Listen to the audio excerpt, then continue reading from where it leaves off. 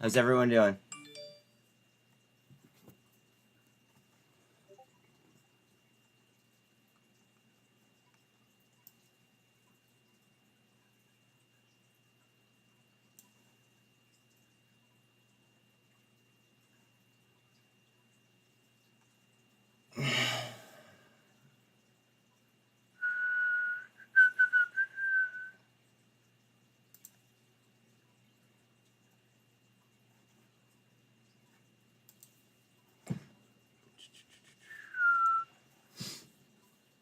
Dev, what up?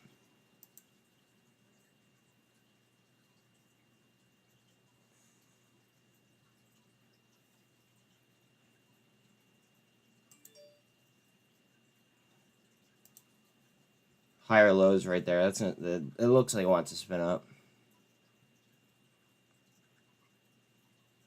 The only reason why I'm the only reason why I'm streaming today is because I feel like we're gonna have continuation. It's the only reason why I'm streaming. Because I think that we're gonna have continuation here on T2 and potentially TRKA as well.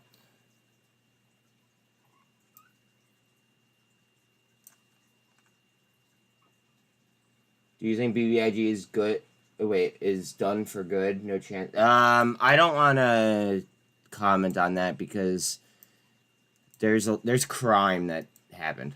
I don't know what's gonna happen because of, you know,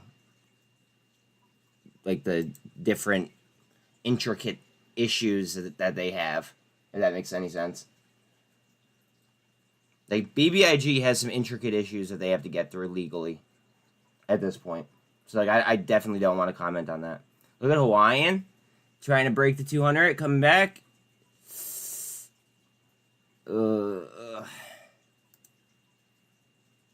See. T2, 9.5 short, 95 utilization. If you guys could throw me a like and a sub, too, that would totally help me. I want Google's money, not yours.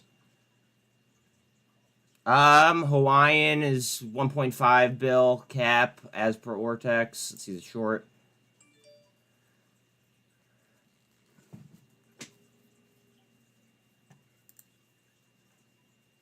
Hawaiian is trying.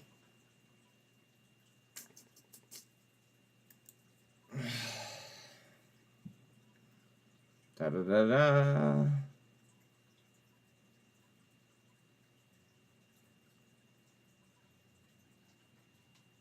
Okay, here we go. Let's see. You know, I pay for a fucking gig of internet. I don't know why it takes so long. Utilization's reading only 27%, almost 28%. It's only short 4%. James, nice to see you back. Nice to see you here. Thanks for coming by, hanging out. I mean, my whole thing is I have to make money. I have to make money, like, somewhere. So if I'm not making money streaming, I have to spend my day doing something productive. So, like, that's kind of what I've been doing. Like, I'll trade. Like, like, as you guys could see on Twitter, I'm constantly trading and paying attention to charts. It's just, you know, I got to make money too. So I'm just exploring other opportunities.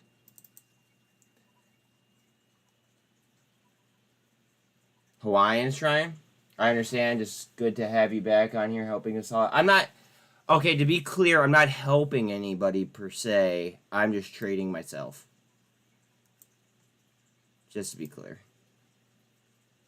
Hawaiian. Guys, watch out on the gaps on Hawaiian. I had Arca confirm with, they confirmed my bias yesterday, and he also saw upside potential too.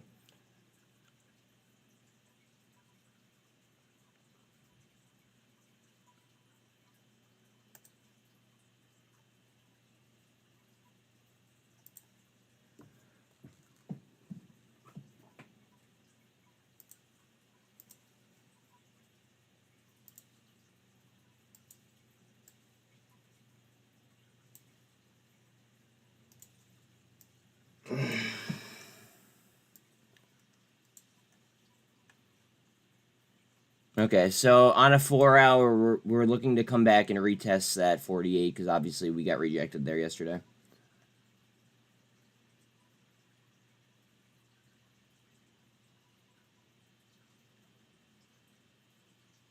And then also I do want to point out that on a daily, this is a gap, actually.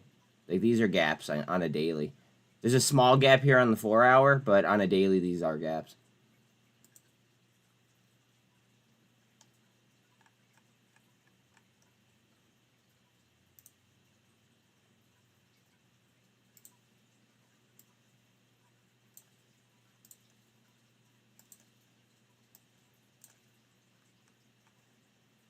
Come on, Bitcoin, get up there. Bitcoin's coming down for a potential death cross right now. Hopefully it pops that trend line, though.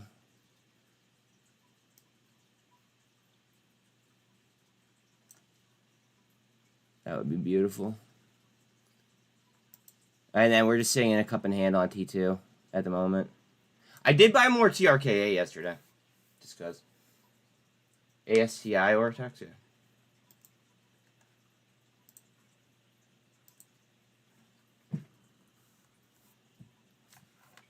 ASTI.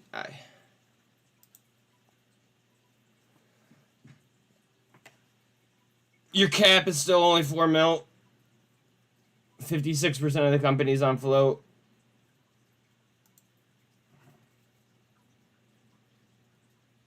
What up, Hatter?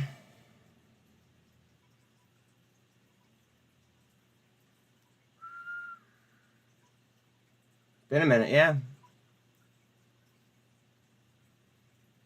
If this would ever load. I'll come back to that in a second, Dev. AMC trying to bust up. Bitcoin trying to spin up. Hawaiian just underneath VWAP. Hello, Steve. Thank you very much.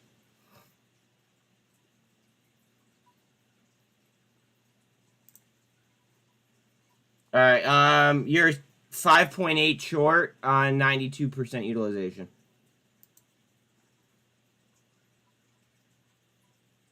Oh, I should probably do TRKA too, right? Why not?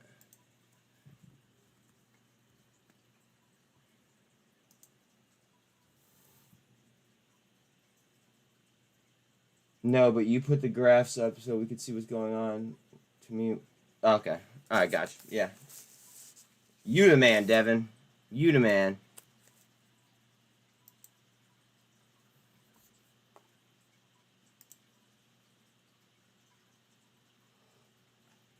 Watch Hawaiian.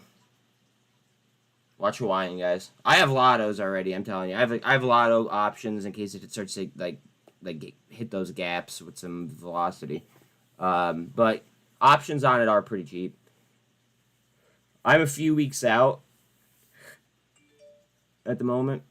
I'm hoping for gap action though. So like, we'll see. TRKA short is 13.3. 94% utilization, and cost to borrow is 45.35%. Only 20,000 shares available to be borrowed on TRKA. I did buy a little bit more yesterday of TRKA. Little bit more. I just had to. Just because of the way that the volume and the turnover were acting, like I just felt like I needed to buy more TRKA.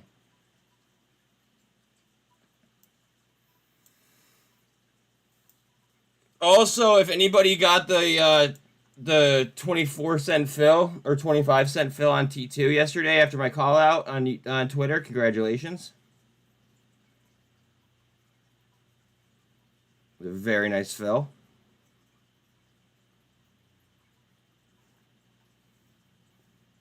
AMC trying to bust up 13 through the 48, price action overview op.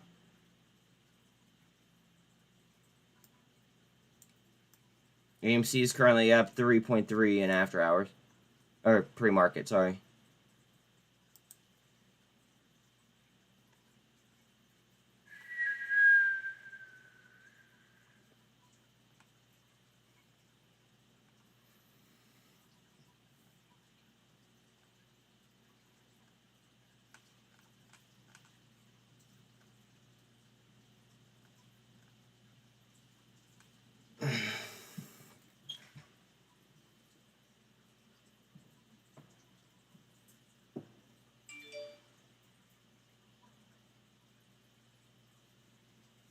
Data in 5 minutes? Oh shit, what data do we have in 5 minutes? Let us look. Hold on. See it. Oh, that's from last week. Hold on. That's last week's bullshit. Skirt.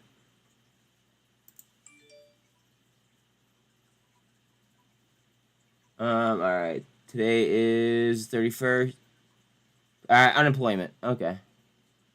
Okay, unemployment in 4 minutes. Back in LQR, 92 cents. There you go. That thing's been going back and forth pretty with like a lot of volatility, right? I just remember looking at it the one day and it was up like fucking 70%.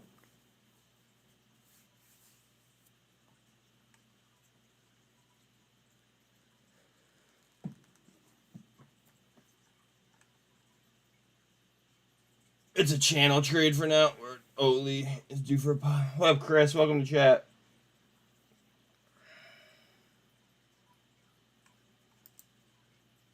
Oatly? O-T-L-Y? Oh, it's real estate, though. Ooh, hold on a second. Oh, wait, maybe not. Okay, hold on a second. Sorry, as soon as I saw that, I thought real estate. As an oat drink for... I don't like it. I might like this. Hold on a second. Okay, so... I like this, like this segment, like the ice cream yogurt cooking. I don't like the, just basing it off milk, like oat milk. Why? Because I hate oat milk. It's probably like a really, really dumb reason, but like... Hold on a second. Yeah, Dad, I'm live. Alright, love you, bye. Welcome to chat, Isney. Yeah, like, the whole thing behind Oatly is like, I just don't like trading... I don't like trading things that I wouldn't personally use myself. On a chart, you're right. It does look like she's due for a pop. I'm not going to deny you that.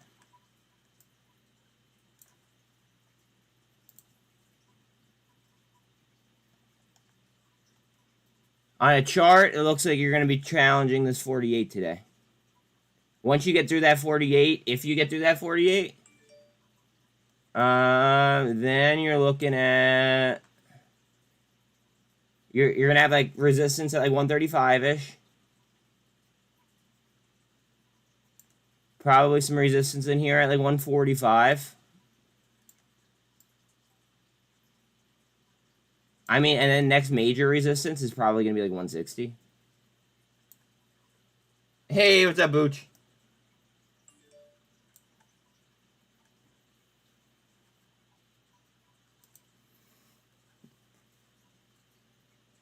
Later, Hatter. Look how tight the Bollinger Bands are on Hawaiian.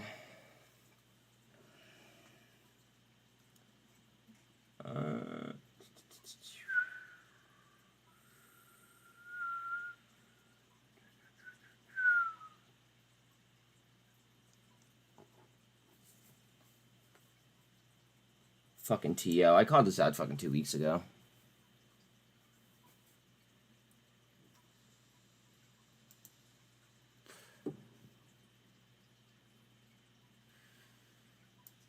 I called it when it was in, like, the pennies. Yeah, down in here. Fuck me. Oh, well. What are you gonna do, right? I think it was, like, 81 cents or some shit like that. Might have been 70-something cents. No big deal. GSAT went on a nice little tear, though, huh?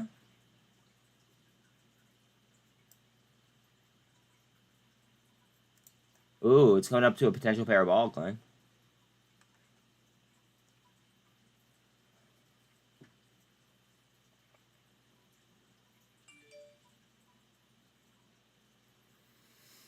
Bitcoin coming down for a death cross.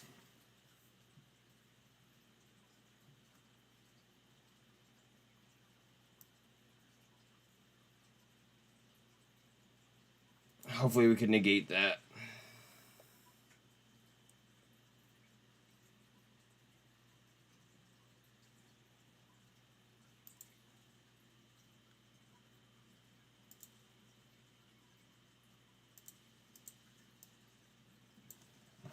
MULN should have some interesting price. MULN is a weird one though. Like I hate David Michery, but like now it's like, is he really doing the right thing this time? Because of the lawsuit, like, are they really doing the right thing this time, or is it like just another fake out for some odd reason?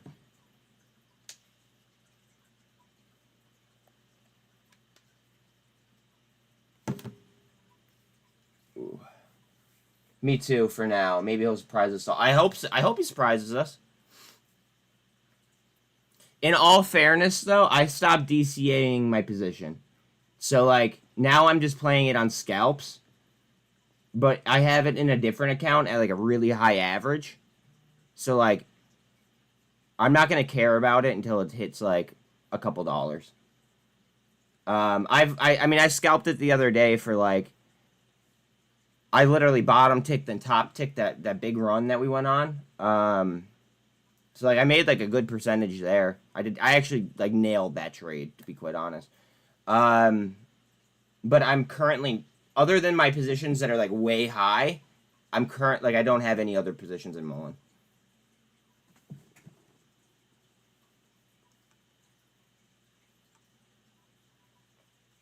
So like, I hope it goes up. It makes me less red in that one portfolio.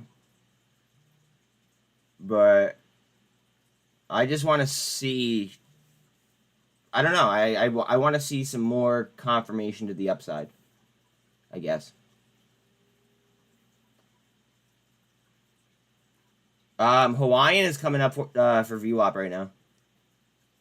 13's over the 200, 24's coming. 24 is already through the 48.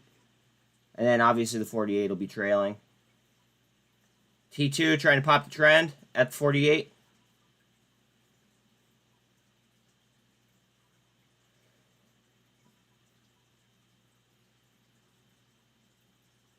On a super, we'll see.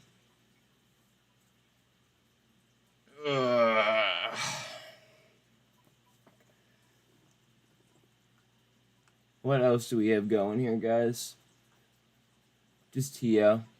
TO's fucking rocking.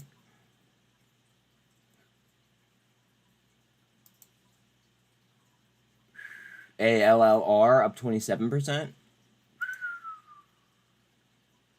SMX up 13.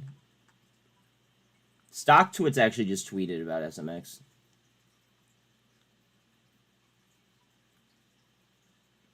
Watch Hawaiian though. Hawaiian is looking dangerous. Bitcoin looks like it's gonna pop up out of that bullshit.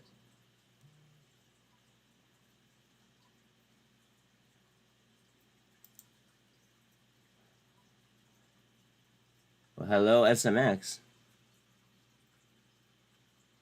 Nice little cup and handle setup, maybe. Bitcoin in the Sonic R.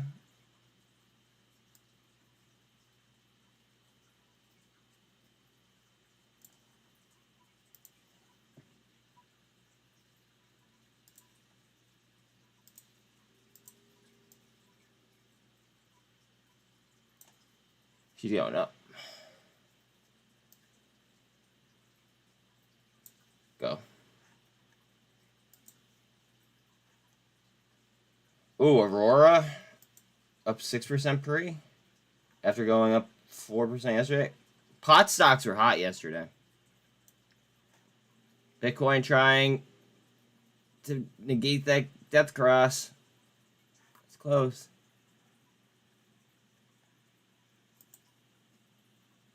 EBET. Somebody that I do like respect their DD. They told me that I should definitely take a look at EBET. And it wasn't Justin or Jordan either on this one. It was somebody else. So 3 people are saying to basically watch out on EBET that I like respect their DD.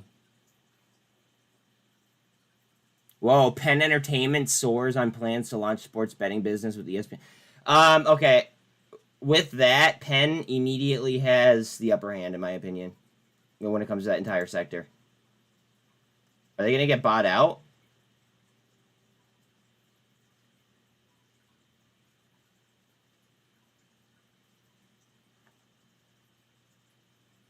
Does anybody know the deal with EBET? Because I know they filed a, was it an 8K yesterday?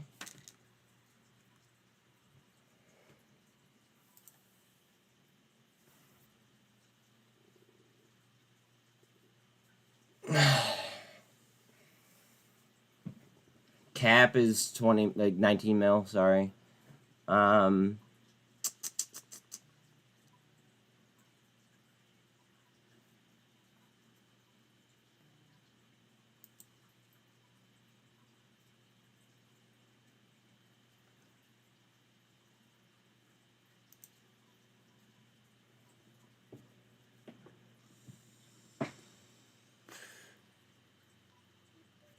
Issued 37,000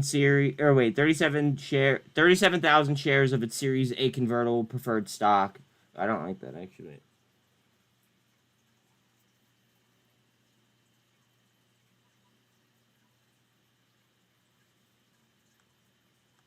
They did that for voting rights. Guaranteed. I don't want to share my thoughts on GNS. I don't know if I'm allowed to. And I don't know if I'm allowed to because I've literally contacted both of their both IR staffs and neither one of them will respond to me. It's kind of fucked up, but whatever.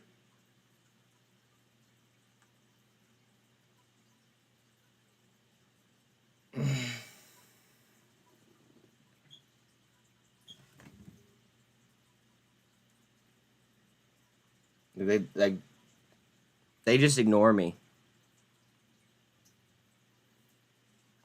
which is really fucking weird. All right, what else we got going? LGVN on light vol might come down and fill those gaps though. We'll see.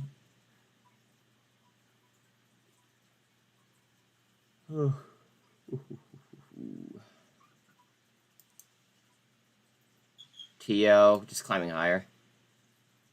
TO should have made a video on this one. GNS is up almost 10%. No shit. All right, I'll pull it up for you guys. I have no qualms about that.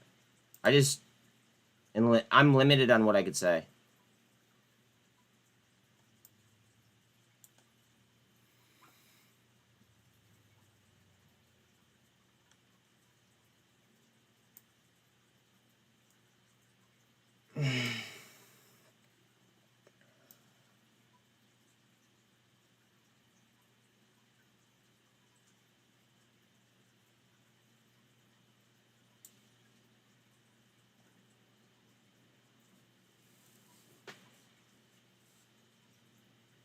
Come on, Bitcoin, get up there, you whore.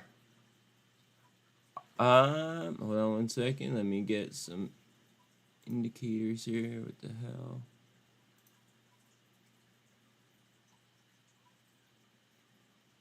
Bear with me here, guys.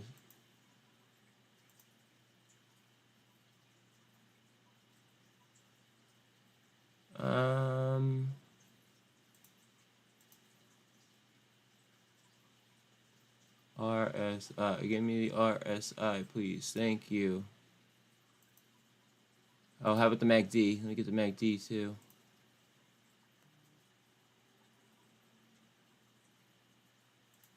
MACD. All right, now let's do that over here. Sorry, I somehow fucked up my thing on on webull.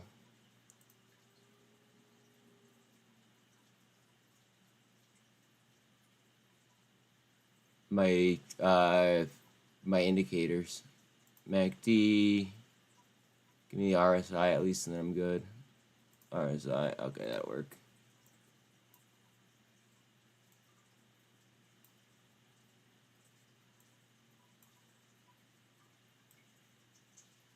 Works. Good enough for me. All right. Bitcoin coming back up towards the 48.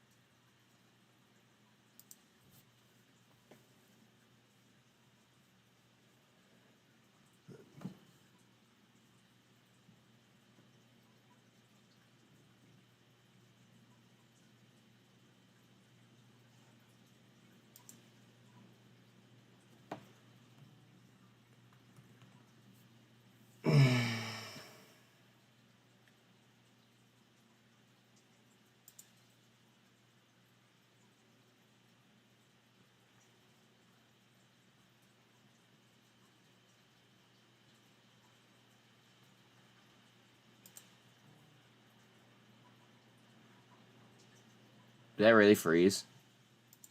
No. Okay.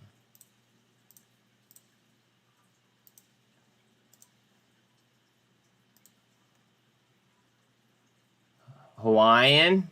Trying to go flying? Let's go! Get up there.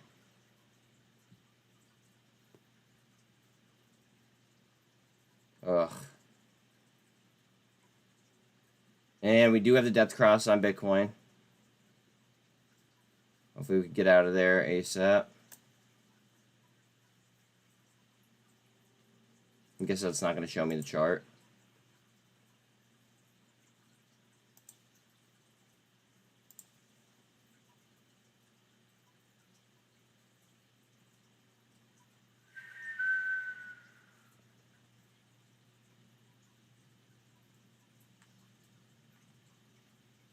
Oh, man, oh, man, oh, man. Yo, those straddles that I tweeted about on GNS would have hit big time. Just saying. I said yesterday before market open, I said watch out on GNS1 straddles. That could be a baller play. And what do you know? It would have hit. It would have hit big.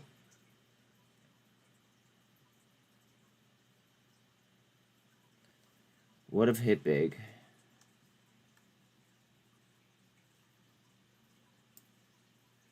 Like, say you sold your puts at close, and then you still had calls at like 150. I mean, you're already in the money. Like, straddles or strangles were the way to play this, in my opinion.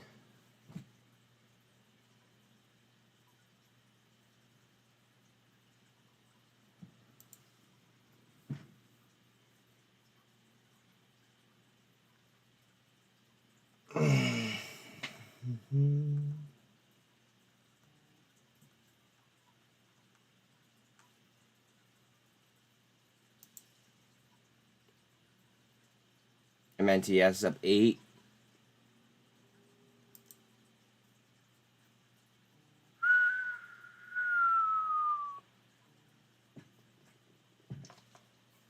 Yeah.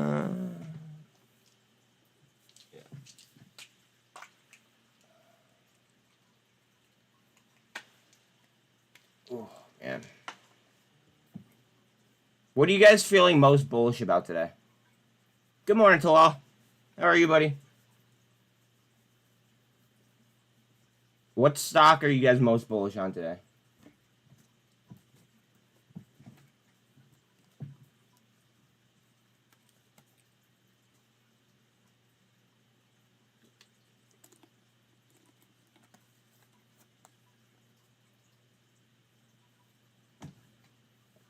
I'm gonna guess and say T2 continues and has the most bullish day.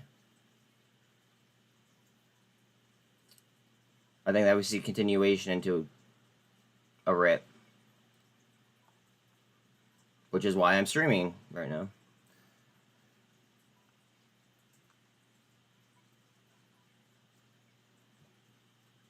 Let's see. I'm hopeful on GNS and better. Stocks you hold: Oatly, MCOM, and MULN. I'll be honest. MCOM and MULN, not a fan of their CEOs at all. Not a fan. NCNC? What is NCNC?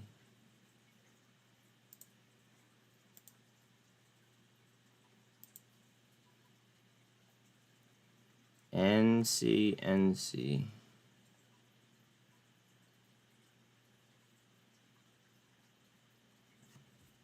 You know what? Let me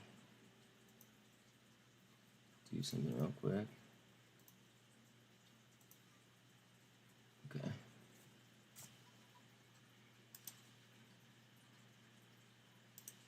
If it would load, that'd be ideal. Get that going. The flying Hawaiian doesn't want to take off. Stuck at VWAP and all the EMAs. Gonna need Bitcoin's help, I think. T2 just above the 200 and VWAP. I'm stuck, and once I can't. Word. I hear you. I hate being stuck in a position. I totally get what you're saying. NCNC. Yeah. But it's up 46%. Wait, what is going on here? NCNC. What is the deal?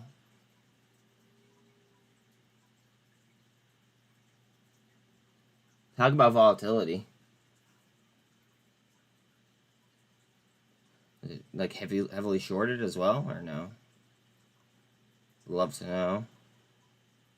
Not showing me utilization. Cost to borrow 65. 0 shares available to be borrowed, and it's showing me not applicable for short percentage. That's interesting. NCNC.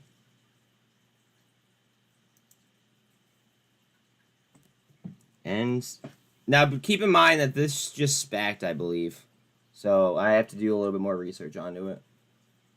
Or into it, excuse me.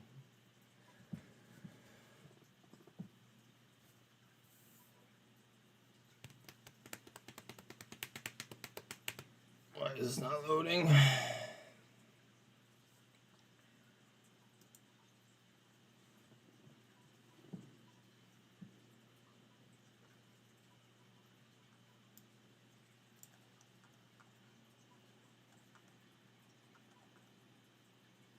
Headquartered in Singapore, just saying. Decarbonization solutions. It offers XSEPA, a battery separator technology which helps in energy management. The company was founded in 2019. That's kind of cool. I wonder if there's news that we don't know about to make it pop like it is.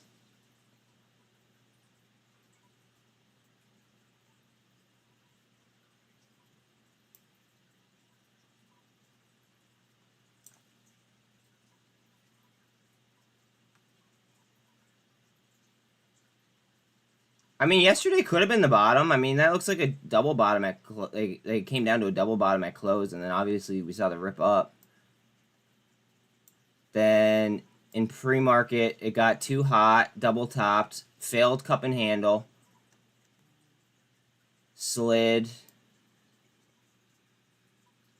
potential double. That might be, yeah, that might. I kind of like that trade, NCNC, bro.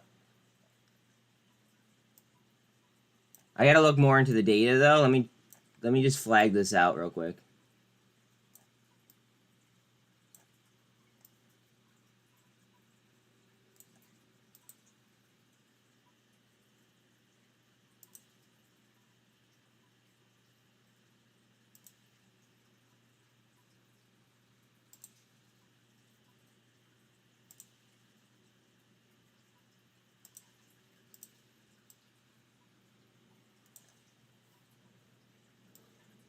Damn, LGVN is still going?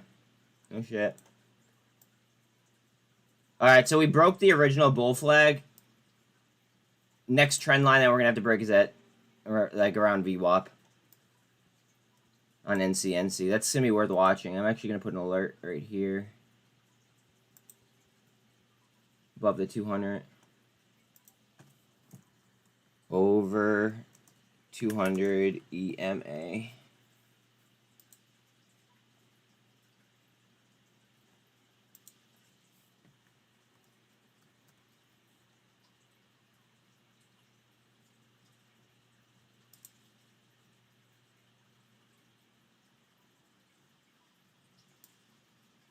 LGVN is up 20% now.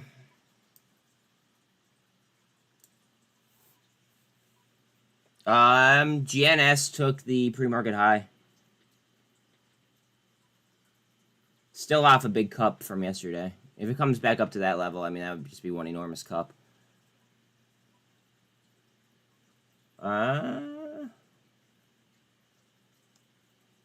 SMX now up 17%. AMC off the high, still up about 6%.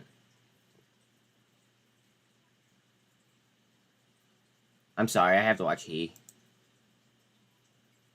Oh. Oh. Ooh, ooh, ooh, ooh, ooh.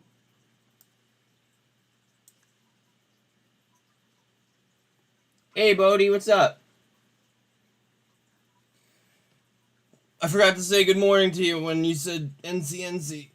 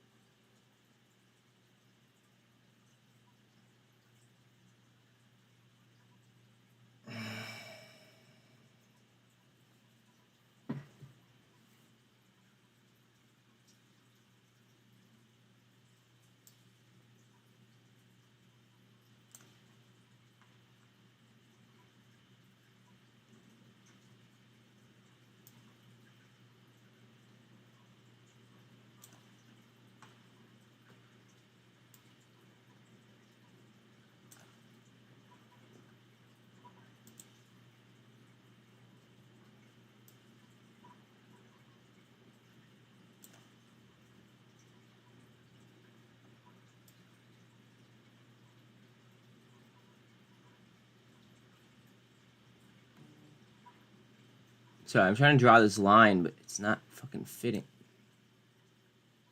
There we go.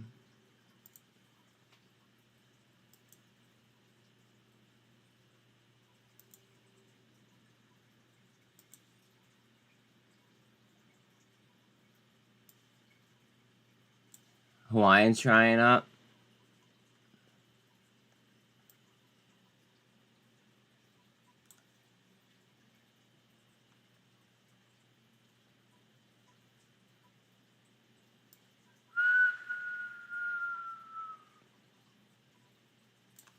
At the 200 for T2.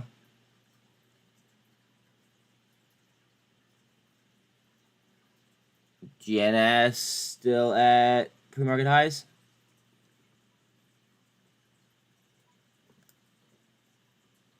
And then we're down about 3% here on T2 at the moment. Week 1 NFL, can't wait. Yeah, my cousins are coming in from North Carolina and Florida for fantasy draft.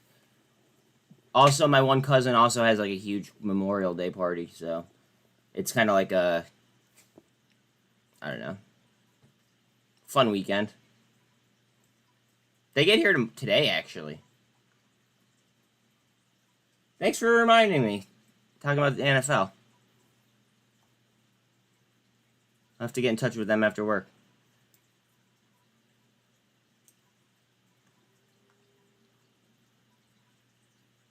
For some reason, I thought today was Wednesday. But no, today is Thursday. He coming back up. Trying on a super. At the 48. GNS currently at 14%. At 155?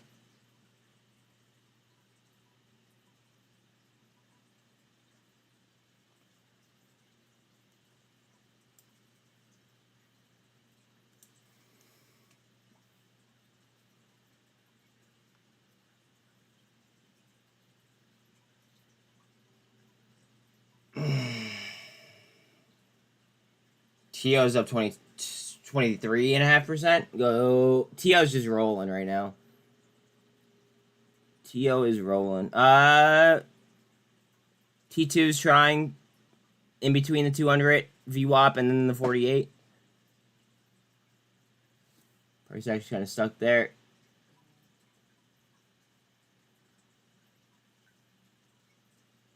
Go pack. Nah, I'm a Giants fan, homie. I'm a Giants fan, my man.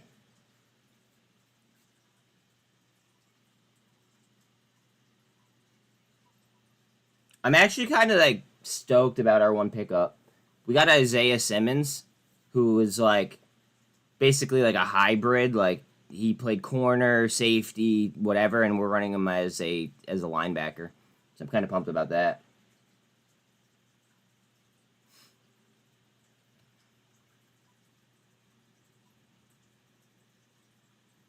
I think it'll fit good with our defensive scheme.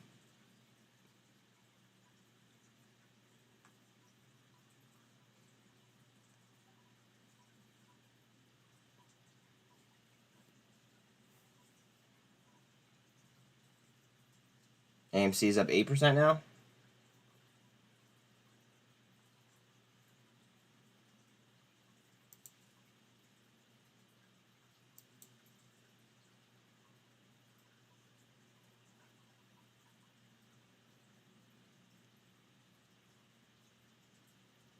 Coming up on 9 o'clock here. 8:58. TBLT is up 8% pre. Well, 7.5. I'll say my phone's going crazy.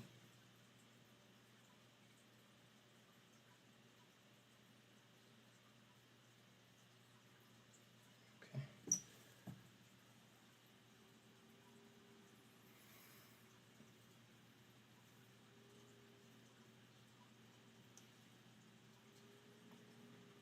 How do you feel about seeing Aaron Rodgers in a Jets uniform?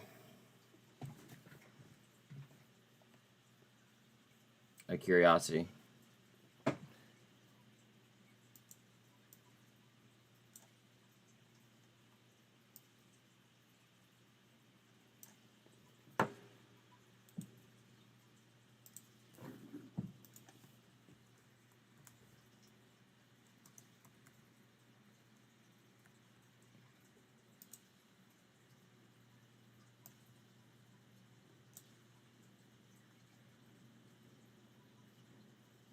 Yep, he played a few snaps. No, but like, how do you like seeing him in the jersey though? Do they like fuck like with your head or what?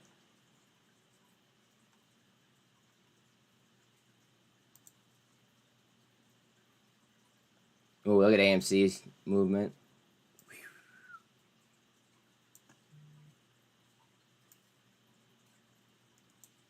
Wouldn't be surprised if that got into some gamma today.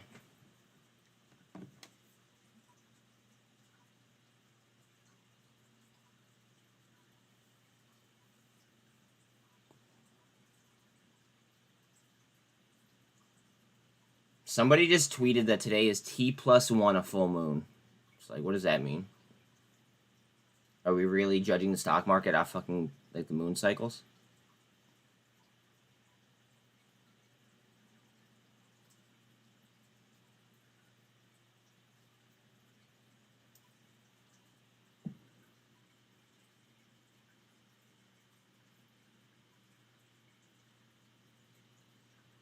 Go ahead.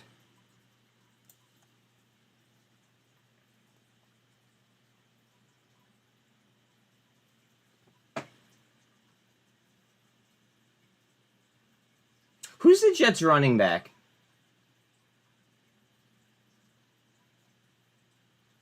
Does anyone know off the top of their head who's the Jets running back? Good morning, Chad. Did they pick up Kareem Hunt? Because if they did, that would be kind of deadly for Aaron Rodgers, in my opinion.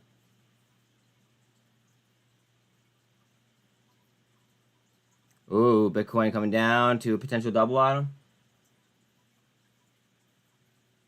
Oh, and right back to the trend line. Oh, Dalvin Cook. Oh, yeah. Dalvin Cook, I think, is going to be really good with Aaron Rodgers. Watch him develop so much faster now with Aaron Rodgers. I might have to take Dalvin Cook with my first pick in fantasy. I might. He's healthy, right?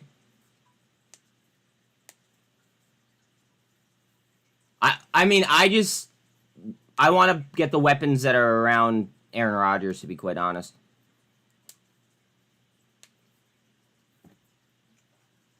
Like maybe like their wide receiver 1 and Dalvin Cook. If I could get both. AMC still trying up. AMC now up 9% pre to just under $14.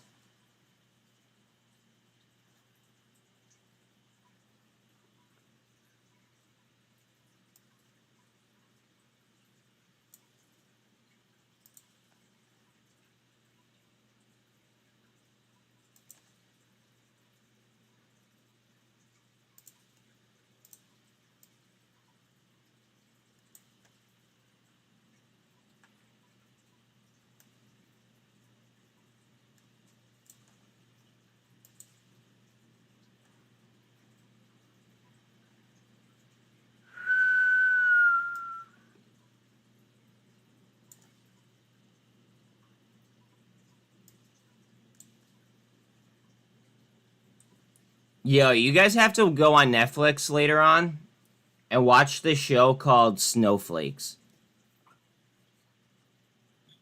It's fucking hilarious. Oh. Rodgers brought Cobb and Lazard with him, so the connect. Yeah, I'm looking at Randall Cobb.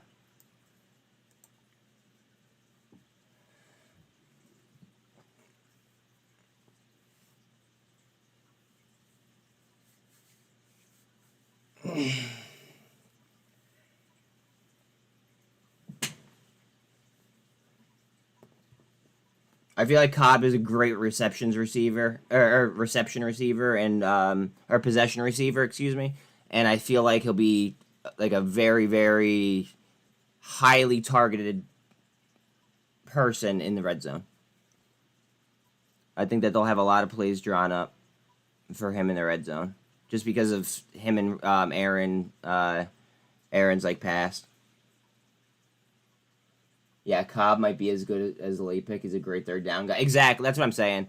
I think that on third down and in the red zone, I think that Cobb is going to be very, very beneficial to the Jets. Look how tight the Bollinger Bands are here on GNS. Something's going to happen. Something's got to give.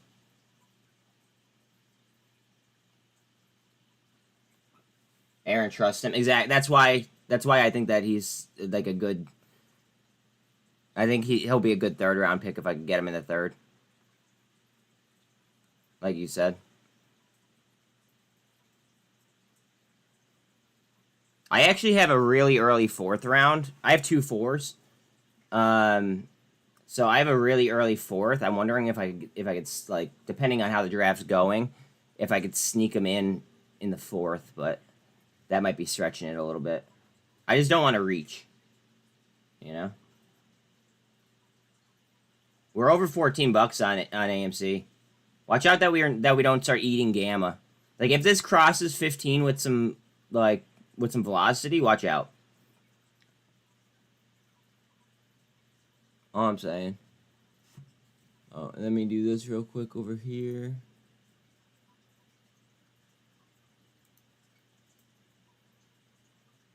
VWAP. Where's my VWAP?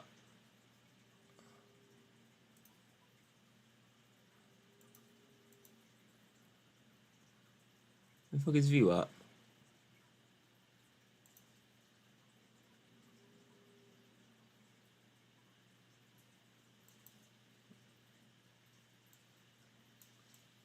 That's odd. All right. T2 trying to get a lift. The bid didn't slide yet, though. Remember, we're paying attention to the bid line.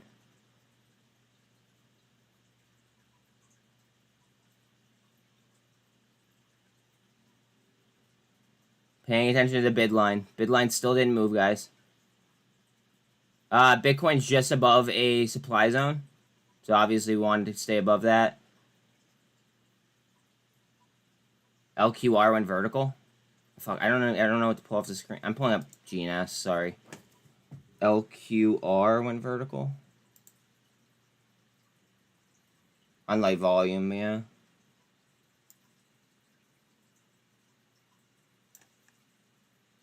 Up 7%.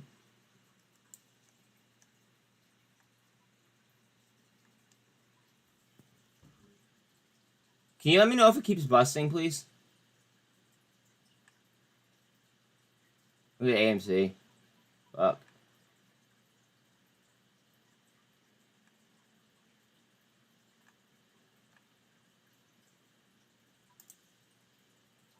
IoT to 26. Light vol still.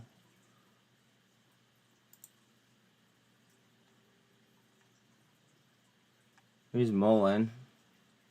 AMC stretching. Guys, this might get AMC might get insane if it starts eating gamma. Just saying.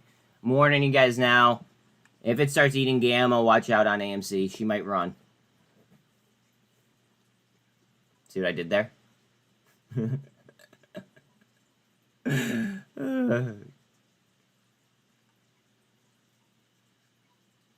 Let's see. Alp 21% pre. Yeah, no volume on that though. Is there news that made it do that? Not today.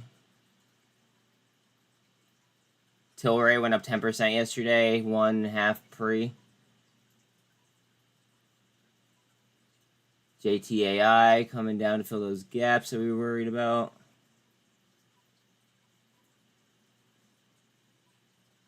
TO back to 25% up. TO cupping. Good morning, Mom. How are you? Look at TO. Mom's in TO.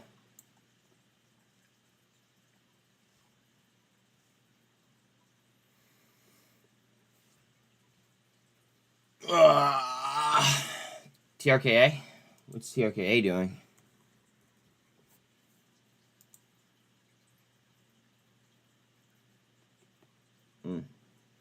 Not much. We'll flip back to it. It hasn't been getting any volume. If you noticed yesterday, the turnover paired with the volume on TRKA was actually kind of like laughable, which is why I bought more. I bought more at 130, which was high. I wanted to buy it at least 125, but the way that because I wasn't buying that much, and because of the way that the volume and the turnover were acting, that's why I pulled it like the trigger at 130. I should have waited, but at the same time, I mean, it closed at like 143 or something, so I guess like on an intraday basis, that's not a terrible entry level.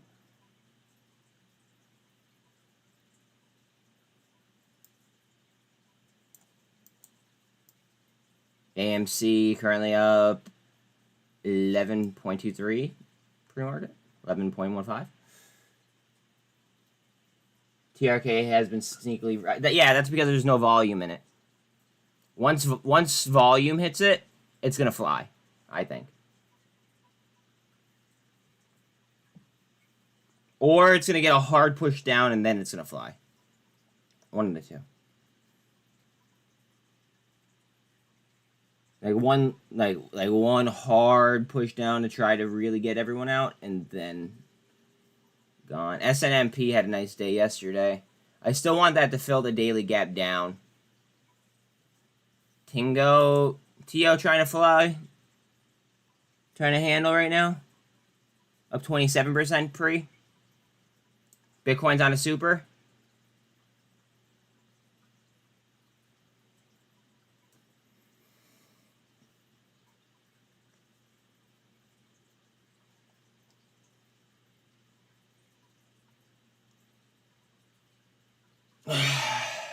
Earnings came out on the 21st, and they were right on the money, smack dab on the money.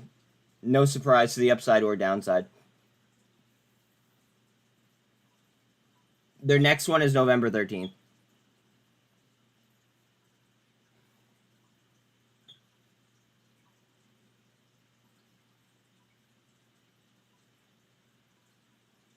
Bitcoin still on a super at the 24 right now. RSI on Bitcoin is like a 48.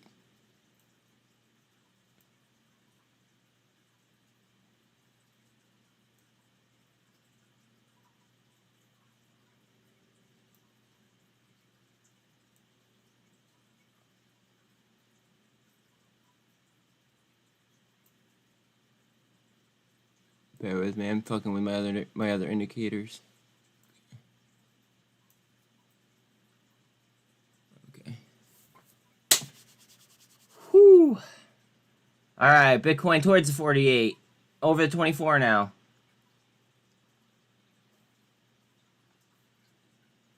T2 still dealing with all the EMAs and VWAP. TO currently up 25% pre.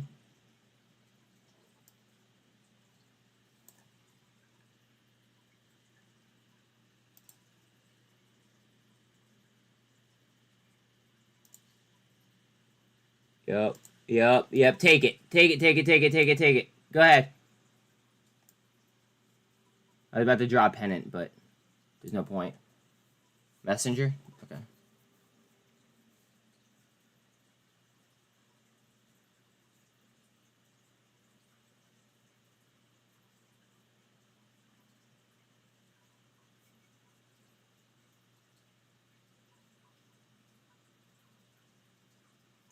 Mom, I trust TradingView a little bit more than webull. We could Google it super quick.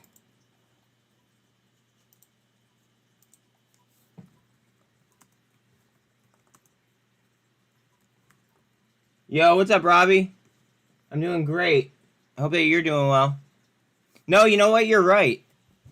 You're right. Their earnings are today. But for some reason, TradingView said that they were like last week. That's odd. And, I mean, they're busting.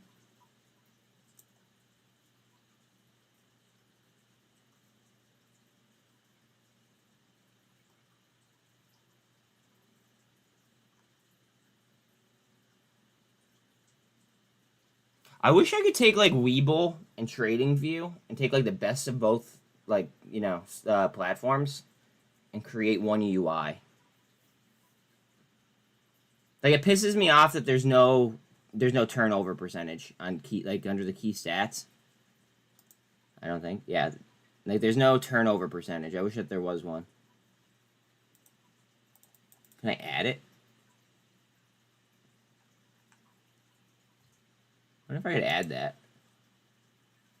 I doubt it.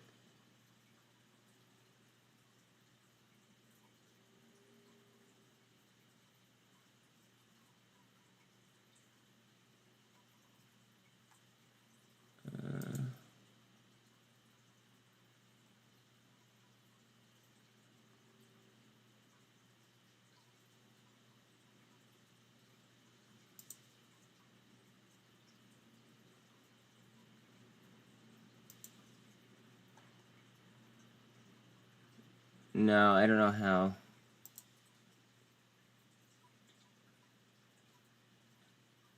Once I click on this, is it? No.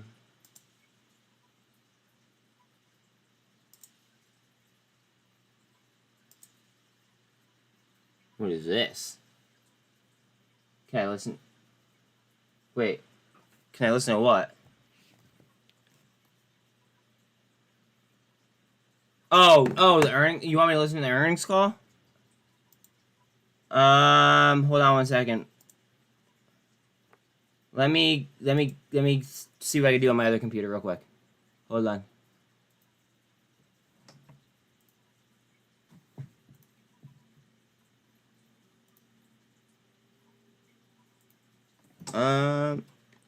TO stock earnings.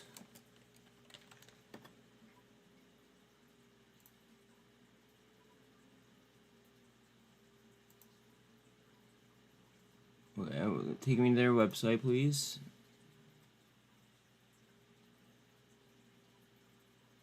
Oh, it started at 8 a.m., Mom. It's already too late.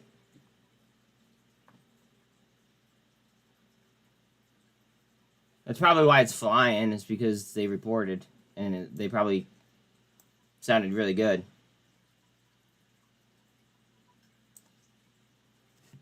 Yeah, I'm sorry. I would play that for you, but it started at 8. There's no point.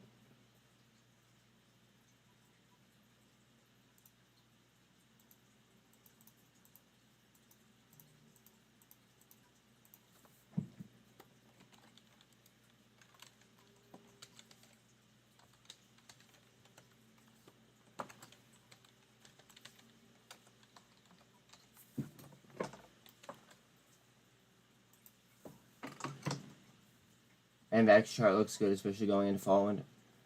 I really like NVAX as well. TIO looks like it's about to handle. And it would be handling at the same time that it's breaking a trend line as well. Bitcoin also looks like it wants to handle too. Nice cup formed. Alright, let me get this up. Let me do that. Alright. And let me refresh futures. Yeah, and you're right, it is one of the highest shorted stocks as well. You are right. Last time I checked, it was in the 40s. We could look again.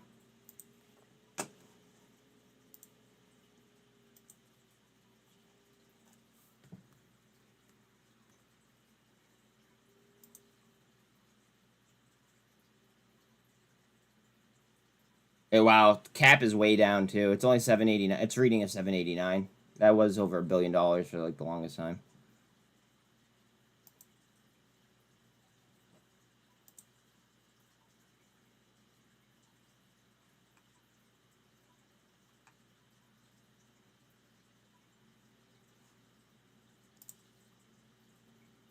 Go ahead. It's 47.2% short. On 92% utilization, Novavax. I kind of like that myself a lot. I've been very vocal about that, though.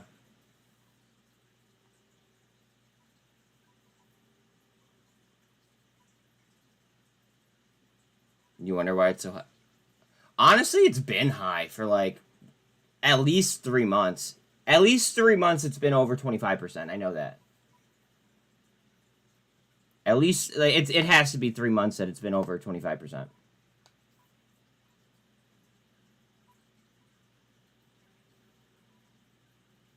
Potential double bottom here for T2.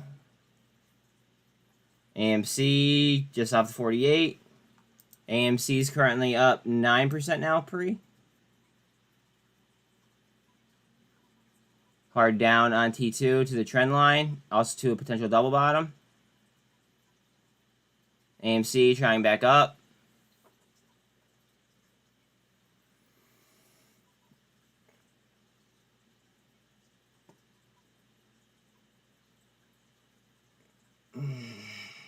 SMX is busting.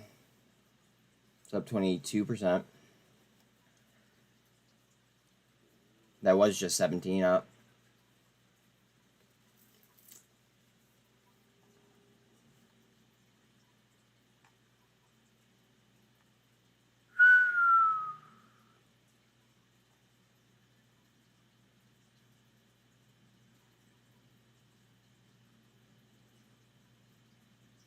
Oh, guys, at 2:30, I have a work call that I have to take. I'm just telling you guys that now in advance. I do have a work call that I have to take at 2:30. So I'm going to have to mute you guys just while I'm on that call. But guess who it is? It's actually a publication. So just guess who it is. You guys are... I personally usually don't like them. I usually don't like them. But guess who it is? LGHL? No. And I couldn't even say if I like them or not. Do I think ICC... Let me look at LGHL. And welcome to chat, by the way, Casey. Give me 1 second. Let me look at LGHL real quick for Robbie.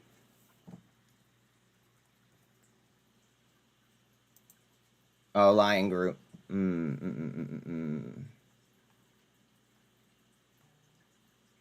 forget what it was that they did. This was a SPAC, right?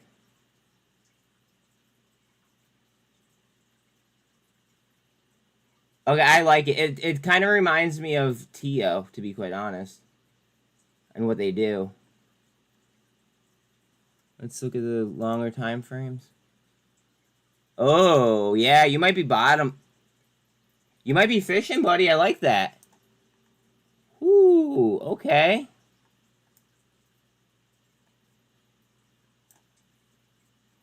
I see you. Is this not on my watch list? Because it's about to be. I see you. I like that. I like that little come up. It's like it's trying to find its... Yep. It's definitely trying to find its floor. 250 probably was its floor.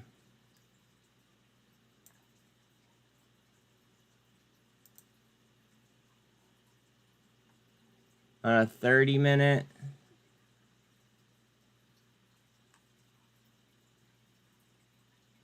On a 30-minute, your 24 is over the 48, 13 is over. You're coming up on the 200. You got to clear $3 and hold it, brother. That's what you got to do on Lion Group. All right, you're saying ICCT? ICCT.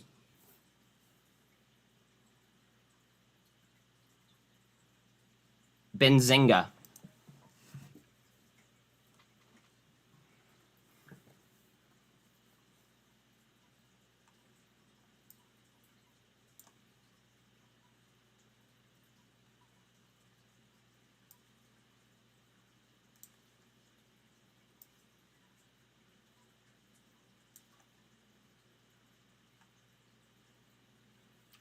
Yeah, it's interesting. I mean, I'm gonna. I mean, you know how I am. I call a spade, so I'm gonna tell them straight up that like, I usually don't trust their like their periodicals along with other people's periodicals, but like I don't know. If they want me to write for them, great. But all right. iCore Connect Inc. engages in the provision of cloud-based software and tech. It is focused on increasing workflow and productivity and customer profitability through its enterprise platform, application, and services. I mean, I like what they do. What about their website?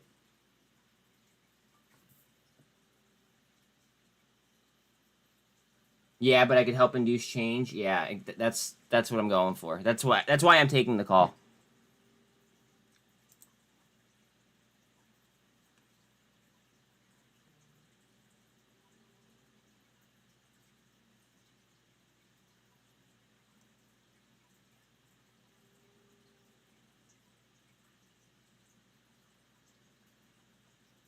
Okay, they have a lot of endorsements. Hold on a second. Let's see their full list of endorsements.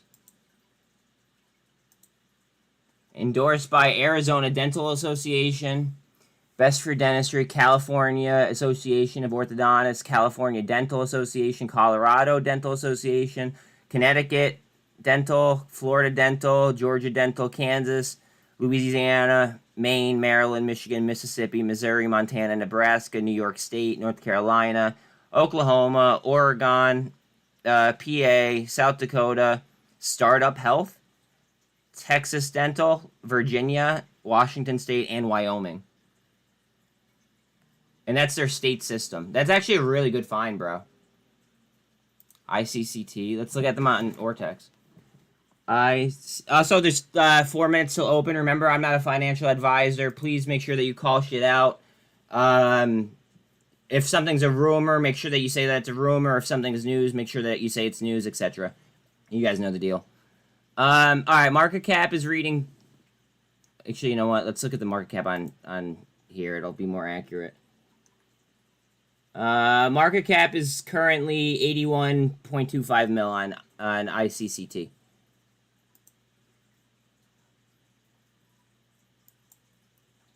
Wow, that was a violent move on the daily.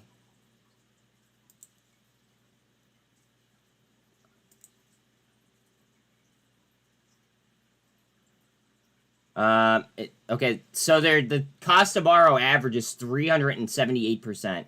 It's 74% utilized, and there's 0% short interest. So, actually, there's 0.01% short interest.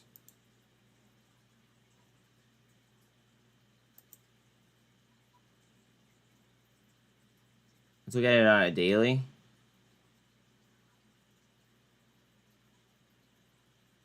If it'll load. Oh, please don't do this right before open. Not right before open.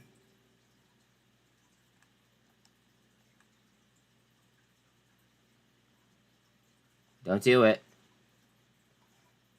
There we go. Okay.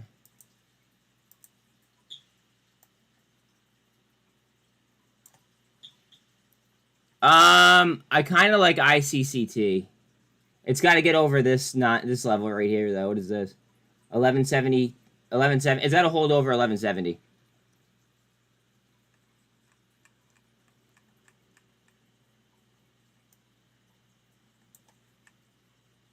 And it's way over that at the moment. So I think you're good.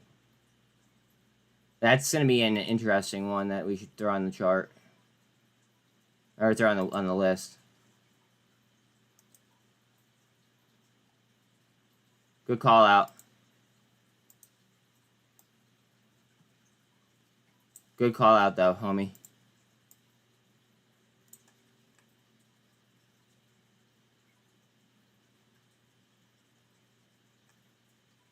T2 is just above that GAN fan line. Underneath the fib line. I think we're going to blow out that fib today. Regarding the short selling of fictitious shares. Fox Business is interviewing. Wait, what else did I just say is at 2 o'clock today, though? Oh, I have a phone call at 2:30. That's right. Okay, so we'll listen to that interview. Just someone remind me near, like, around 2 o'clock. And I'll get that interview going. Please. All right, 1 minute left. Let's get it, guys. Good luck, everyone. Let's go.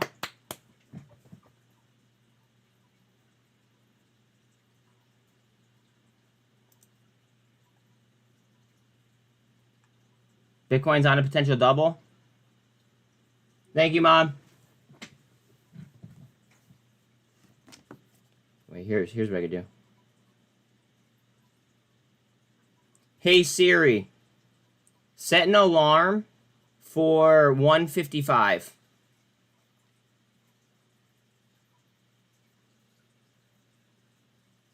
Let's get it, guys. Good luck. ICCT's busting. Great call out, bro. Great call out. I mean, we'll see if it survives VWAP in the 200 here, but so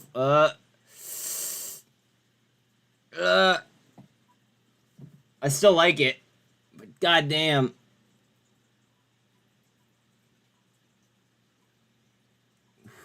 Okay, AMC down to VWAP. ICCT trying to bust.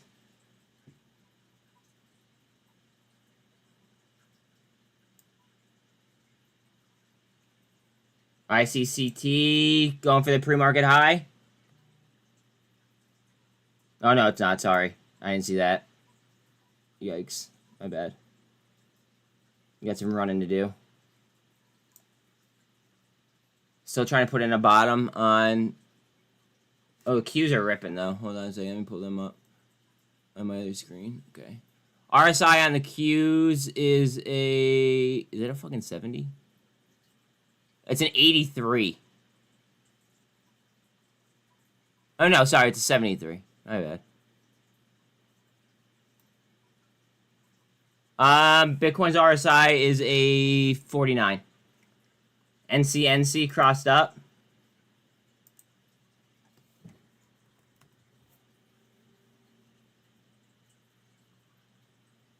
Come on.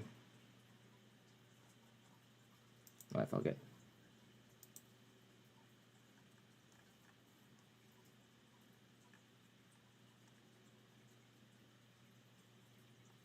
I added it to the list, right? Did I really not add it? Oh, fuck, I didn't add it to the list. NCNC. Bitcoin's trying up.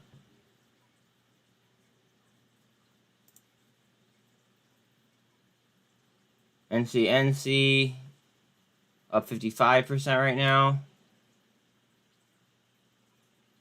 Coming up towards VWAP. Bodie, good call out, bro. T2 gonna push down. Nvidia's up 0.5%.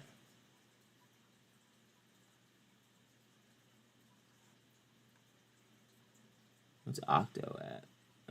Octo's at 65 cents, chilling.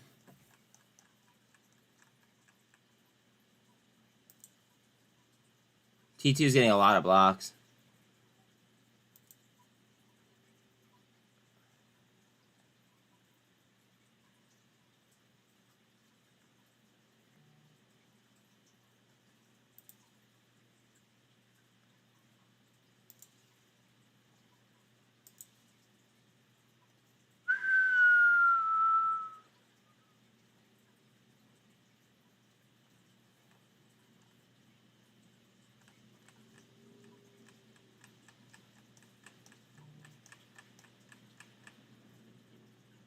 I want to see the move here on NCNC.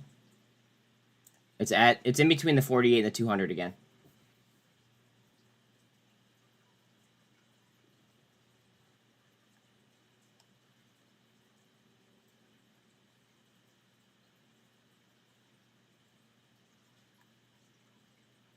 AMC's at the 200 and NCNC back to the 2.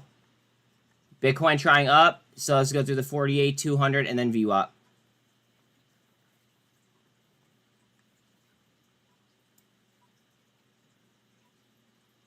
NCNC, smack dab in between the 48 and the 200.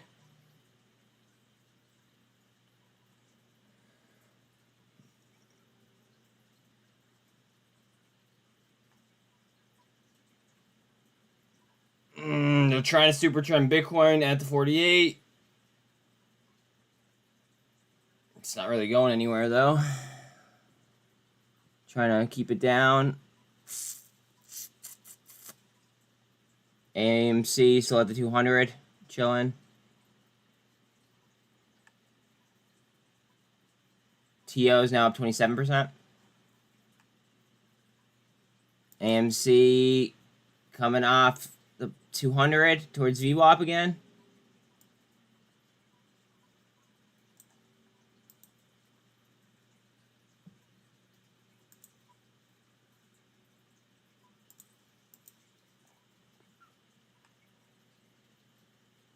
A lot of T2 blocks. A lot of DNA blocks as well.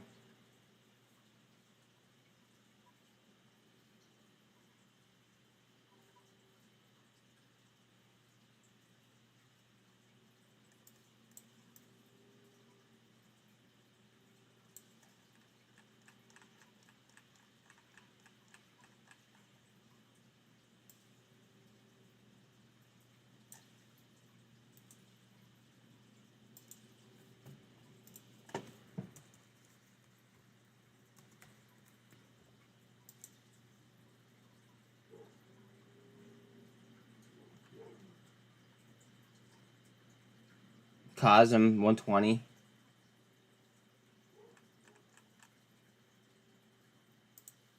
Ooh, TO got a knife down, looks like. Yep. TO got knifed down to the 200.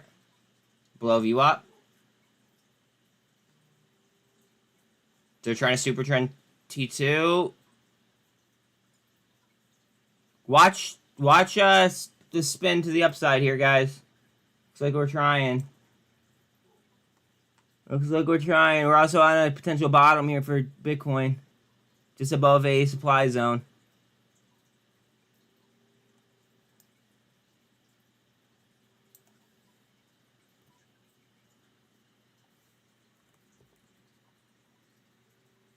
Come on.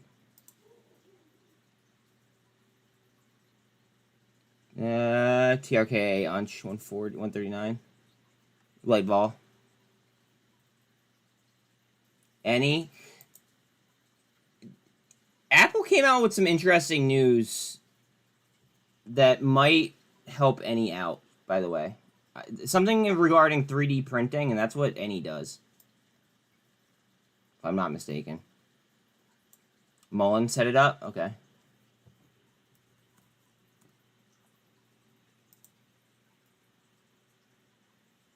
Whoo, MULN is headed up. Okay.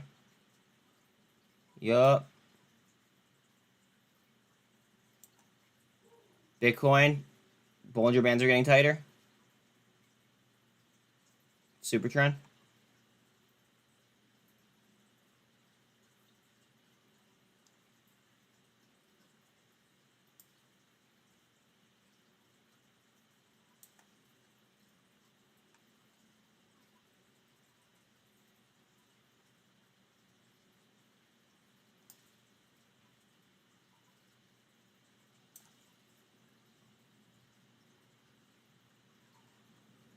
T2, I feel like it's on the edge.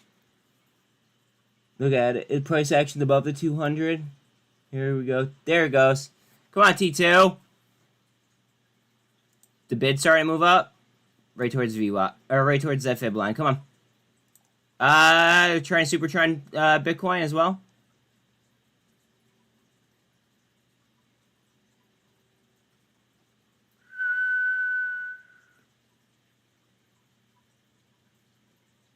Bitcoin's just slightly over the 48 now.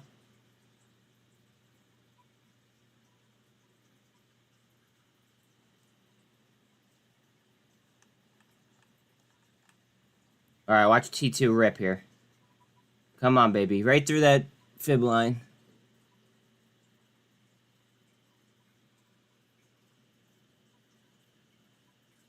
We want to take out like 33 cents here on T2. That's the pre-market high. NVOS looks good as well. That's great. Great. NVOS.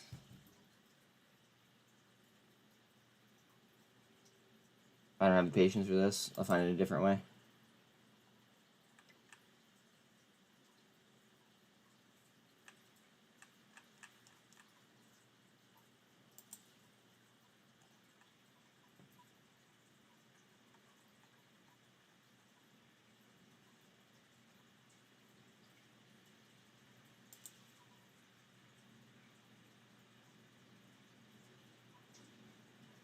NVIDIA's up 0.6.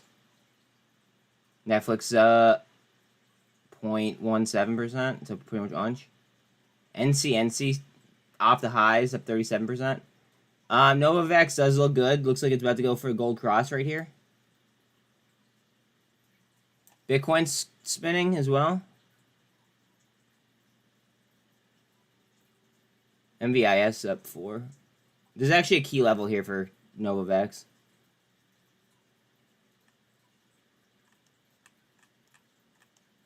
Trying to get the crossers here on T2.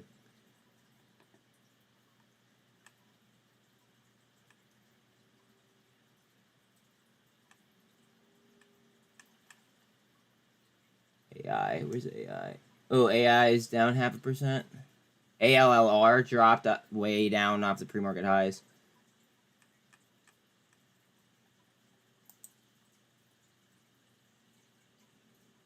Chewy's down 15%. It's a large cap company. It's a big drop for a large cap company, I should say.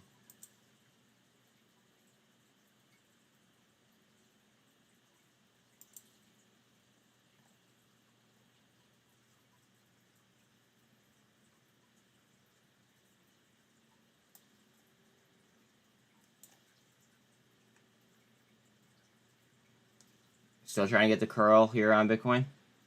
AMC trying off the 200. Underneath VWAP and the 48 on AMC. T2 has the 13 over the 48. Price actions over VWAP. Price actions over the 200. We're looking for the crossovers yet.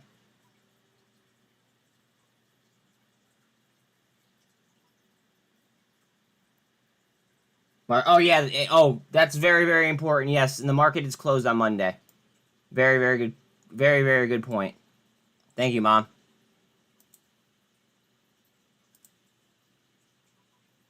Yes, the market is going to be closed on Monday. T2 up. Let's go. Coming back towards the AUNCH.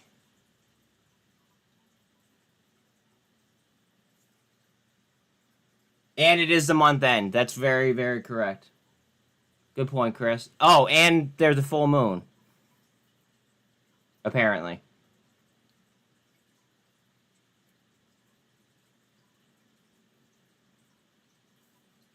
A lot can happen tomorrow because of the market being closed. Oh, absolutely. Oh, it's a blue moon? Where the orange is at, though?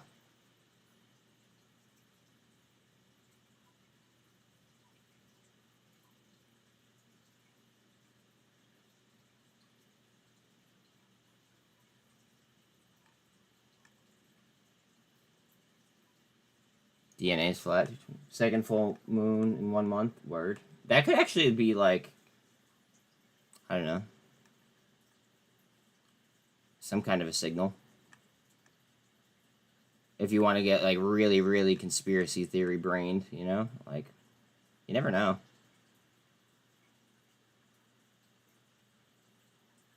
T2 just went green.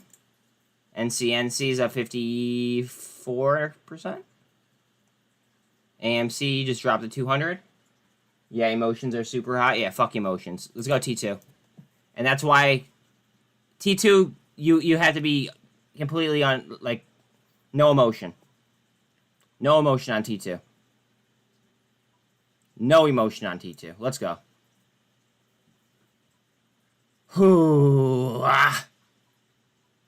I'm ready.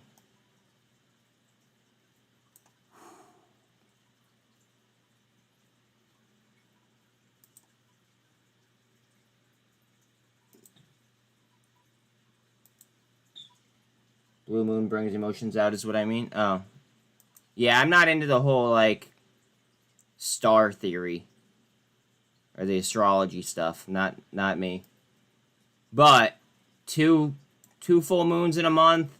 We have the day off. I don't know. Interesting. I almost feel like reminiscent of the AMC original run, and I'm half tempted to buy like a decent amount of AMC calls, like lotto calls, which I typically stay away from, but I don't know. A lot of things are kind of lining up. AMC Lottos might be kind of interesting. Bitcoin trying up. Here we go. In between the 48 and the 200. Coming up on a trend line. AMC coming up on the 200. T2 coming up on a fib line.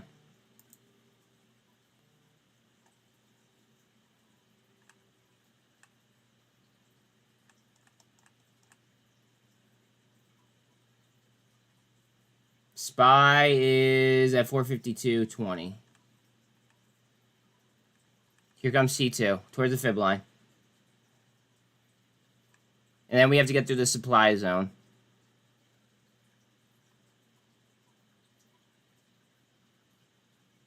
Any still flat at 150.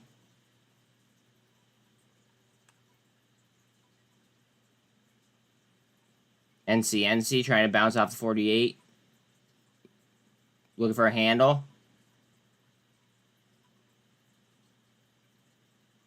NCNC currently at 54 still. 053, 75, 55%.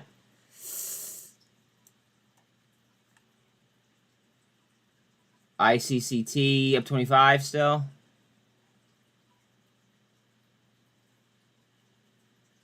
TO came way down off the highs. Bitcoin hard down into a supply zone. Oh, to the bottom. Okay, back.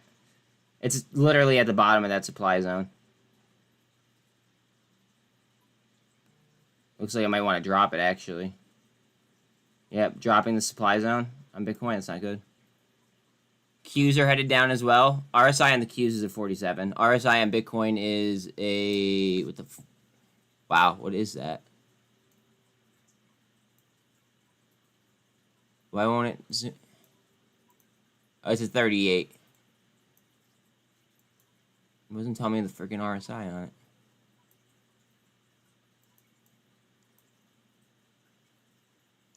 Okay. Sorry. Bitcoin trying to engulf back. NCNC trying to break trend. Here comes NCNC. Watch out.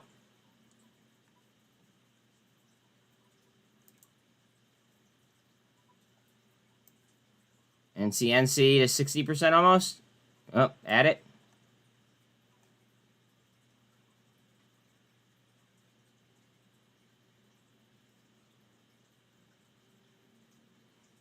SMX way off the highs.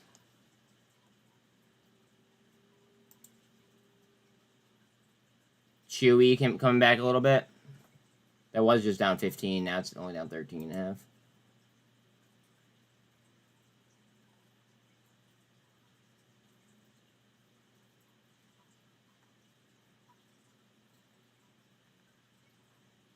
Tilray up into their 2.6. 273.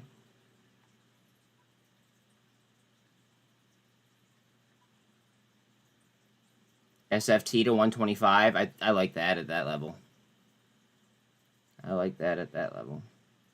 Dollar strength 103.70. Thanks. AMC getting really tight on the Bollinger Bands. T2 looks like she wants to try up. You can see the indecision right there underneath the fib lines. You can see it in the candle, see? Spinning top almost. Spinning top. Inverted hammer. I think it's going to go up. AMC showing me a little bit of green at the 200 EMA. Bitcoin is still... it's actually at the top of the supply zone.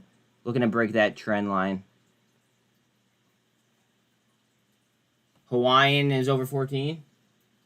T2, let's go. Yes, sir. Sir, I don't want to insult you. Are you Chinese, Japanese? Like, what's your ethnicity? Because, like, I want to have a name for you, but I don't know your name. Korean? Okay. What's your name?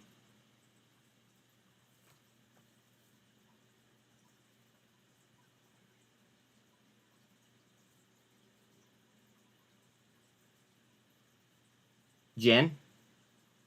I love Jin. Can I just call... I'm cool to call you Jin?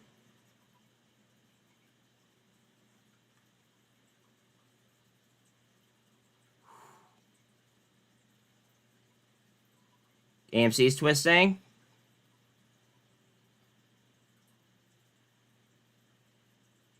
T2's bid started to move up a little bit.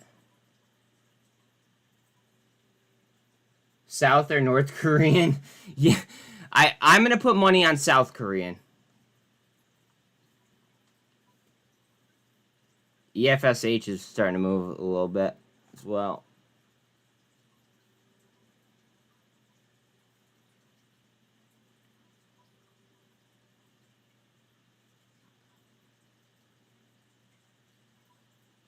T2, give me the handle. You invested in MULN? MULN actually has some positive catalysts, but I just don't like the CEO. However, like, they do have positive catalysts now. Look at T2. A lot of T2 blocks. A lot of T2 blocks. The answer really is I don't know about MULN. Like, MULN has a lot of good things going for it, but the CEO is trash. So it's like, how do you even take that in?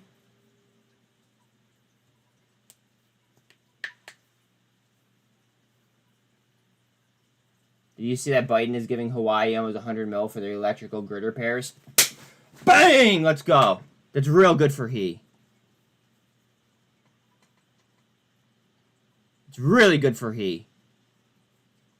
Yo, can you put that on Twitter, or can you share the or tag me in something on Twitter regarding that, please? Fuck yeah. AMC's really tight on the Bollinger Bands. Thank you very much, Chad. You the man. You know that?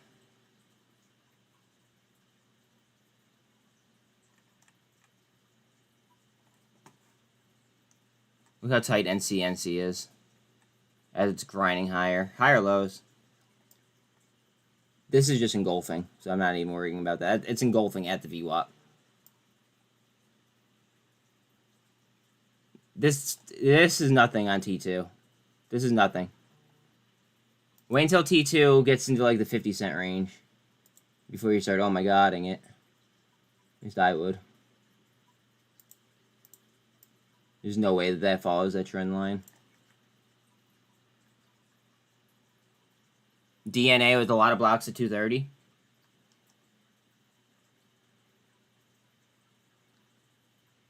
T2 up. I called this out yesterday at 24 cents. If you look in V2 or Mafia chat V2. And then I publicly tweeted a quarter on T2 yesterday, right at open, or right before open.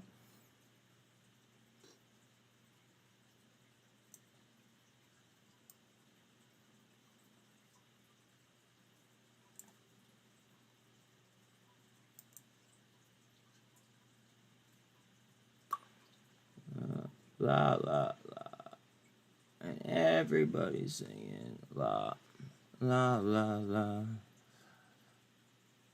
Just underneath the supply zone for T2. Bitcoin's still sliding on my drawing. EBS is green. EBET is up 11.5. Alright, Chad just messaged me. Let me check it out. Biden pledges $95 million for Hawaii's electric grid in effort to... Okay, perfect. Love it.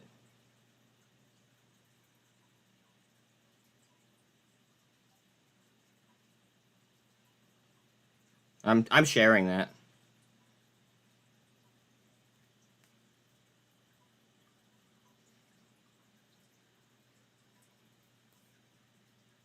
AMC's busting up.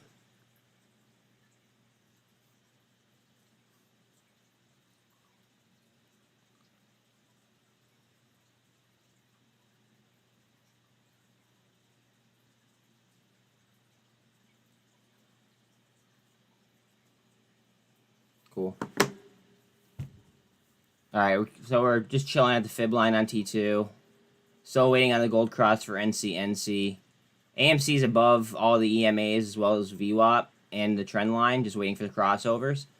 Bitcoin still hanging out on trend.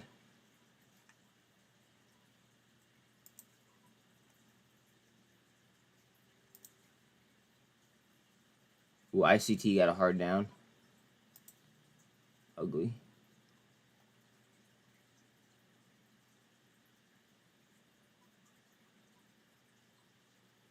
AMC's up 7.5.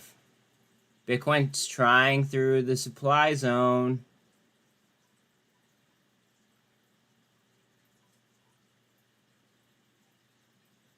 $48's coming up on the 200 for NCNC. Let's look at the EMAs on T2.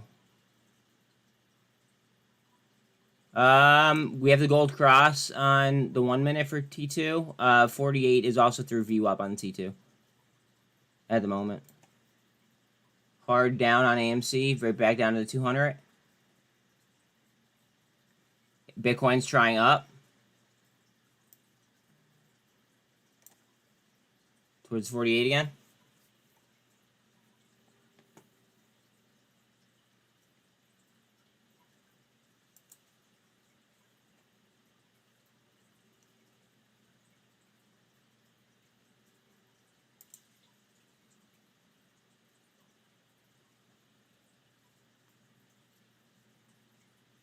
All right, so if Hawaii's going to receive almost $100 million in federal aid to fix the electric grid, who do you think is going to benefit from that?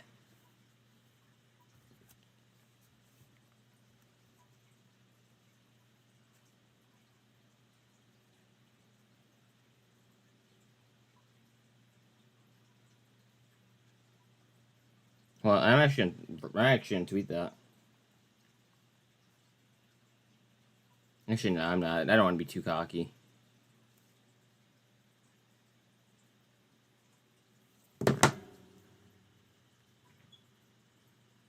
I think he is gonna blast though with that news. I think so. Looks pretty similar to AMC, doesn't it? Oh, nope, not right there.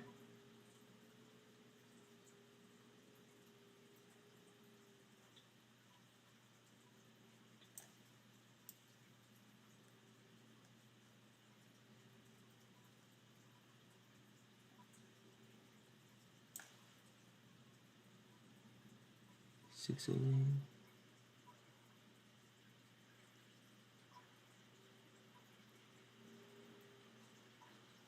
Yeah, no, they don't really look all that much similar.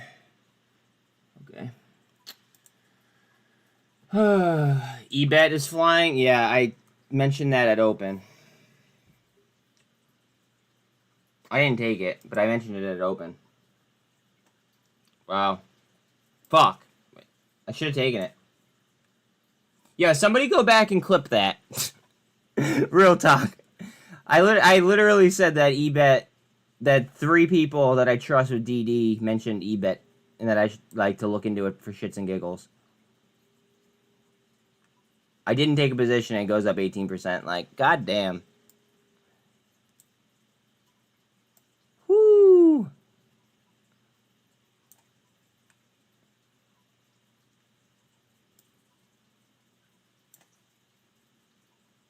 That 8K that they filed yesterday, it just seemed like it was for voting rights, by the way.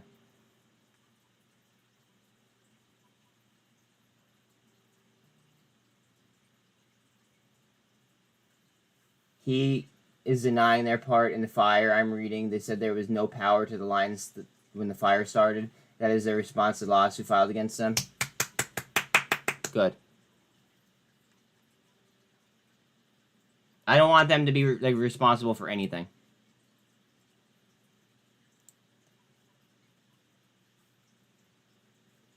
VFS could be a good time to get in, you think?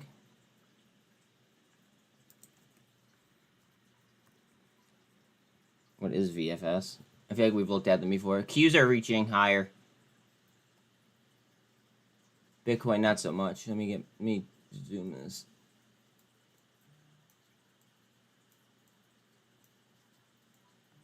Alright, I don't know what the hell's taking so... there we go.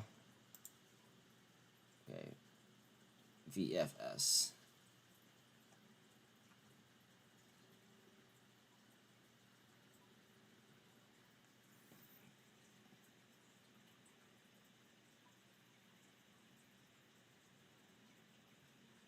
That's too expensive of a... That's too high cap of a company for me to want to fuck with.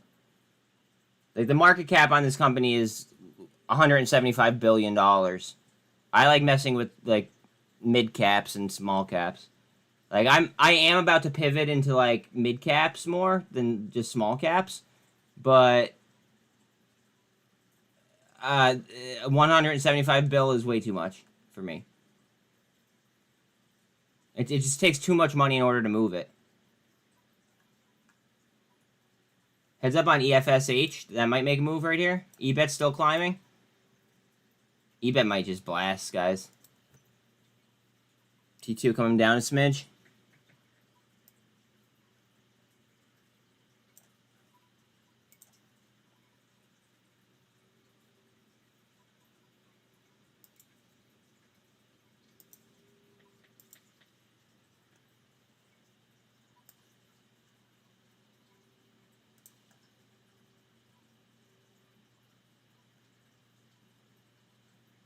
T2 towards the 48. Bitcoin's just underneath the 48. EFSH trying higher. Now up 28%. EBS still around 10% up. Oh, LGVN is up 33% now.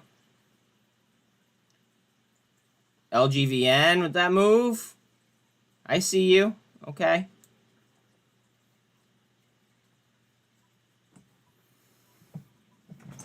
EFSH to 30%. ICCT fell. NCNC still blasting. Going for the gold cross right now, and NCNC might be... Yep. Yep. She might be go parabolic here. Yep. Watch it come up and form a big cup.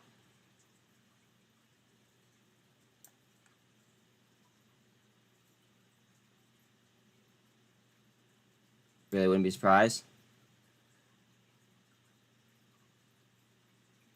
I like how the bid's flying right with it, too. It's not like the bid and the ask are separating all that much.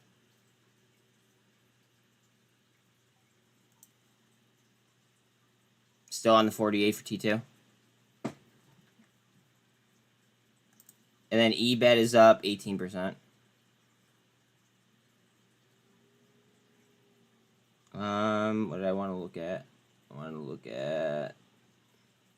Oh, AMC's almost red. Oof. T2's trying op view up. So I want to look at he back down to 14-ish. Watch the lotto calls, guys. This has gaps. Let me show you guys the gaps real quick.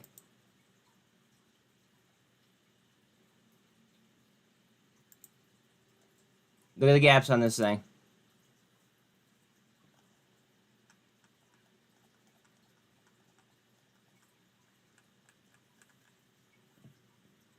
Gap filled.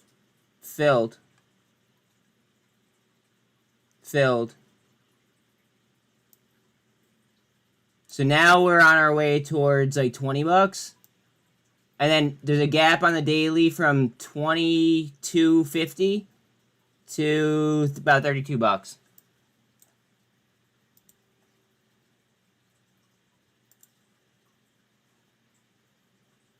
Gold cross on NCNC.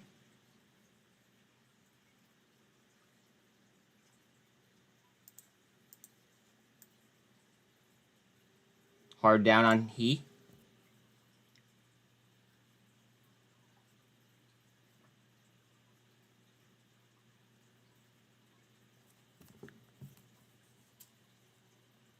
Hold on a second.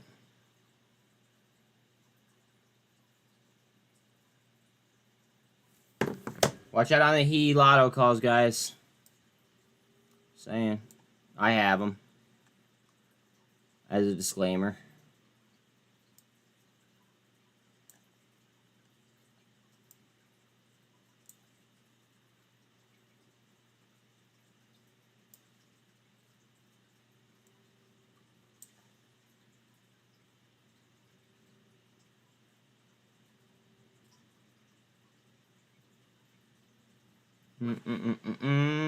Bitcoin's RSI is a 47. RSI on the Qs is a 50. MACD is underneath on Bitcoin, and it's on top of the Qs. T2 trying up. NCNC also getting that vibe. Tilray just got a lot of blocks, 285.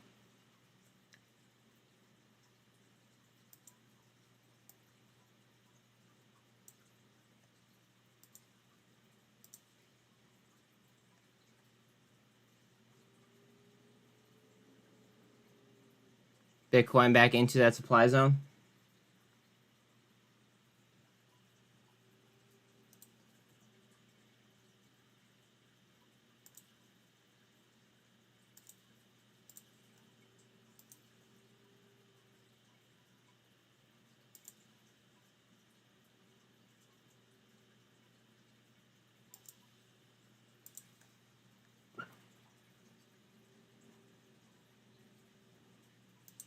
NCNC to 270, up 63%. 64%. Great call out earlier, Bodie.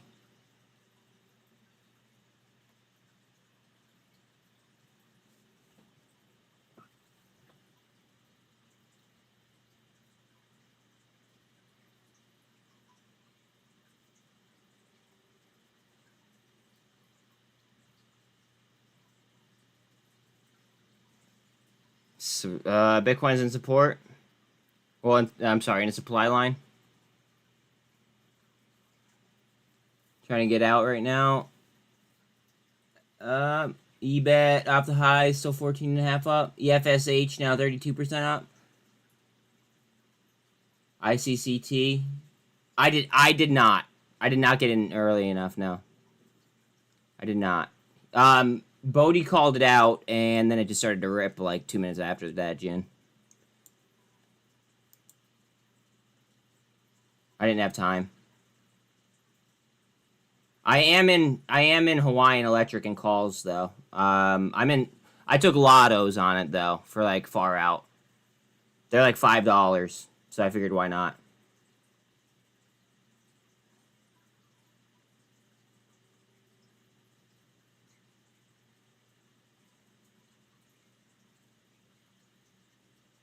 Like I spend $5 on junk, you know what I mean? So like I could spend $5 on a potential money making opportunity, you know?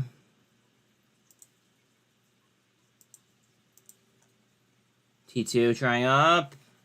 Coming back towards the fib.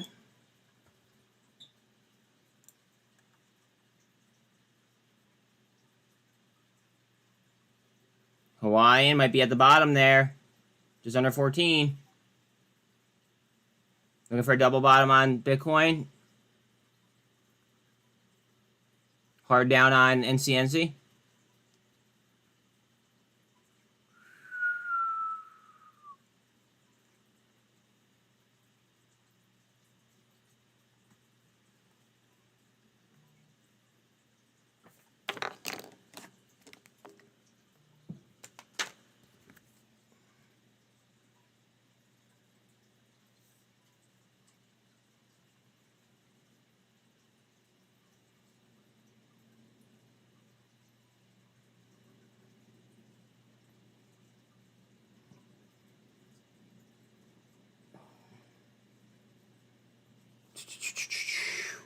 Hold on 1 second.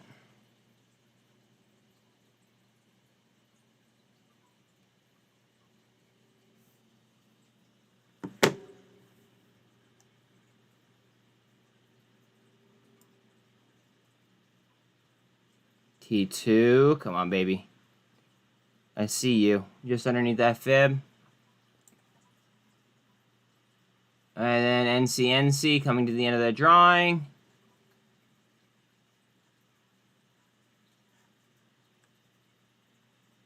EBET 16% up.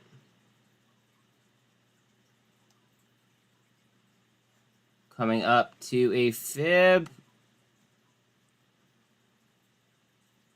Looks like we're seeing indecision on Bitcoin right there. I mean, you could just see it in the candle structure.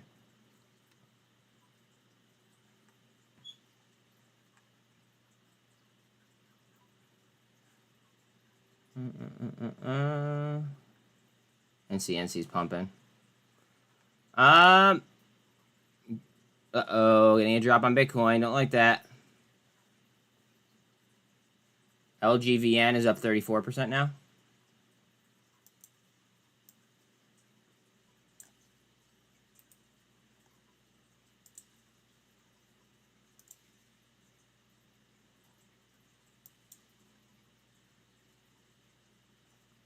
We might be getting the spin on ICCT.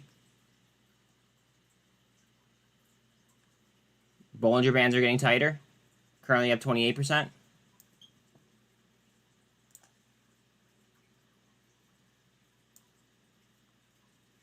Watch out on he calls. The lottos.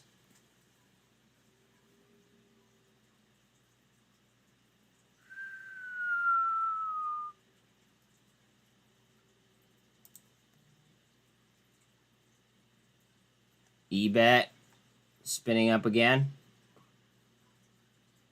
He is in. Okay, wait. that there's a response to a lawsuit filed against them. Just word. Okay.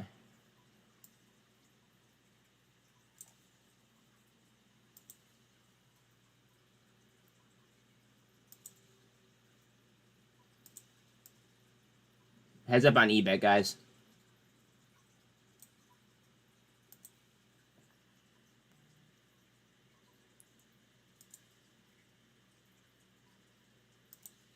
Like, it's, EBET's like, you know, extremely tight right there. Bitcoin trying there. A little bit of green back into the supply zone.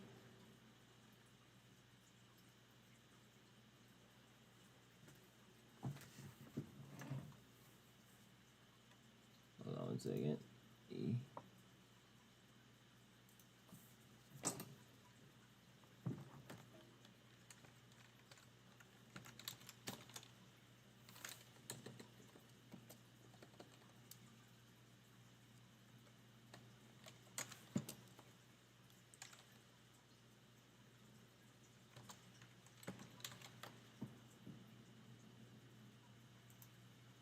There we go.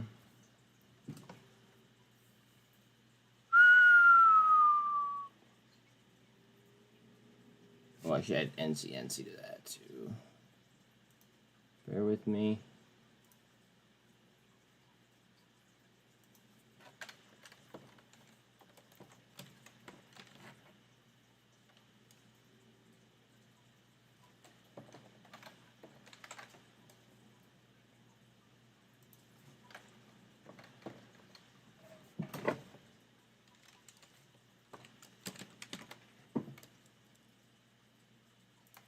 Bear with me, guys. I'm fucking with the title here. Try to get more heads in here to make it worth my while.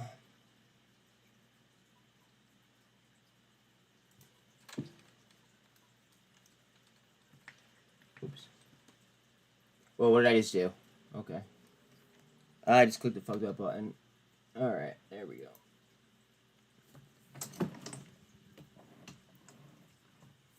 Okay.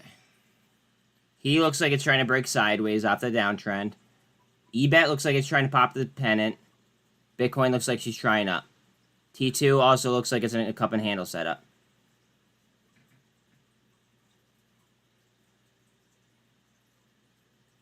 EBS now up 12.6. LGVN is up 33. Congrats if you guys got that early. TO came down off the highs. AMC only 1.5 up. Sidew's up 8. Tilray's up 5.6.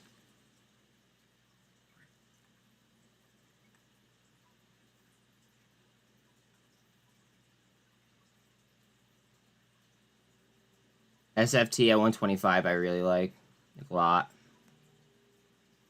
TRKA is at 139. My last buy was at 130. Should have honestly had it lower, but it is what it is.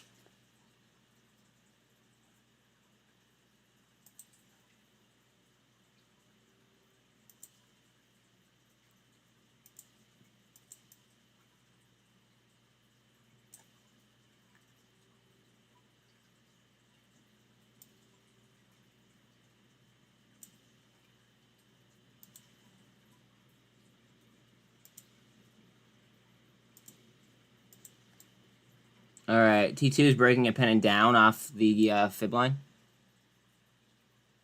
Down towards 48. Tap the 48. On the 48.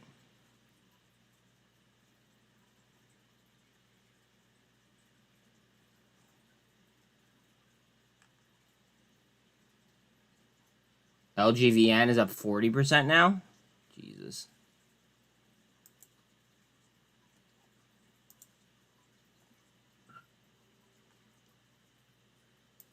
LGVN's pumping. Pumping.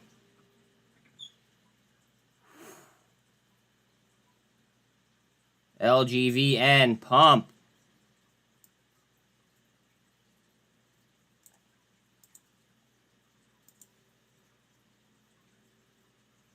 Look at this on the daily, guys.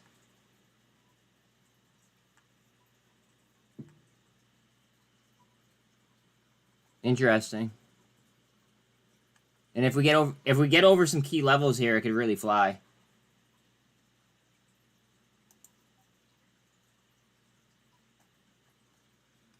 Is that a gap there, though? Hold on a second.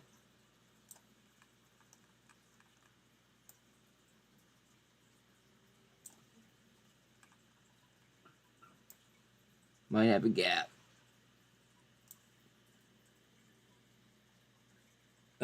Small gap on the 4-hour on LGVN. Down to like 245. Tilray with a lot of blocks, 287, 289.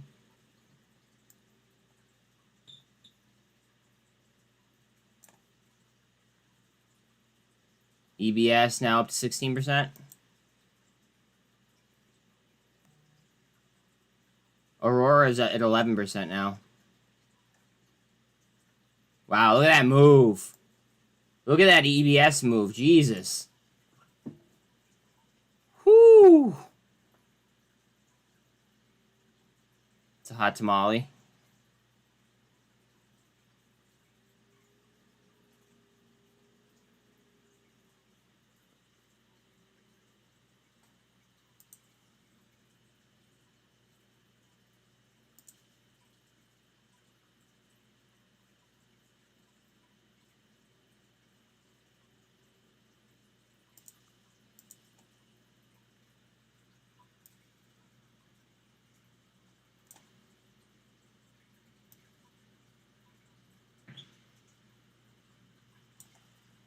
I could really go without Bitcoin dumping on us.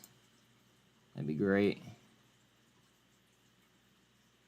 T2's still holding VWAP at the moment.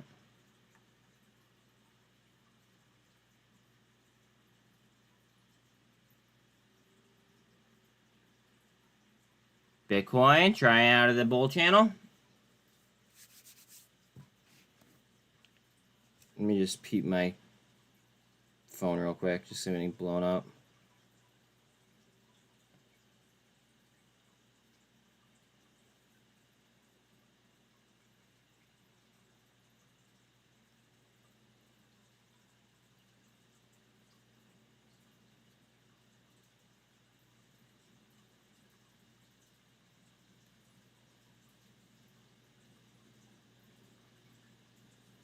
Alright, sorry, that was the Niz. I don't know if you know him on Twitter, but I had to respond to him.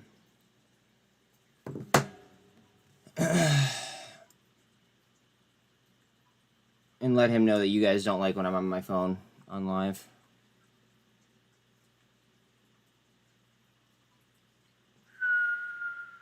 EBS up 17.8. Cruising. SBNY is up 93% now. Jesus. Now, that is an OTC stock, though, just saying. It is OTC.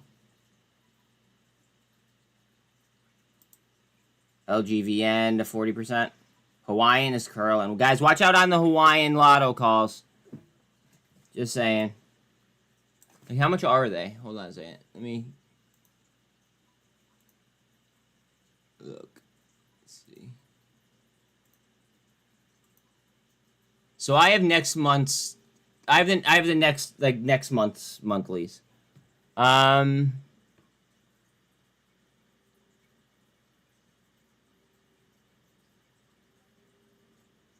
$20 calls are only $25. Now that's a lot higher out of the money than what I like to usually play. Just want to be like very, very clear about that. However, if this hits the gap with like some momentum, it could definitely fill this chain. I also really, really like the, what are those? I like the 16.5s as well. The 16.5s are only $61. And that's on He.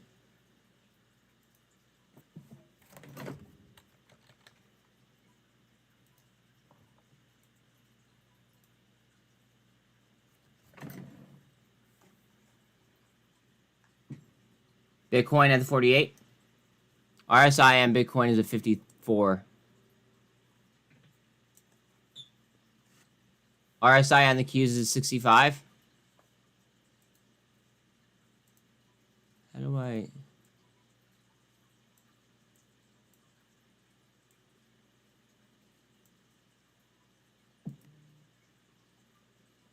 Okay, chart setting. Wait, hold on 1 second. I have to fuck with that in after hours.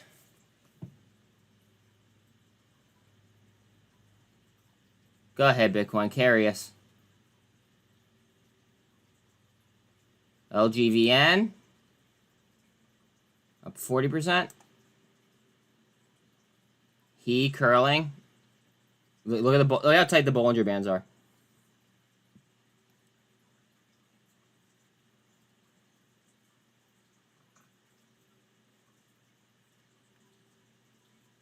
EFSH is at 25.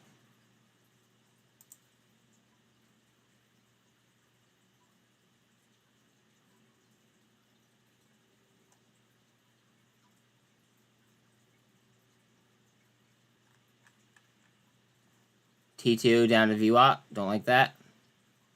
VWAP and the 200 pretty much.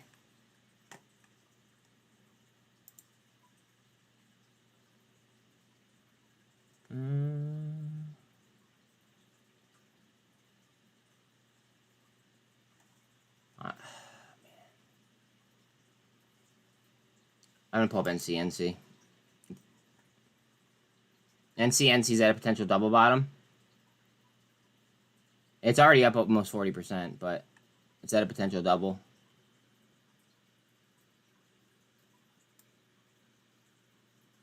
It just got a death cross right there after getting the gold cross.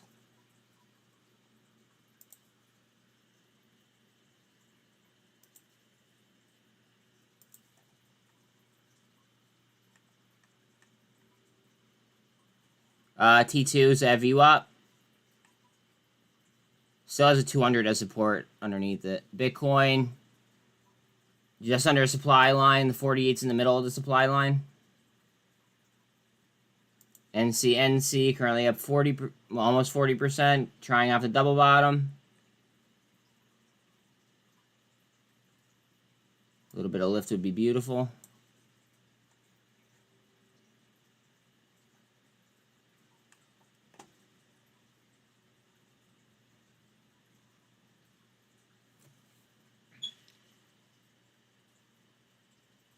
ICCT coming back a little bit. ICCT starting to bust up.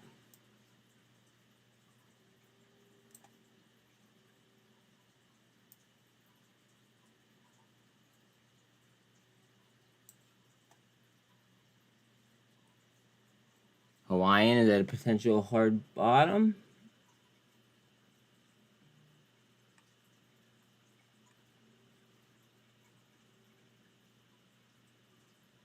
Yep.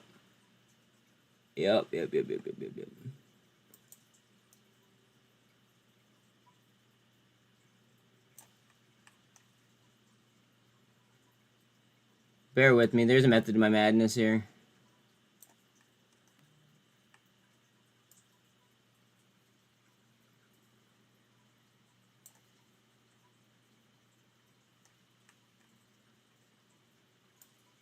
ICCT is trying up.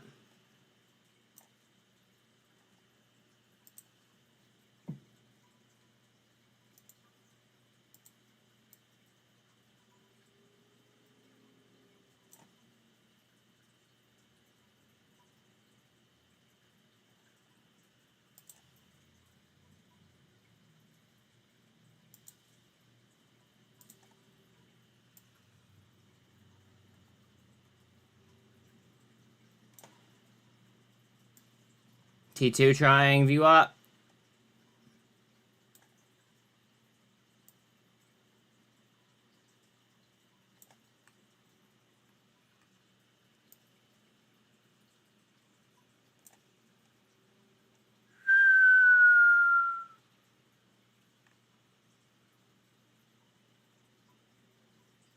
T2 is actually on a potential double too.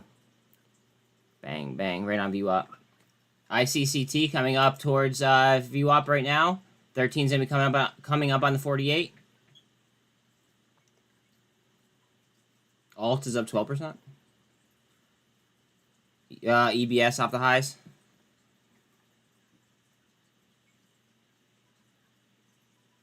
We need Bitcoin to curl here. Come on, baby. Looks like it broke the downtrend. Now it's trying to move sideways. RSI on Bitcoin is a 49. RSI on the Qs is a 58. ICCT towards the 200 at VWAP.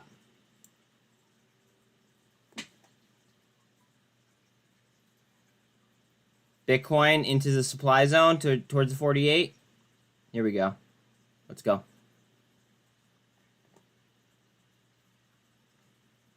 Bust. Bust and carry. Aurora is up 11%. LGVN is up 36.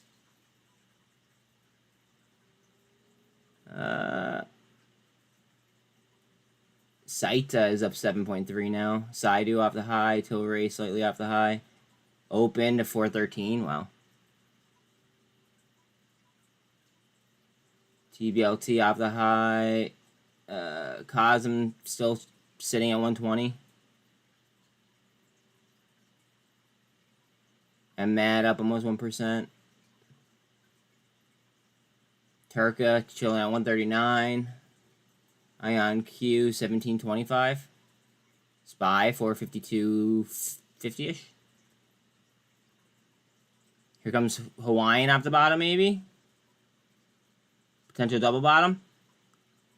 They're the dojis on T2 right now as well. Doji, doji, doji, doji. Right underneath the VWAP.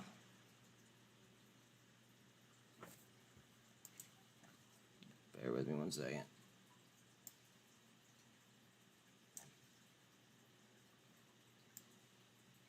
Why is this fucking raising?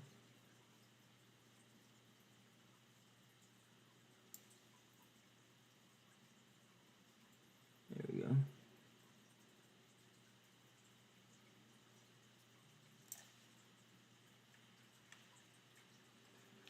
Bear with me.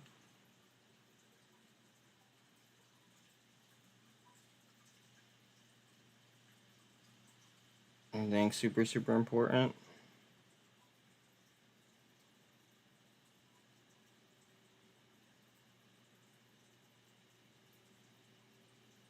No. Okay. Bitcoin trying to curl up. Let's go. Price action is on top of that trend line, or yeah, on top of the resistance line. I'm going to draw a trend right now. I doubt that it follows, but we'll see. Oh, hard down on T2 to the 200.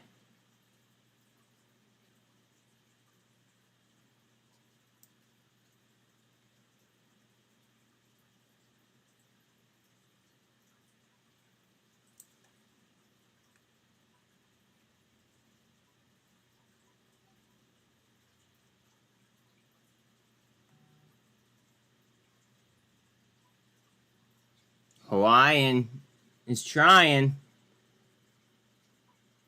T2 just lost to 200. Hawaiian up.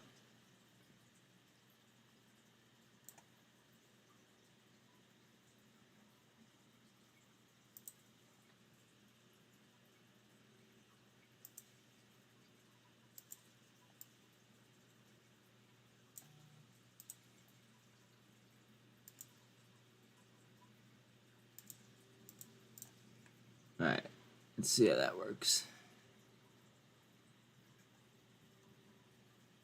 13's over the 48 for ICCT. 13's coming up on the 48 for Bitcoin. T2 dropping the 200 right now, unfortunately.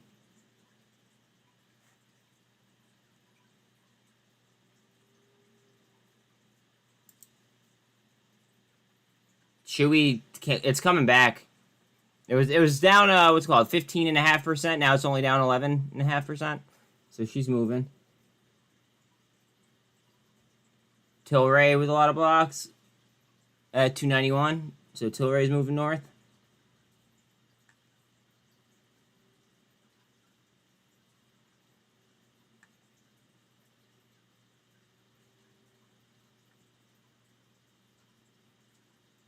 SNMP went back to red. Kind of figured that was gonna happen. Lucid 633. Apple green, Netflix green, Spy green. Spy's at 452.70-ish. DXY came down a smidge. It's at 103.68 though. DNA 227. AI up almost 1%, 31.71. NVAX up almost to 850, 846. EVTL 141. That was like $1.08 last week. VRM 140-ish, 139. EVTL warrants are only 14 cents.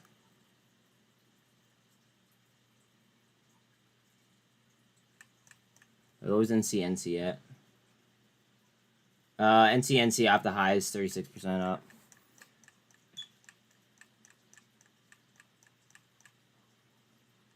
Hawaiian. What are we doing? Bitcoin, still looking for that 1348.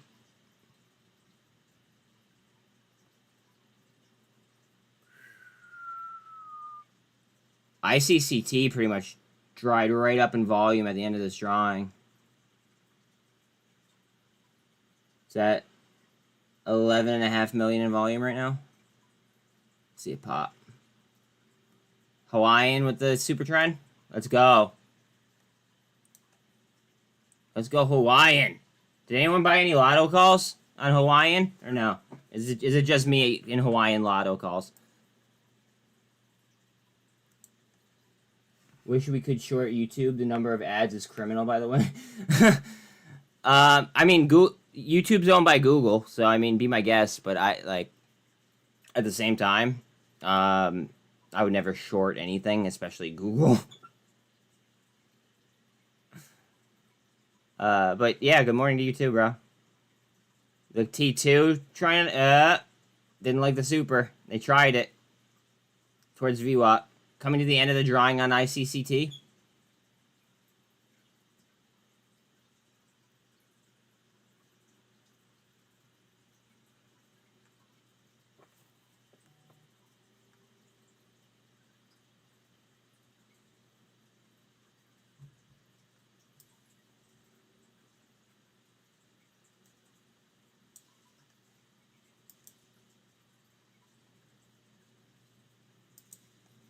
It looks like there's so much indecision on it.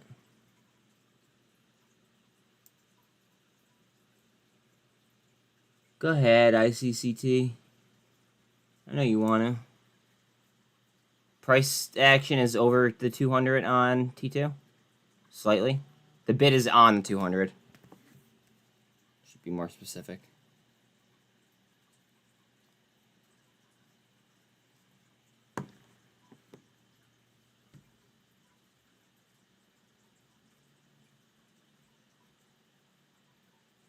How much are... Wait, hold on a second. We're going to go back to he options on my webull over here. And...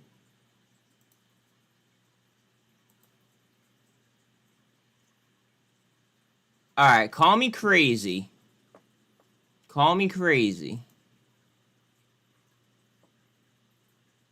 But...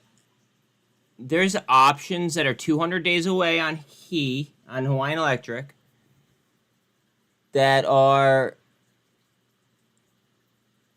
$20 strikes for 231 bucks. And there's 8,252 open interest on them. But there's a lot of puts at 20. So that tells me, yeah, I might want to look at like the 17.5 leaps. Maybe the 17.5 leaps. To each their own, though. I mean, I personally like leaps on he. I could be way right, I could be way wrong, but at the end of the day, only time will tell. What's going on with T2? There's a lot of downward pressure. Yesterday, it was very, very liquid, though. As far as T2 goes, it has to get to and remain above $1 by November 6th. So it's got time, and we're waiting on FDA news. I just hope that it's not buy the rumor, sell the news, because then a lot of people, including myself, are kind of fucked.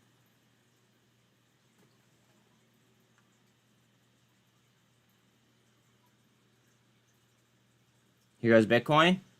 Maybe. Out of supply. Let's see. Come on, get out of that supply. It's on the 48 right now.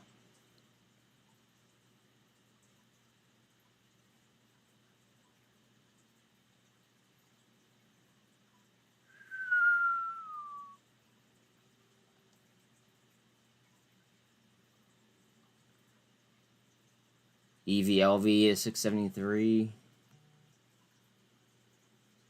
Cosm still 120. NVEX still under 850. About ready to pop on Bitcoin.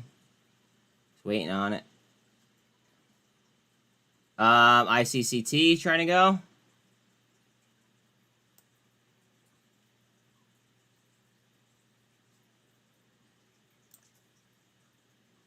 RSI on Bitcoin is a 49. RSI on the Qs is a 62. Hawaiian Electric trying for the 48. No, but seriously, is anybody in what's it called? Is anybody in he lottos or just me?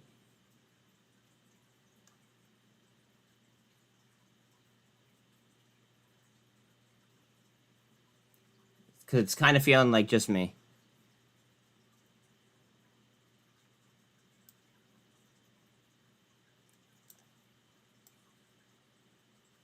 He coming up towards the 48. ICCT trying to pop just underneath VWAP.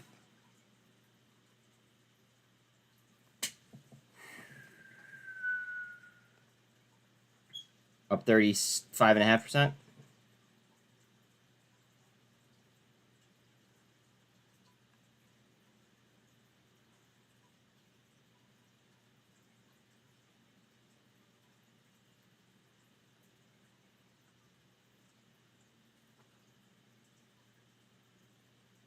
VRM to 140. Hawaiian over the 48 at the moment.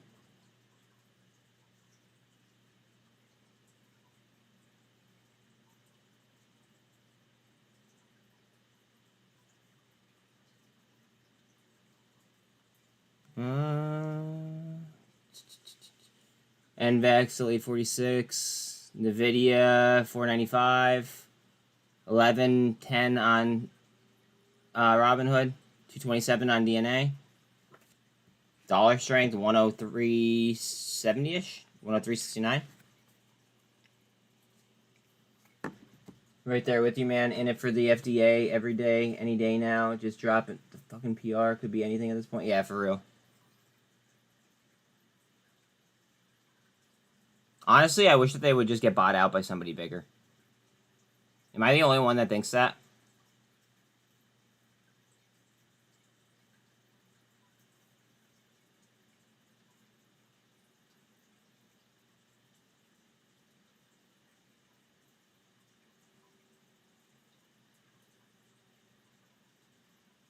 Starting to bust here. Alright, come on, T2. What are we at? T2's down 1.5%. Underneath 200. Looks like she's trying back, though. Bitcoin's trying up. Price action still in that supply zone, though.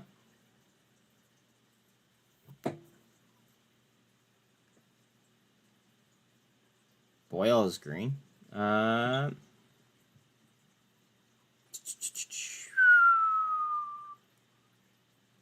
Chewy to 12% down now. EFSH now is 44% up. Jesus.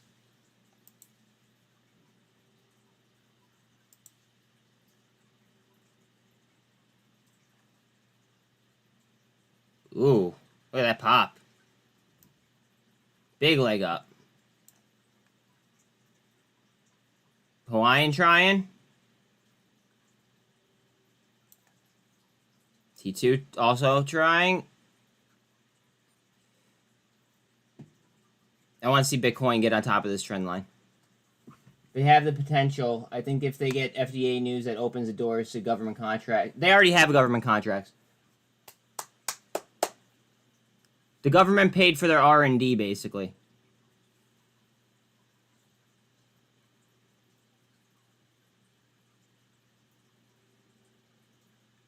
They have a BARDA contract.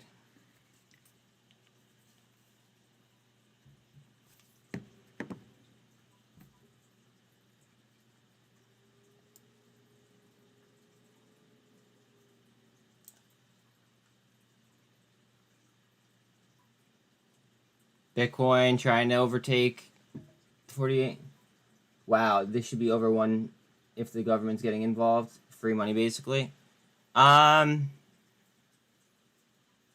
government's been involved. APRN. What's APRN doing? Up 9%? Okay. What's up, Jamie? How you doing today? APRN, yeah. Steady climber. Again.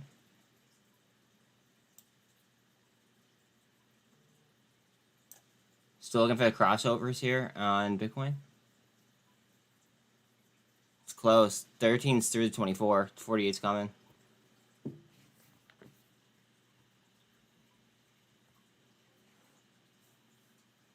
RSI on Bitcoin is a 53 and it's on top of the MACD. RSI on the Qs is a 57 and it's also on top of the MACD. Bitcoin trying to lift. Again, RSI here is a 55.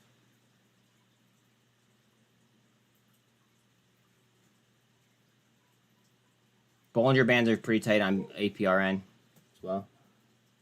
If we can hold this 32-cent level, I think the TA traders would be calling this a reversal. I'm really worried about the 36-cent level.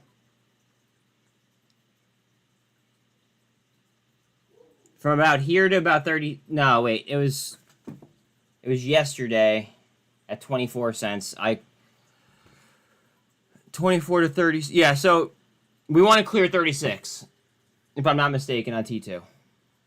Well, we have to clear and hold 36 cents. I mean, we don't have to, but it would make our lives a lot easier, essentially.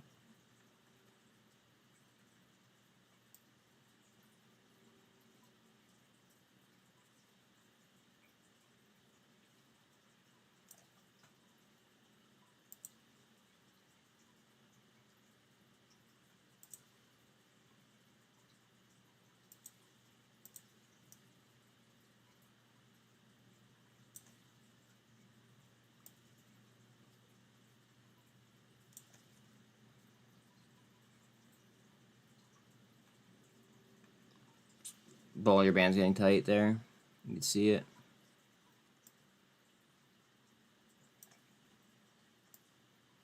Hawaiian Electric, what are we doing?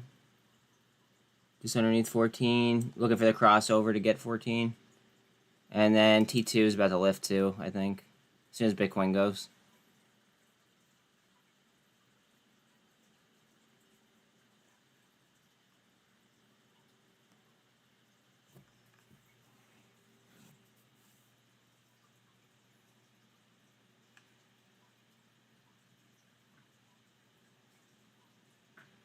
Yes, 8. Is it really up that much now? Jesus Christ. That's wild. Wild.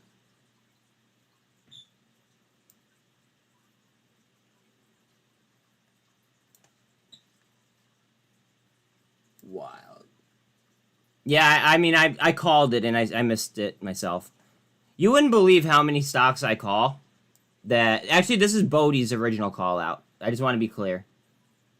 You don't know how many calls that I make that I just miss out on because I don't have money to be in everything. You know, sucks.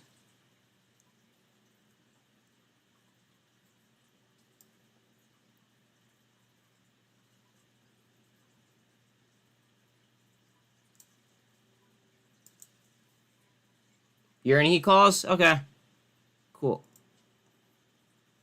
I'm gonna message you actually.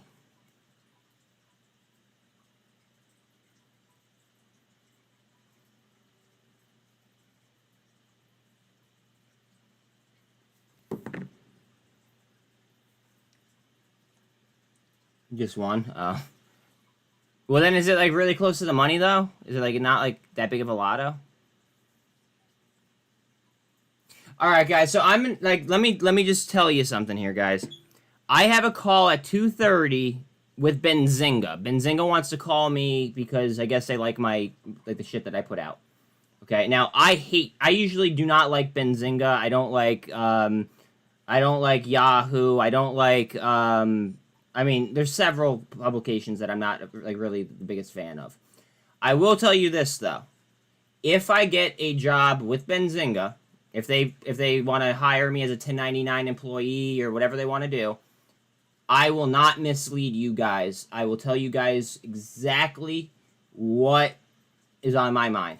So, and that's if I get, obviously, like, if I get the position. But they reached out to me. They want to have a conversation on the phone. If I get the position, I swear to God, I will not mislead you guys.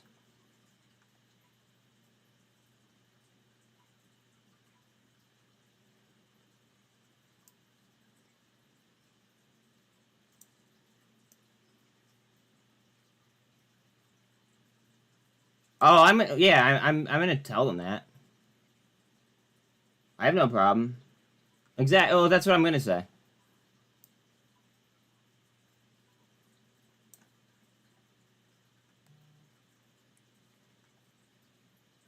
That's what I plan on saying. Like, because most retail isn't gonna trust them. Like, why would we?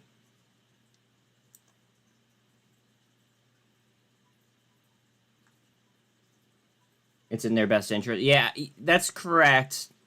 But I'm gonna tell them straight up. Like, do you guys want what's in your best interest, or do you want people to be properly informed? That's gonna be like my first question. Because if they don't, if they want me to help them with their best interest, I'm not interested. But if they want facts or if they want my opinion, I will certainly give that to them. No problem. Tilray just got a lot of blocks, 293 now.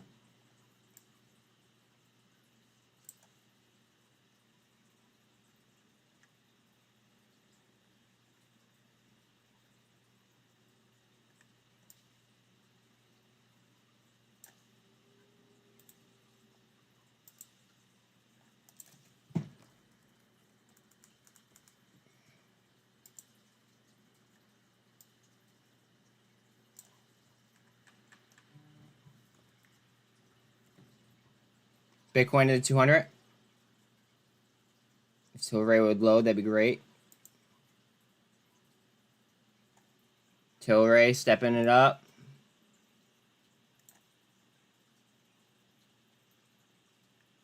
Bollinger Band's very tight on Tilray.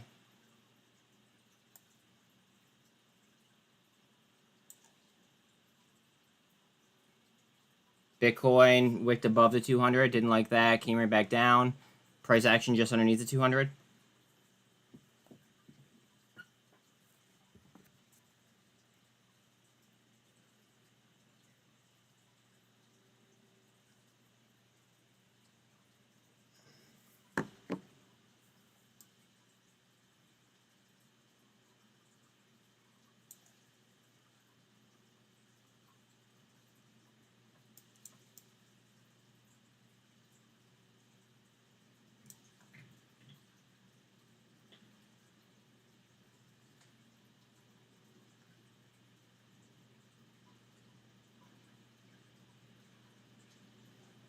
EFSH might go here.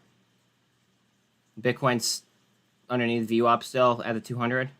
T2 trying back towards all the EMAs as well as VWAP. And then Tilray kind of has like a cup going on. Oh, ICCT popped. It did end up going. Yup. Nice big cup now.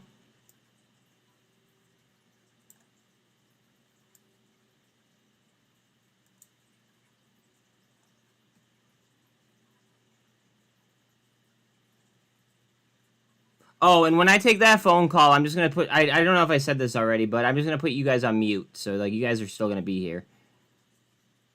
And I'm still going to be doing this. I'm just going to be, you know, obviously silent.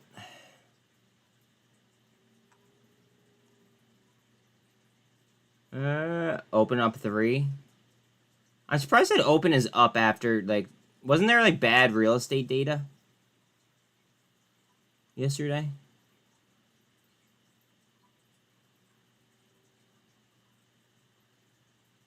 GameStop to 19 bucks again. Honestly, like, when GameStop was under 18 bucks, I felt like that was a layup. Like, that was a layup buy.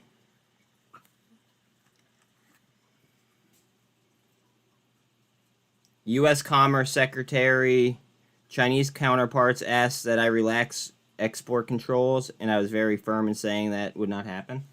Okay.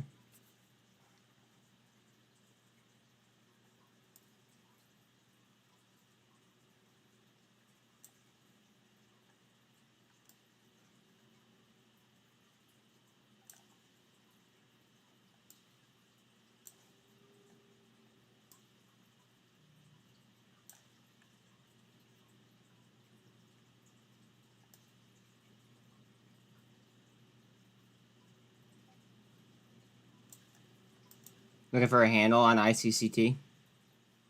I think it's going to get it, too.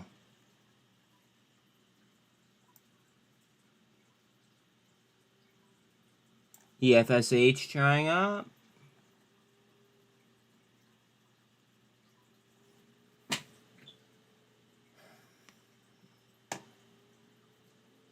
Tilray up 10%.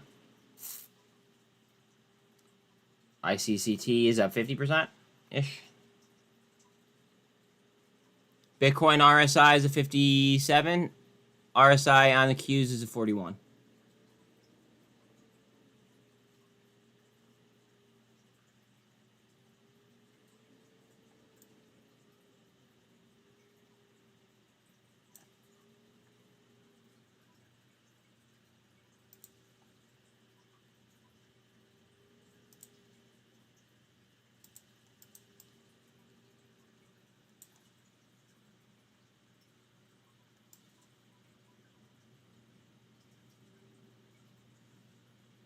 EFSH, what are you doing?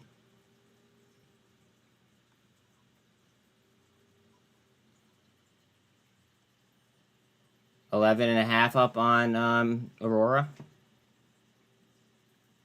We have Bitcoin has a 13 over the 48 as well as a 24 is in line. We're coming up on the 200 now. EFSH coming up to the intraday high, I believe. Yep.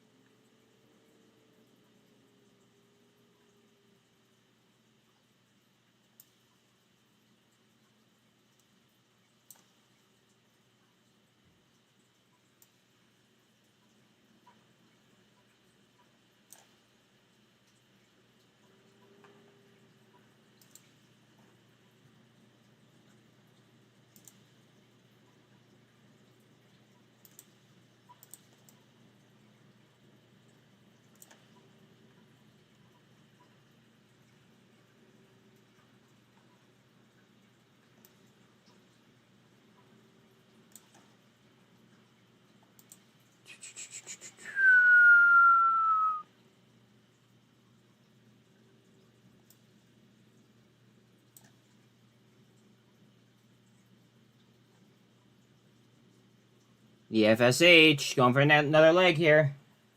Yup. Yup. Yep. Hard down on T2.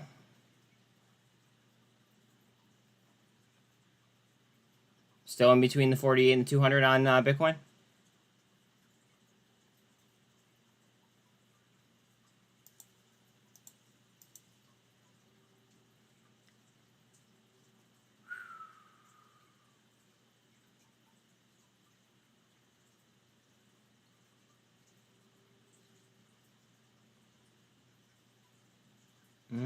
NCNC to 30%.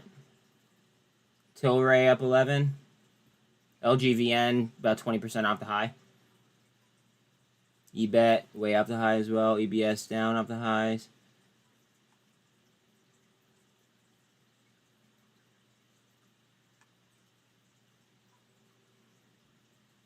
Open, so about $4. Cosm 120 still. I feel like Cosm has to have like no volume on it. MULN's only up like 1%. I gotta look at the Cosm volume real quick. I'm just very, very curious. Yeah, see, look, there's no volume on that. That actually might be a really good buy. Cosm at 120.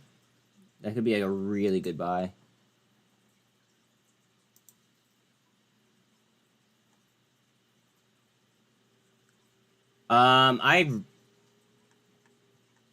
I like Cosm a lot there.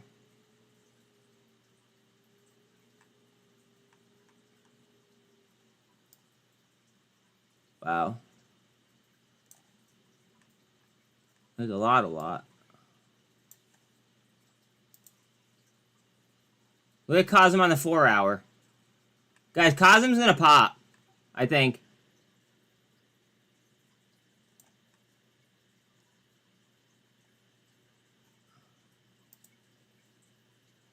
Look at Cosm on the 1 hour. It just came down, smacked the fib line, and now it's breaking sideways.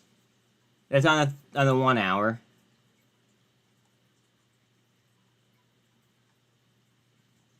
Yeah, I like it.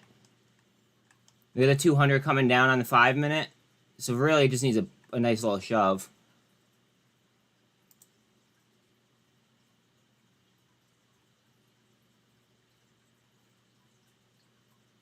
Look how close it is. Cosm might be a vibe. I'm actually going to tweet it too.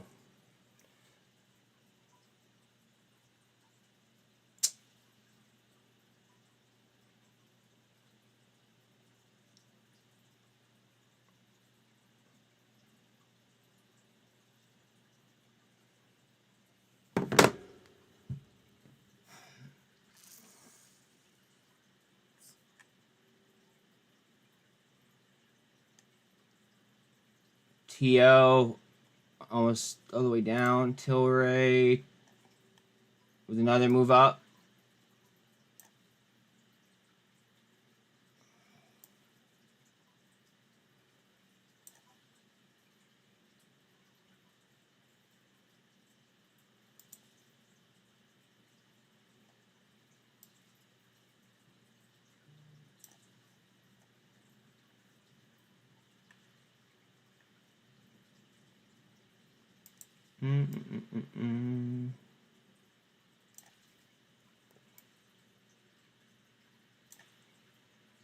Tilray has got a lot of blocks at $3.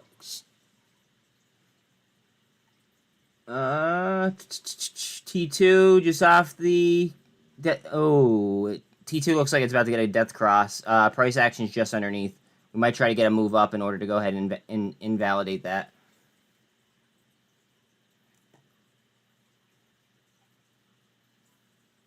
Pyro, what's up, brother?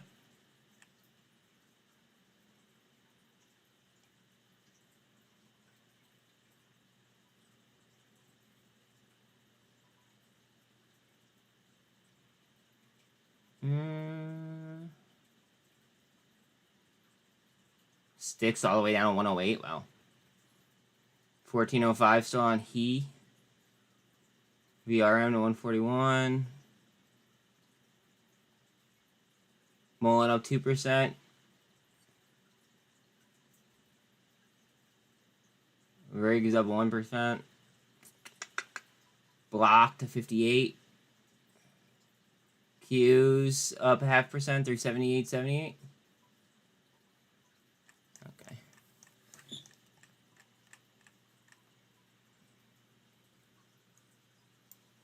Coming up for the gold cross on top of VWAP here for ICCT.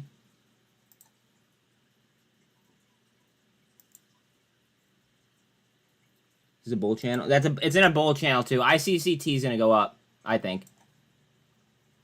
Heads up. Watch for the bounce. T2 also might try to invalidate that death cross that is on the horizon there. It's coming. And we're still eating supply in between the 48 and the 200 on Bitcoin.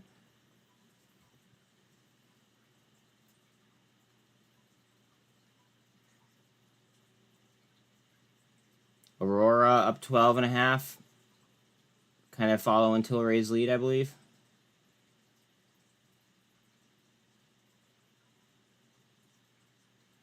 EBET's only up 6 now, or up 8, excuse me. AMC only up 5%, 5.5. DWAC up 4. EFSH up 60.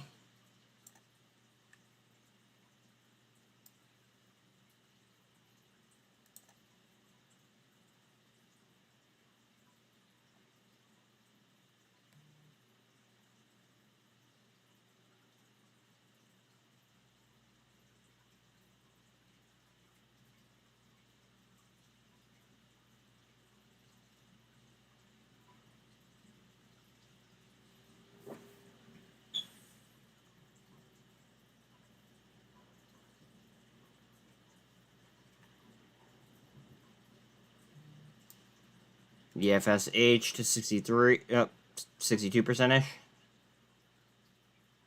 ICCT came down to the 200, just off the gold cross, and VWAP is right there as well. T2, still trying to fight off the death cross. It's close. Bollinger Band's getting tight on Bitcoin. Let's go up. Let's move up. Snap that. Snap. 43% non-ICCT now. And T2 is down almost 3%. 2%.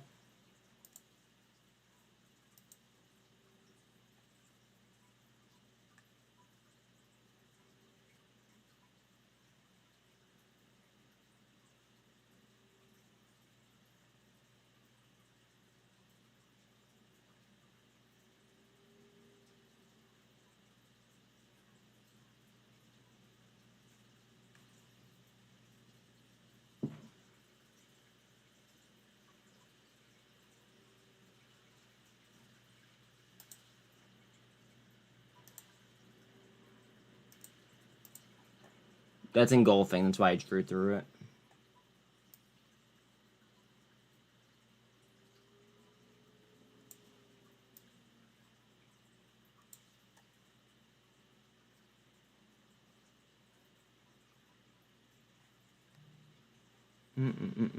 Ion keys green. 1720. ICCT. Trying to get the crossovers. T2 sliding a little bit. Don't like it.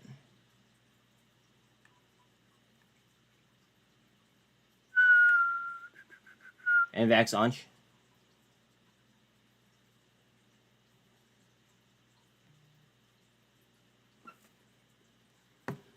Bear with me here.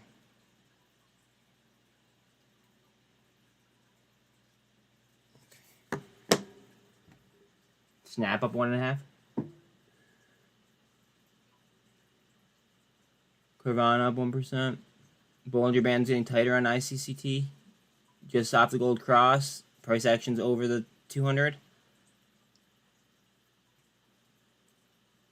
ICCT might snap right here, guys. Like, big time. Getting really close. It's filling out the drawing almost perfect, too. Tilray's still moving up. 304. Last block. 303, last block.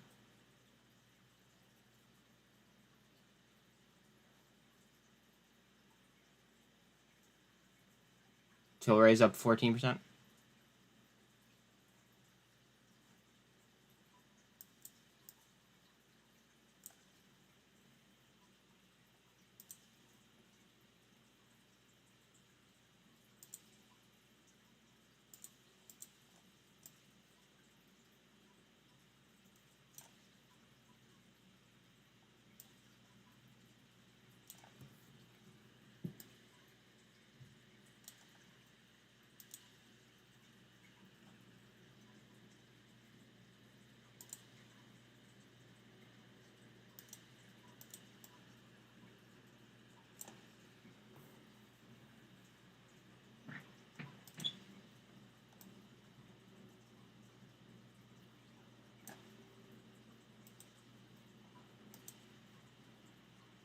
The FSH might go, like, heavy.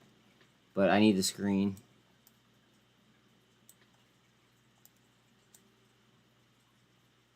Tilray still popping. 13. Up. 13.5.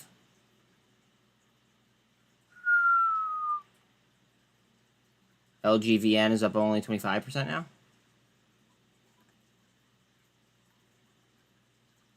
T2 has death cross. Let's see if it tries to invalidate again. Bitcoin's getting tighter and tighter. You see it from right there, it started to put in higher lows. Yep.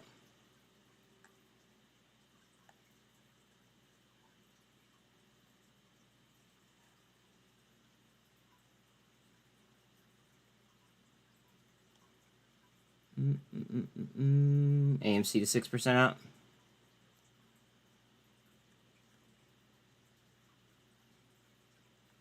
Let's actually refresh. Ooh, Go EV's down 9%. That had a nice run yesterday, though, yeah.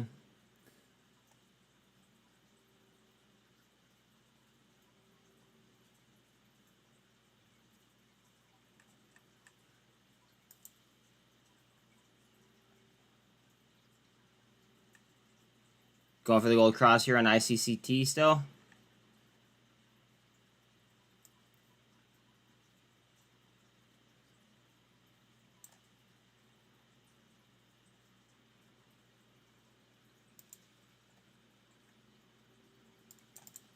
RSI and ICCT is a 50 point. It's about a 53 now. Coming up.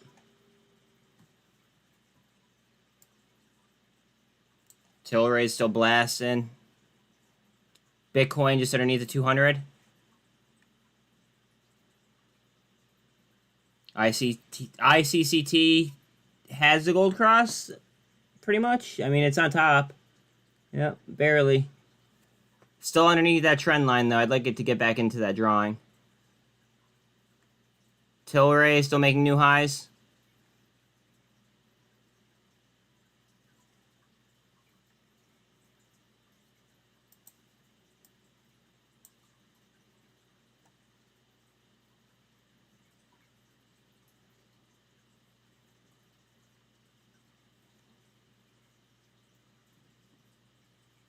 RSI on Bitcoin is a 54.7. RSI on the Qs is a 51.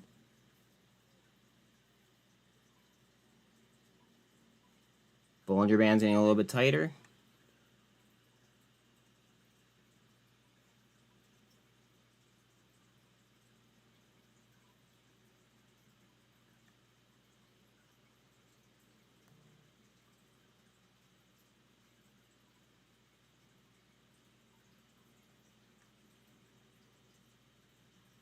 T2. Come on, baby. Let's get that curl in. Bitcoin's trying. Time to go.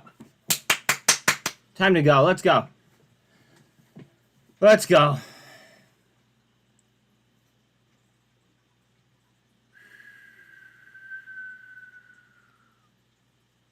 Time to freaking go. It's a bull channel all day long on Bitcoin. Trying these trend lines. I need that blue bid line to start sliding. That's what I care about. ICCT trying up. Currently just off 50% up. I'm going to move off Tilray, I think, real quick.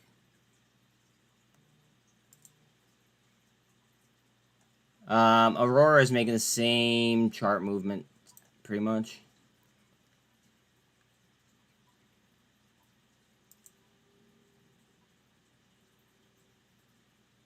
EFSH down to VWAP. Oh, it's breaking my pennant to the downside, actually.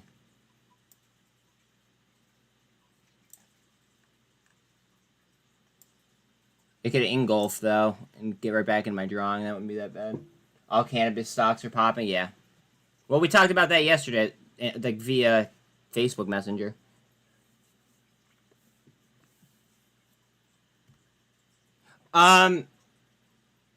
Hey, Mom, would you do me a favor?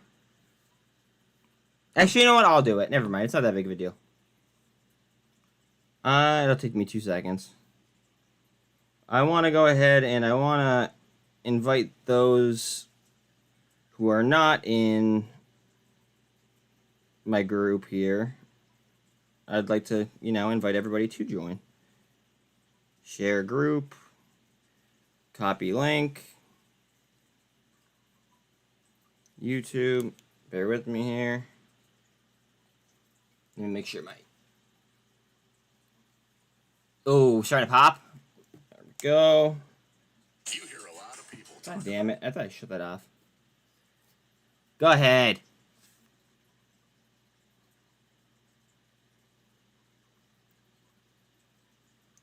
No, it's fine. I got it. There we go. It's up. And then here's this, actually. This might actually be easier. I should have just fucking shared this in the beginning.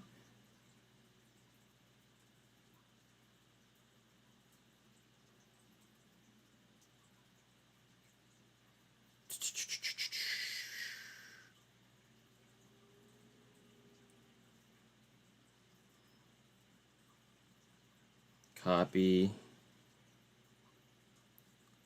Such a jackass. Here's all my shit. There we go. And I'm going to link that to the top for you guys. Wrong thing. Feel free. I'll follow back if you follow me.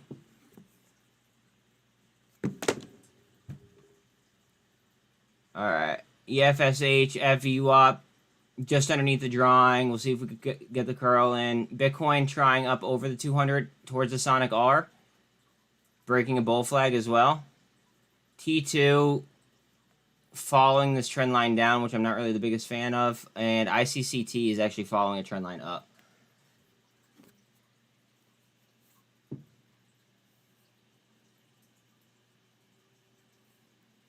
Hi, Frank. You are... Oh, you didn't answer the questions, man. All right. You joined in 2008, so I'll disapprove you.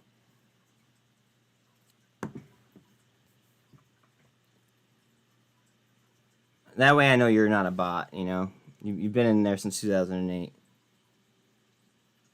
Let's see.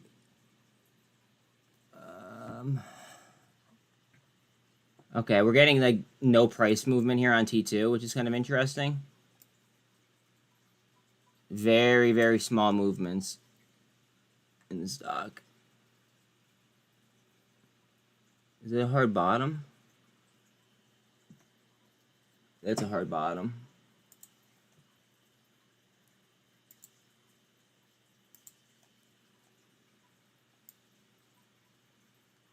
ICCT. Heads up on T2.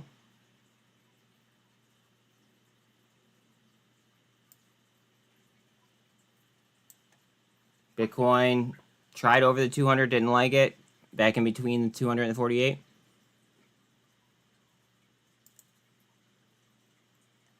ICCT is up almost 50%. T2 trying to make a move towards the 48. The bid didn't move all that much yet, though. EFSH is getting a hard move down to the 200 as well.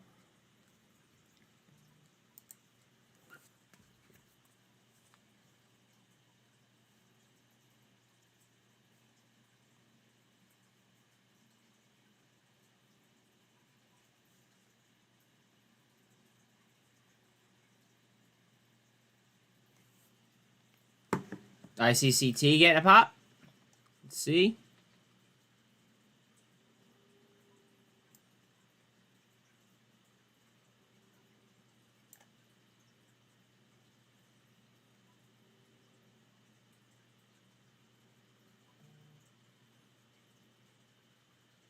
T2 is just underneath the 48. There is a death cross, and then there's VWAP on T2. Hard push down on Bitcoin, back towards the 48, just eating supply in between the 48 and the 200.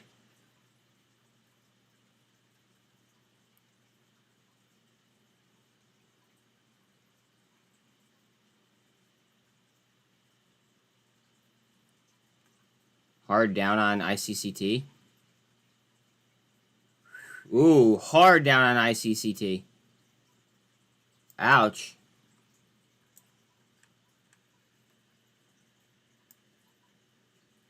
It's going down to the support levels.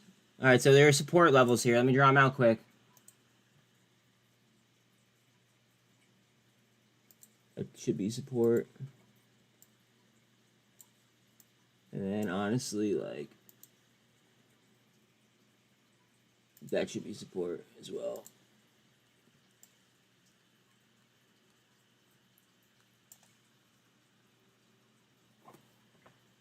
Alright, so that's like a supply level. Let's see if it coasts right through it.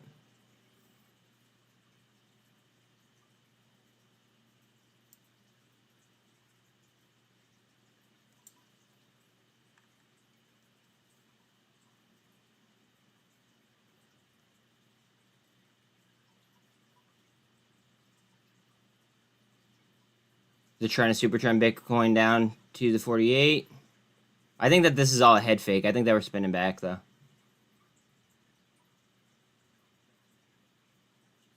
I think we already put it in the floor, and now they're just trying to shake the trees and get as much out as they can before we keep rising.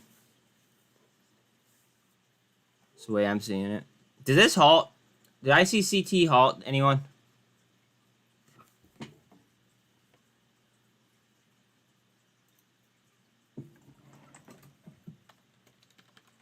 I bet you it halted. Yeah, it halted, okay.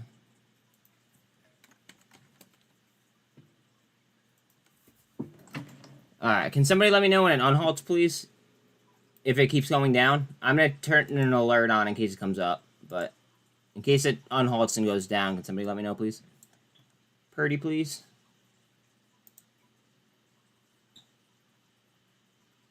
NCNC.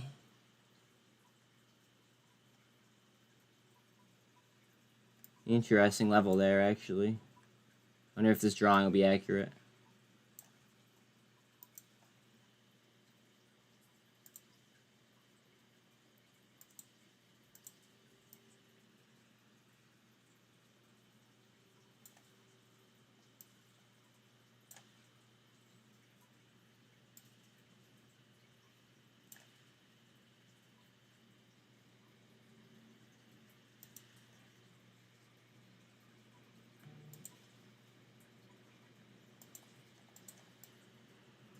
EFSH trying up.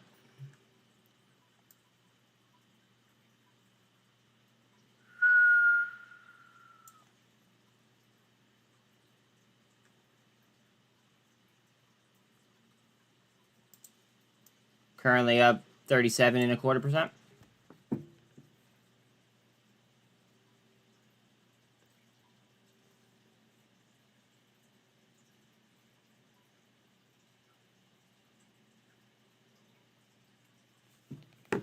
Hey Buzz, so did the news on T2 for reverse split getting a deadline in November? New news? No, that's old news. I've known that for like 2 weeks now, 3 weeks, 4 weeks maybe. The date is November 6th.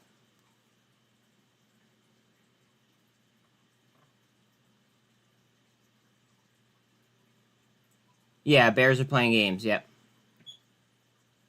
It's been November 6th for a minute. Yeah, no, yeah. Okay, so the correct date is November 20th, but it has to be above $1 for 10 consecutive trading days, which puts it at November 6th.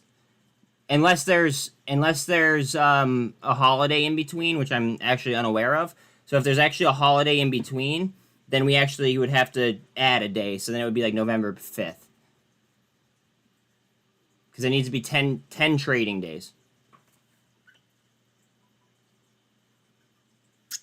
So here we go. Trying to get a move on T2. EFSH to VWAP. We're just lucky that we're not in the New York Stock Exchange, rather or that we're in the NASDAQ rather than the New York Stock Exchange, because the New York Stock Exchange is 30 days over $1, if I'm not mistaken. I could be wrong, but I think it's 30 days. So the NASDAQ's a little bit more, you know, they give you a little bit more room to wiggle.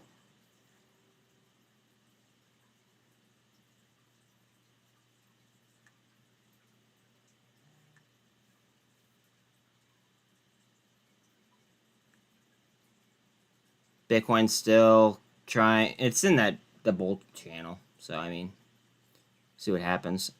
13's on the 48 though, coming down. I think it's gonna spin. It's in a supply area right now. NCNC is just off the drawing. T2 is just under VWAP, and we're trying to pop EFSH and pop VWAP. Kind of nutty that within the first hour of trading, we had over 30 mil in vol. That only takes us about 4 million to climb back down. Nothing surprises me from GM. Oh.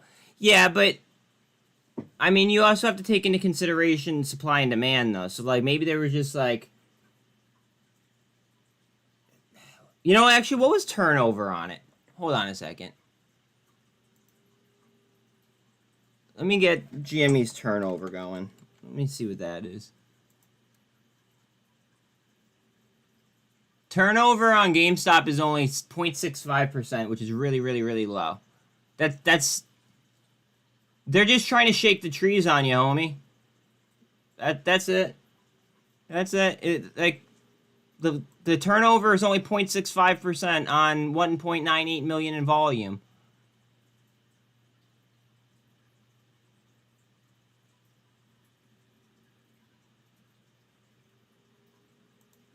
Where is that? Average vol 3.65, and it's already at 2 mil. That's actually pretty good news for ICCT crossing up.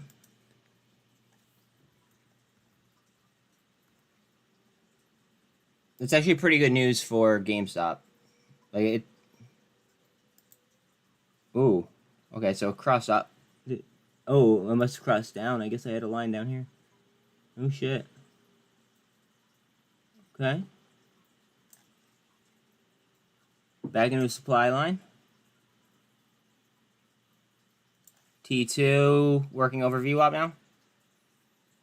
Gold cross coming, as long as the price action keeps the same.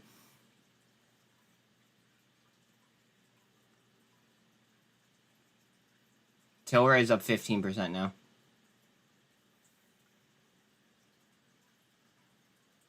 EFSH up 37%. LGVN up 22.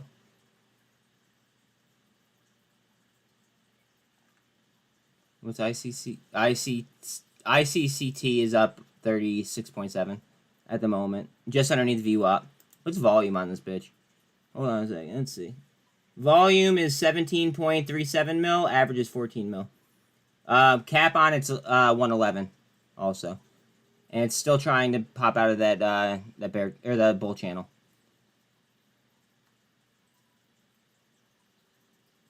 EFSH coming back down towards that relative low.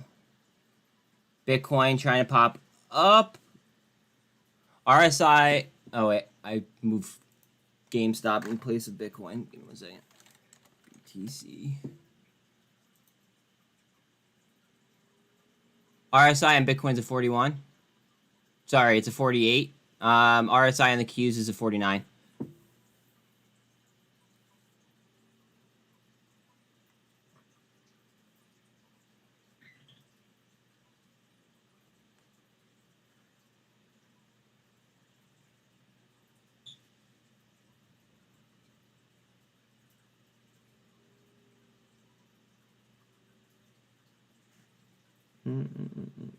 Tilray, 15.5.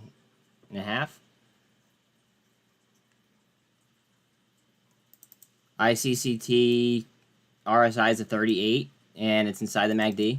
It's also inside a supply zone. RSI on EFSH is also 36, and that's coming down to a potential double bottom on the 200.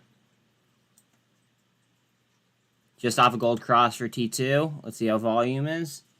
Volume is currently 37.24 mil. Average is 104 over the 10-day. Market cap's reading 108.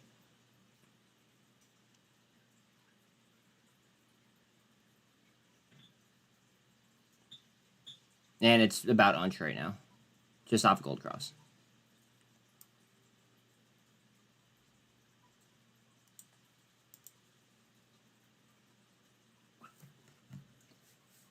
Unhalt. What was the name of that one again? That one was oh shit. That one was I'm so shot. Wait, which one was that that we were talking about?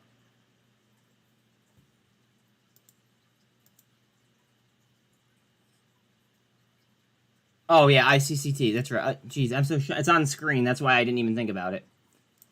Okay. Yeah, watch the move up, though. I think it moves up.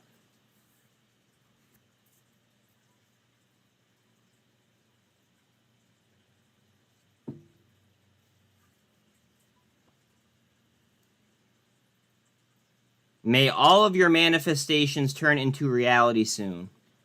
Huh.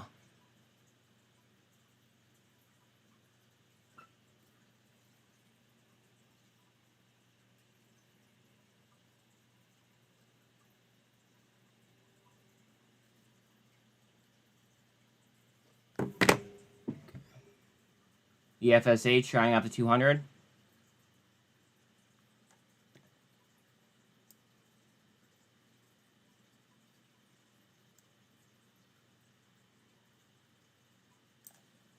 Creating higher lows here on Bitcoin.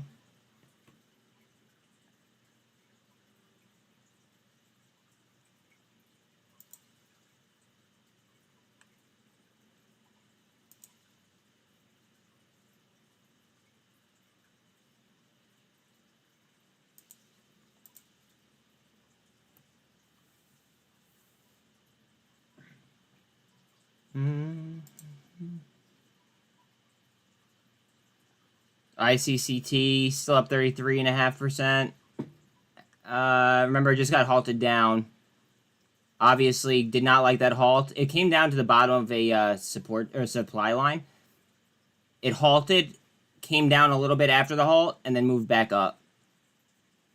So it could just be coming down to reaffirm volume in the supply zone before I move north.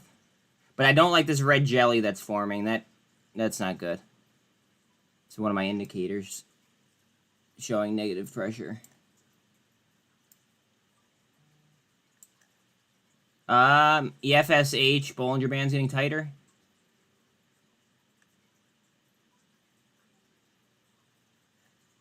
Bitcoin just dropped trend. Fuck.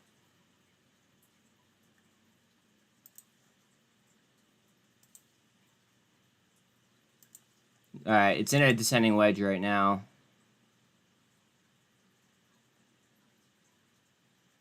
Heads up on ICCT. go for a ride. Bitcoin coming down for a potential double.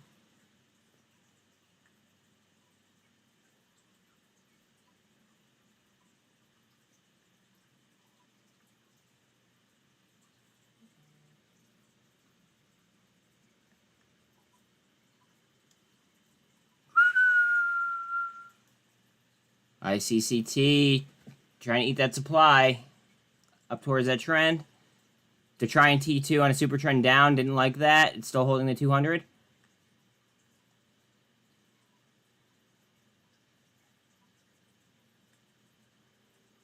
On Q still green, barely. AI slightly up, 31.5. Dollar strength, kind of the same. Block pretty much the same, within a few cents.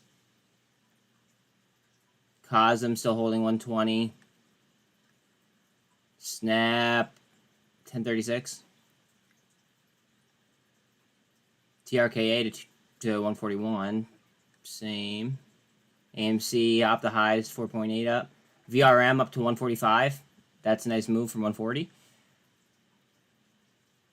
Aurora is up 12.2. Tilray is up 12.03 now. NCNC is up 38%.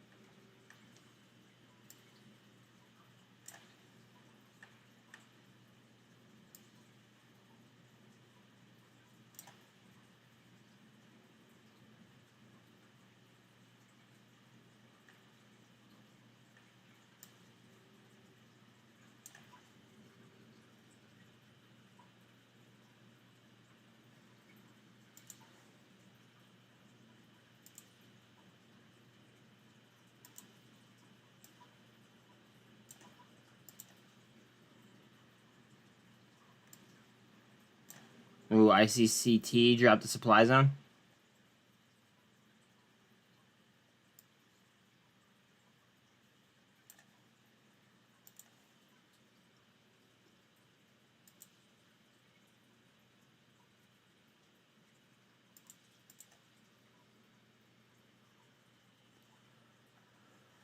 Okay.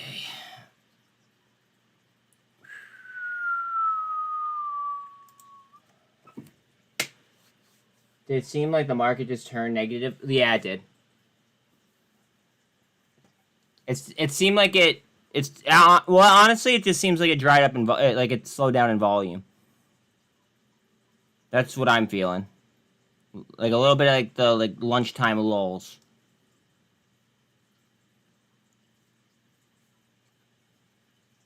11:30 has to do with it? Yeah, probably. The whole 11:30 like Europe thing? Yeah, absolutely. Like we could see a reversal now. If we're trying to avoid European traders.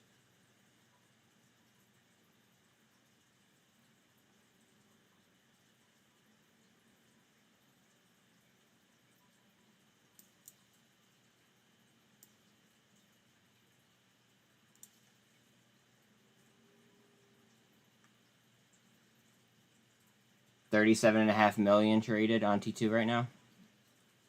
Average is reading 104. Watch out on EFSH. It looks like it's ready to go.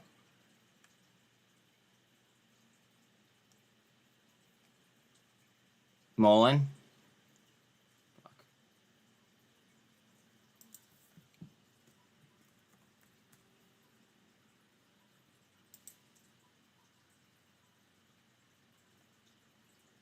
Woo! MULN with the move.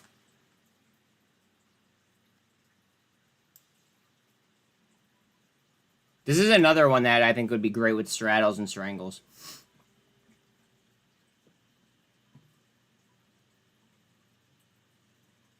I mean, so long as you knew what, like, how to play them. What is up, Cloud? How you doing, dog?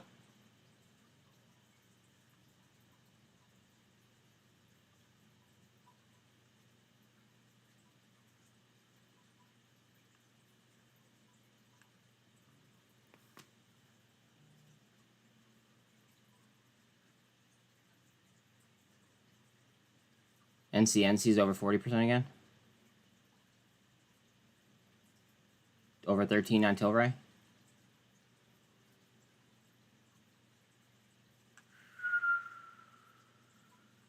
ADTX just had a reverse split. They're up another 10%.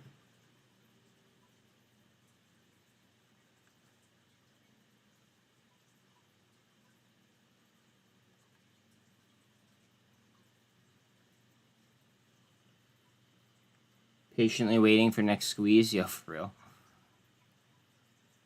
Story of my fucking life. No. Story of, like, the last 2 years, I feel like.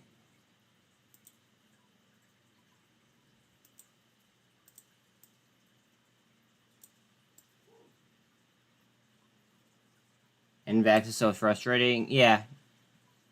I agree, because I also believe that it's worth more, and it's just not, like, the price isn't reflecting that. So I get exactly what you mean.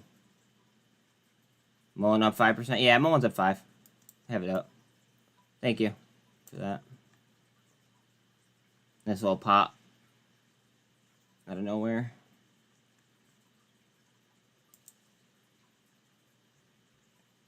T2 down 2.7. I thought we were going to have continuation today, to be quite honest. Bitcoin down to 2790. So, holding 27,000 at the moment.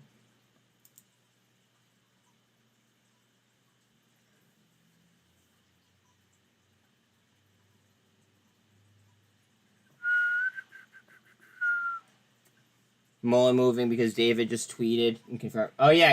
He'll be on at 2 o'clock. That's right. 2 o'clock. Let me make sure that I can get him up and live, though. I'm pretty sure I can. No, wrong button.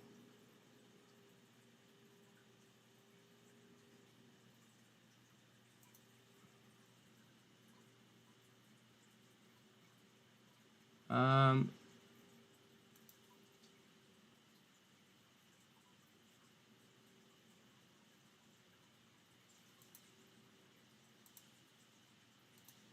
want to go back to that. What the fuck? Hold on.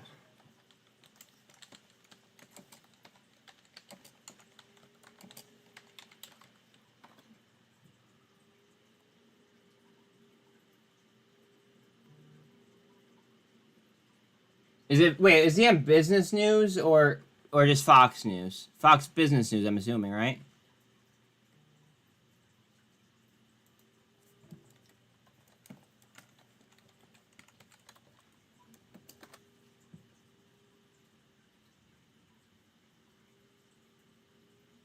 Oh, they actually have a YouTube channel that I could just watch their YouTube channel, I believe.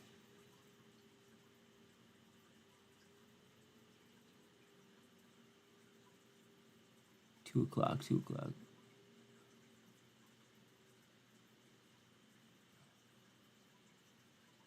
No. Wait.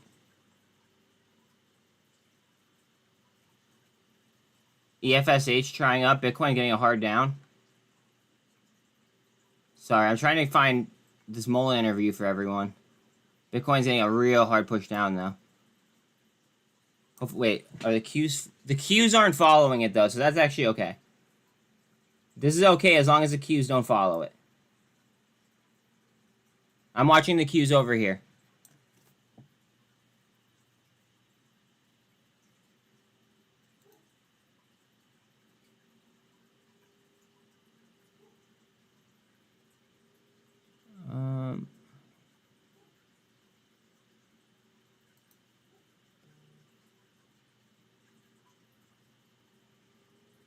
Alright, I found that stream, by the way, so we should be able to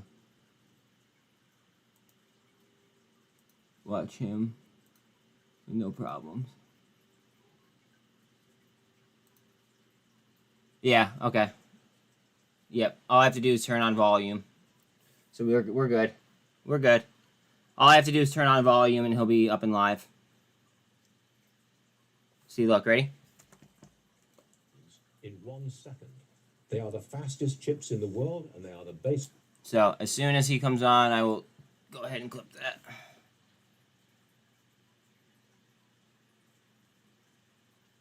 Oh wait, I should actually throw that in the title.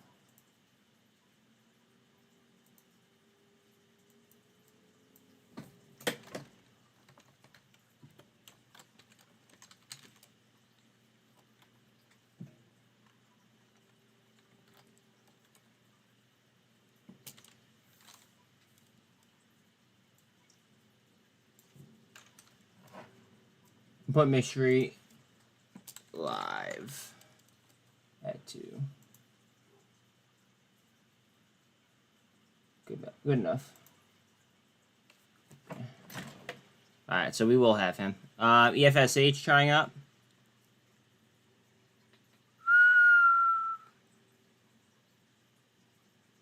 T2's just following that trend line down. Don't like that.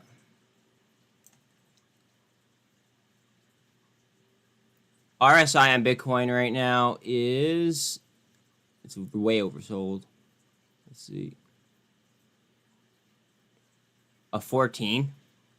A 14.5 is the RSI on Bitcoin right now. Okay. 13.05.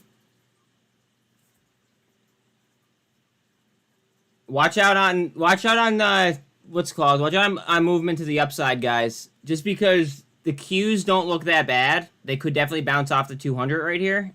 And because of how sold or how oversold Bitcoin is, I could definitely see a big engulf back.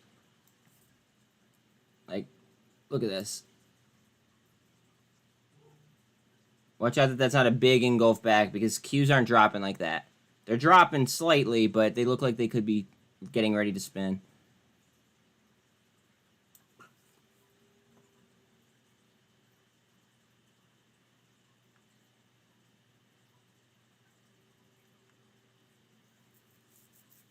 I wouldn't be surprised if during Mishri's interview, if the stock drops, and then after he's done talking, it rips. Like, I just feel like they're gonna try to fuck with their psyche a little bit. They're not gonna make it like too easy on us.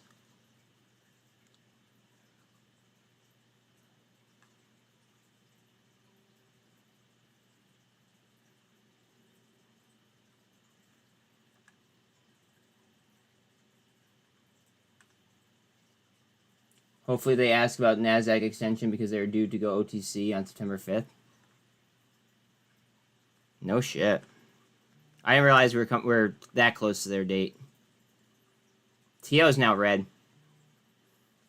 Mom, hopefully you profit took. Let's see.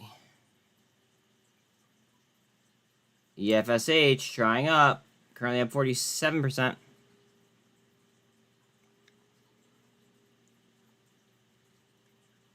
Looking for the reversals, like I said.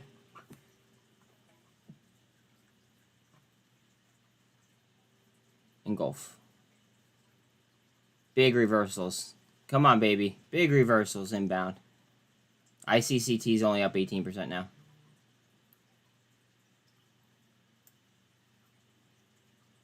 EFSH 55%-ish. RSI on Bitcoin is under 30. What the hell is it? 24.18.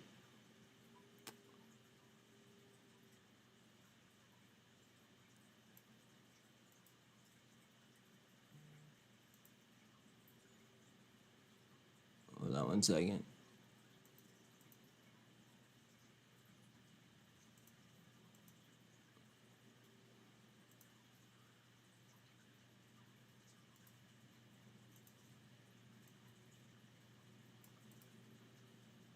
Chart settings. No, wait. Chart settings. Let me take.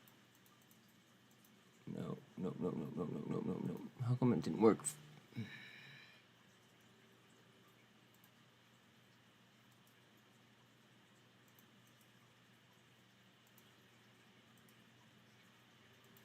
Settings. There we go.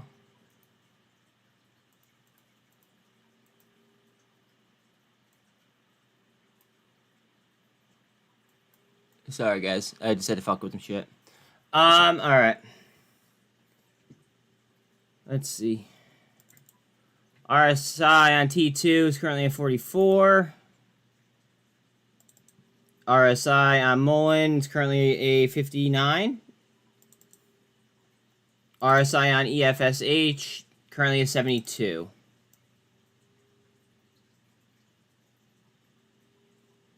Oh.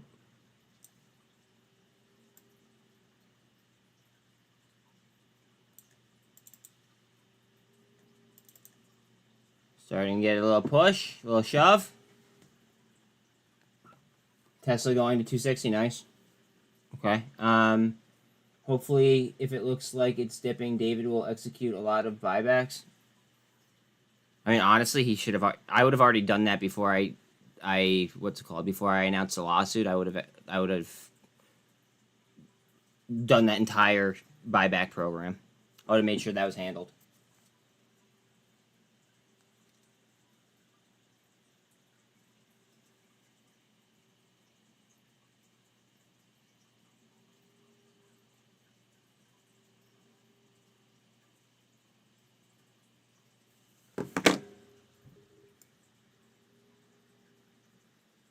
Qs on the 200. RSI on the Qs is at 45.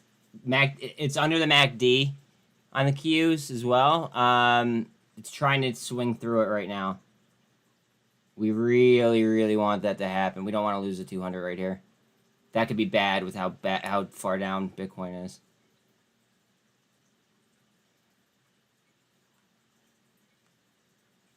AI went red, down 0.5%. SPY just dropped 452, still up about 0.2%. DNA 228. GSAT up on an agreement. You know, GSAT ran 2 days ago though, like a lot. I'm wondering if somebody knew about the agreement. Like, I wonder if there was like insiders that bought it up and it started to run on the agreement news. So, like, I wonder if that's priced in. Because wasn't it up like 40% the other day? Like 30%? Bitcoin's trying up. Let's see. It looks like it's trying to cut the MACD on a bigger chart. Let me go ahead. It's trying to cut the MACD. RSI is 28 on Bitcoin.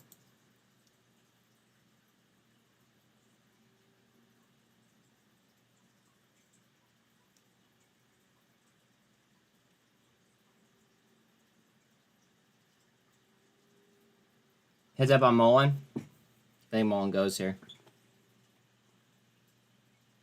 I think we're going to get a lift, actually. So long as Bitcoin doesn't drag us to the bottom of those fucking supply zones.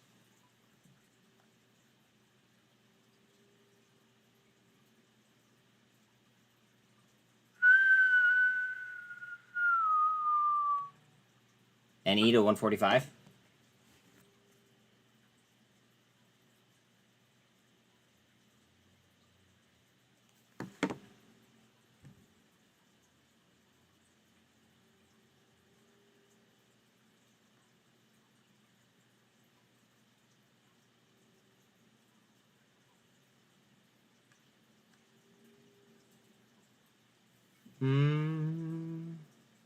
NVIDIA 0.6.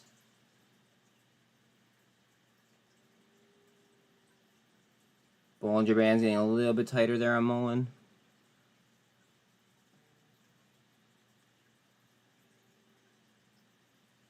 Tesla just off 260, almost 1% up.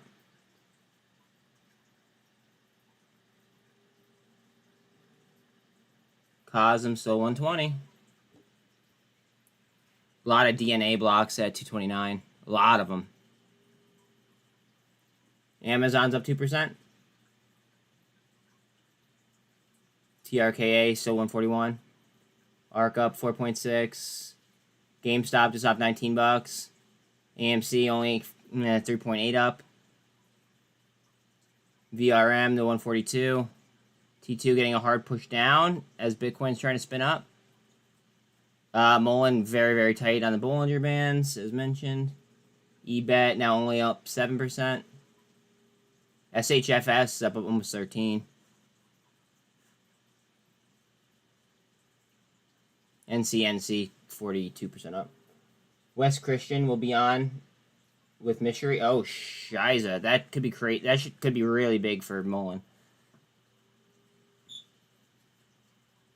I mean, I just wonder if it's going to be buy the rumor, sell the news, though.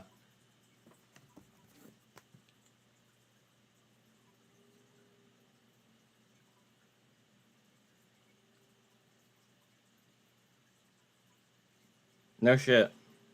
Thank you. Yeah, so West Christian's in.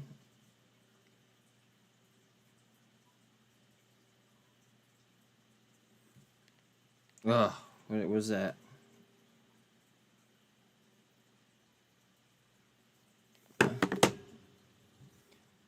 Bitcoin looks like she wants to swing. RSI is a 33, and it's cut the signal to the upside. Let's see if it goes. As far as the Qs are concerned, RSI is a 51.54, and it's cutting through the MACD right now. Looks like we're getting a market swing to the upside.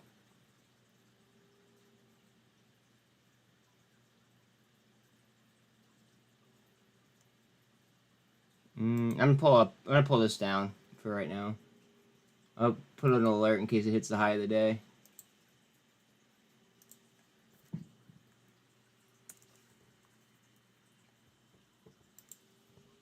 Good morning, Core. What's up?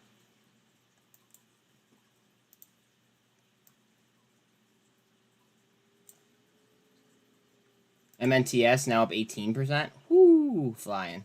Light volume though. Remember, they have a deal with SpaceX. Keep doing you after dumbish. Yep. Straight up. I appreciate that, man. Just off a gold cross for NCNC. Filling out a pennant, actually.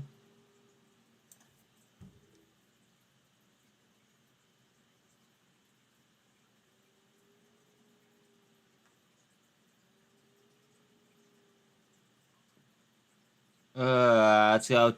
Come on, Bitcoin. Spin for us. I think for MULN, it will be an end to the speculation, the beginning of explaining as to the rampant intentional criminal trade. That could actually be very, very true. I like how you think. Because that's... If West Christian is now being, like, thrown into the mix, like, I don't know. You have to at least respect it a little bit more, right? NCNC trying to bust a pennant.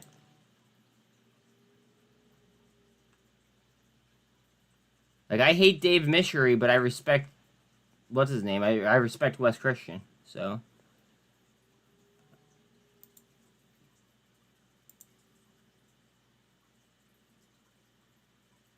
If you don't know why I drew that, it's because this is engulfing.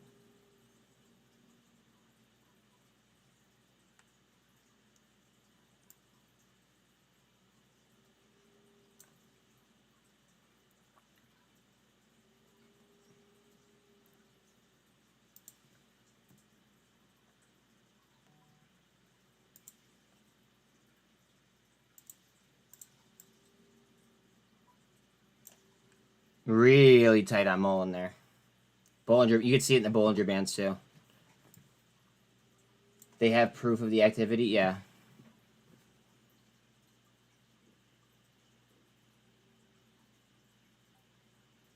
Did West Christian say that they have proof?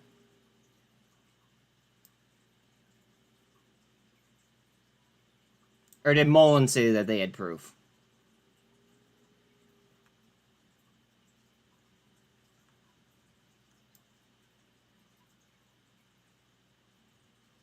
Because there's a big difference there. Watch out on T2 here. T2's about to go. I think. So is MULN. I think they're about to both get a handle here. I think Bitcoin's gonna spin too.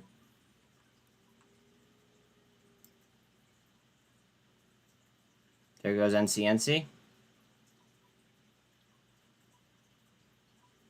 Lawsuit says it all out. Oh, lays it all out. Okay. And just to confirm, because in all fairness, I didn't read the full lawsuit. Okay. They are being represented obviously by Wes Christian. I would assume if he's going to be on the TV with them, right? If they're going to be on Fox Business News with them, I assume that they're representing them, correct? It'd be pretty stupid if they didn't, or if they weren't. You know. But gotta ask. NC working its way up towards VWAP, trying to break pennant. Correct. Thank you. T2's Bollinger Bands are just extremely tight here, guys. This is unsustainable. Bollinger Bands on Bitcoin look unsustainable as well. I think that's just way too tight.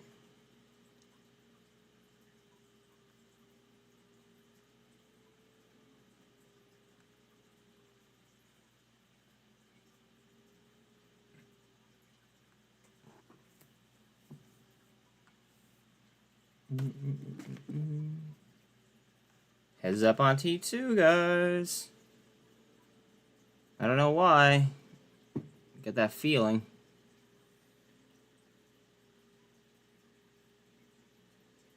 The FSH now up 45%. VDRM up 14.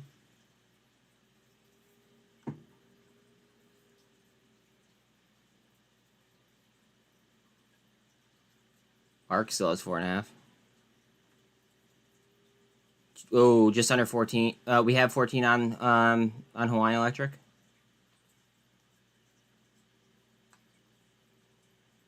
Snap up 2.5 ish. Boyle's moving. Boyle's moving nicely. Look how tight Bitcoin is. That's unsustainable. So unsustainable. Something's gonna happen there.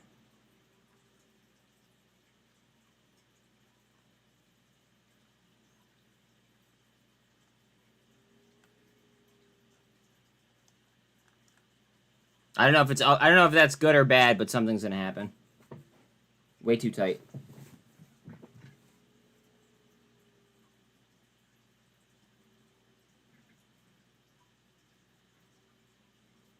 Oh, please don't flush us.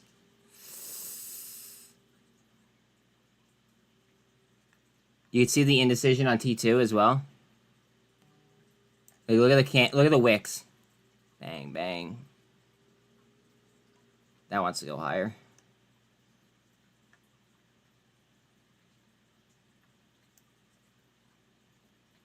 Just off a gold cross with NCNC. Currently up 44%. 48 is just off the 200. 24 and 13 are already over. And MULN is trying to hold on to VWAP.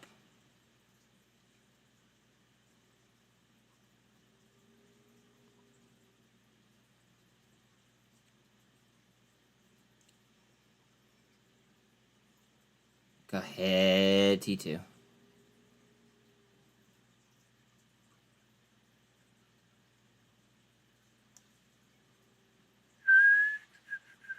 LGHL, which we looked at in pre-market, is now up almost 11%. Saidu back to 8.3 up. Oh, T2 looks like it wants to curl, but not putting it in. ADTX up another 4%. Oh, ADTX still moving. Up 16. I gotta pull up ADTX. It's popping. ADTX.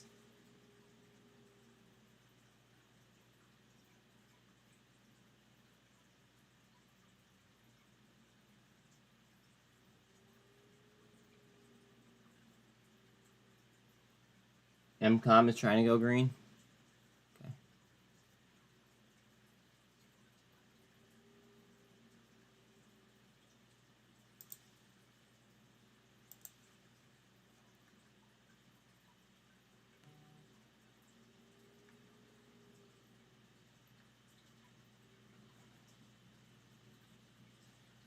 MULN down to VWAP. Where's MCOM? AI down 0.5%.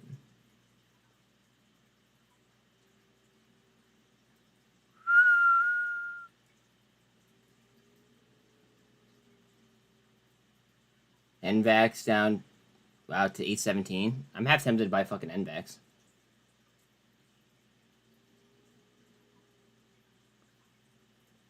XDC just off 6 cents. Fuck. T2 with super. Rejected.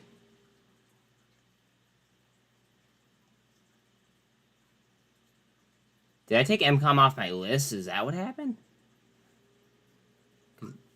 That's exactly what I probably did.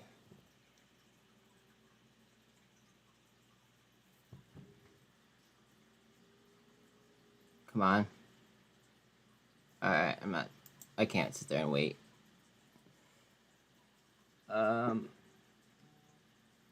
Carvana's up 1.16.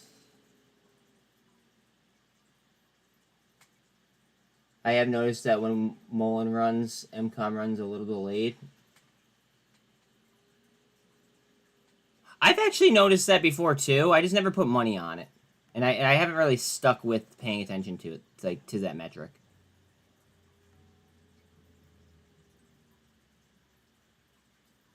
I don't know if that makes any sense, but about to get a gold cross on NCNC.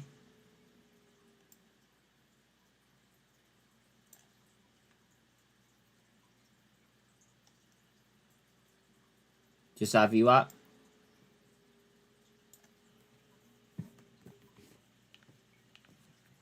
Bear with me and see what this is.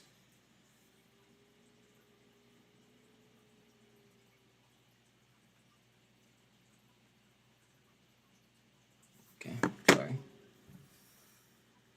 Bitcoin going for the third little soldier.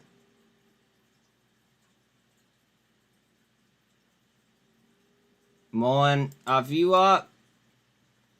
MULN's currently up 2.5%. NCNC coming up towards VWAP.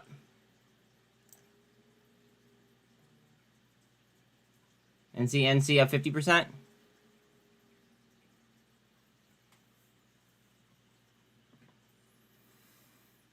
I don't consider MULN running until it hits above $5. Then we got some. That's what I'm talking about, bro. That's what I'm talking about. I mean, like, if like say that people were to go ahead and snipe it low, I get it. Yeah, like yes, then at that point it's running. But for people that have been here and like have like seen like the downfall of MULN, like for us running isn't like running until like you said, like around like $5-6. NCNC trying to bust. $5 without a reverse split. Yeah. Something like that. Like it's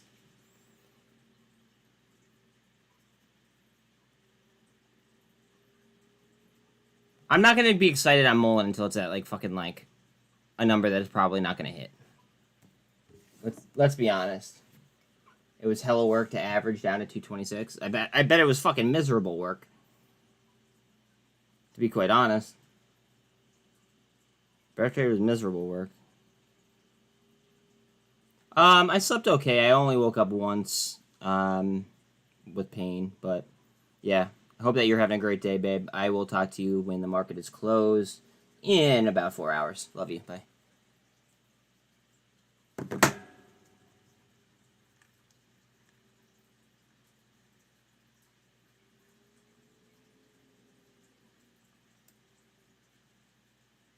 T2 down 2.5 still. Well, 2.25. MULN at VWAP. There's no way that this line works. I'm gonna chart it, but there's no way that's accurate.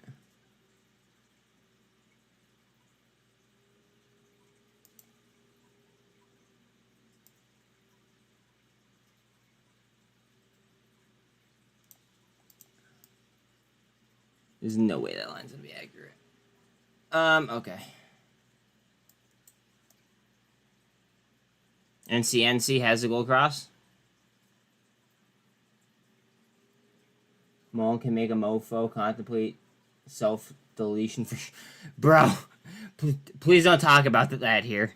Please don't talk about that here. I hear what you're saying, but please don't talk about that here. I absolutely hear what you're saying, though.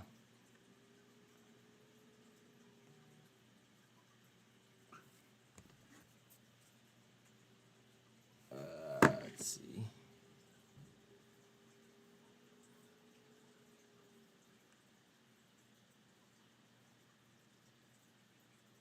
T2's trying to wrap. You see it just over the 48. NCNC trying over the VWAP.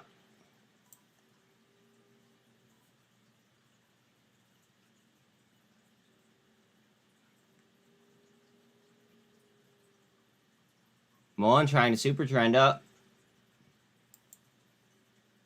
Currently only up 3.5. Yeah, 3.3 up on MULN. Approximately.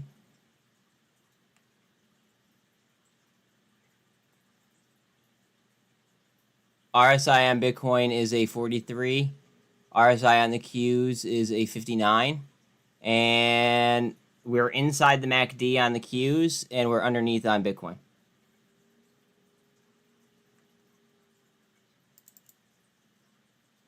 Underneath on Bitcoin.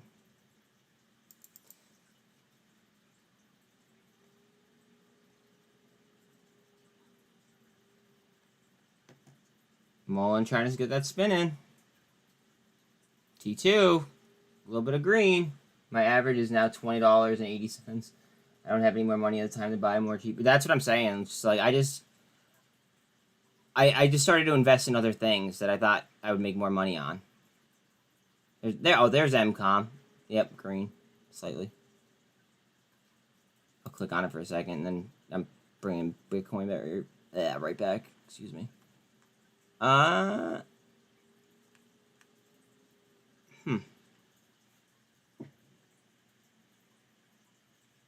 They're light volume though.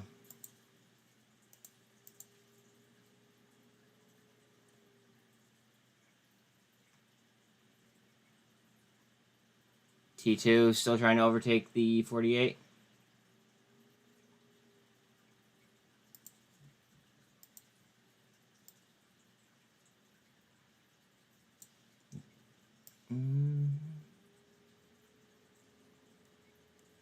I wish I could delete some of these lines on the Bitcoin chart, but deleting lines would be like against my philosophy.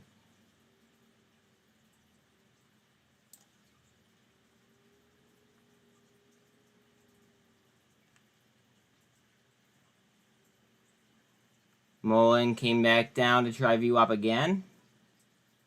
NCNC does not like above VWAP. Currently in between the 48 and VWAP right now.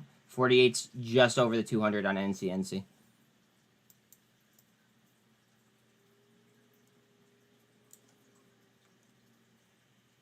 That could actually be a support line right there.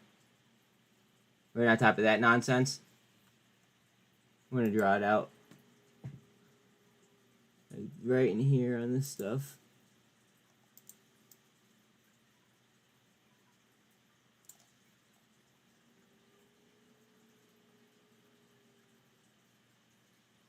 Hard down to the 48. T2 is still trying to get the crossovers. 13's coming up towards the 48 now.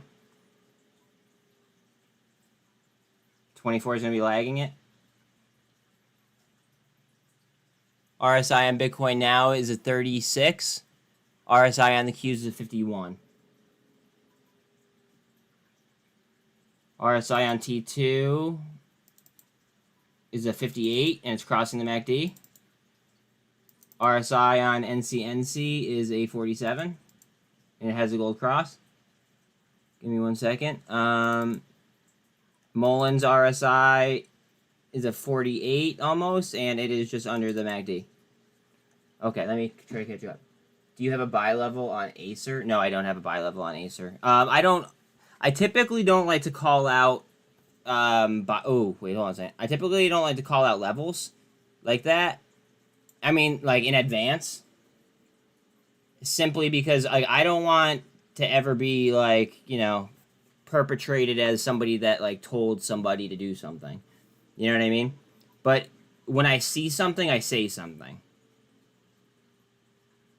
If that makes sense. Like, I'll look at it in a second. I just want to see what T2 does here. Alright, fuck it. I'll just look at it right now. You said Acer? A-C-E-R. Okay, first of all, it's a therapeutic stock. I hate the FDA. And I know that's weird that I'm saying that because of T2. But T2 has a contract with the government, and it's a medical device, not a drug. Oh, they're getting bought out.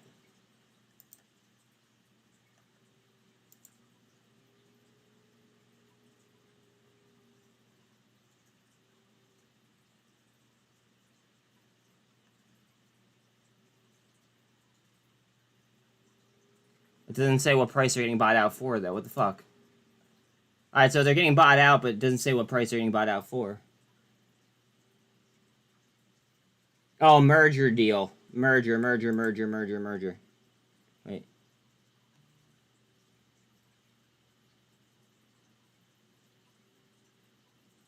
Okay, yeah. That's just... They're gonna merge into... What's it called? Into Zevra? Whatever the fuck Zevra is.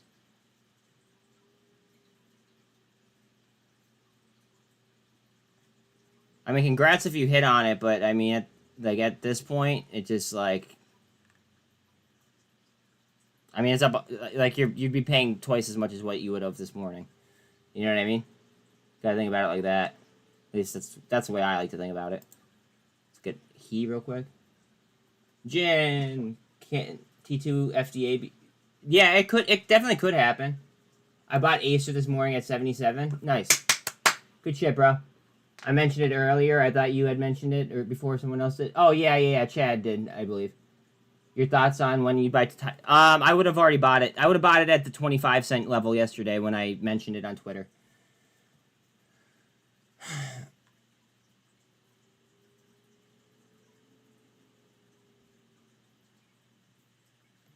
You guys should follow me on Twitter, by the way. Because I tweet shit like that all the time. It's just at Buzz Margin Call. I literally said, can T2 turn at a quarter here? And it turned at like 24.20. And then I tweeted, or I messaged, what's it called? I messaged, like my messenger group. I messaged them that I thought it was a potential load zone. And then that was at like 24.5 cents. And then it took off.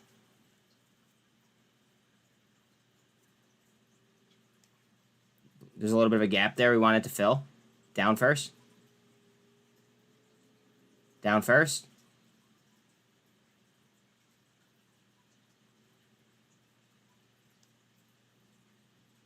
NVEX 822. Hood lost 11. SPY up 0.2.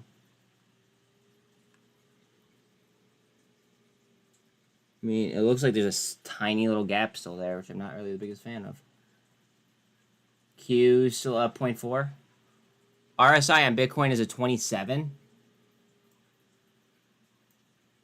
RSI on the Qs is a 42.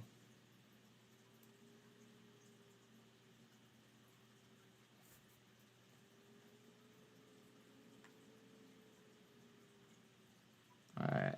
Looks like we did a little bit more volume in that gap. Hawaiian Electric trying back up. Let's go. Time to rally. Time to rally. Let's go.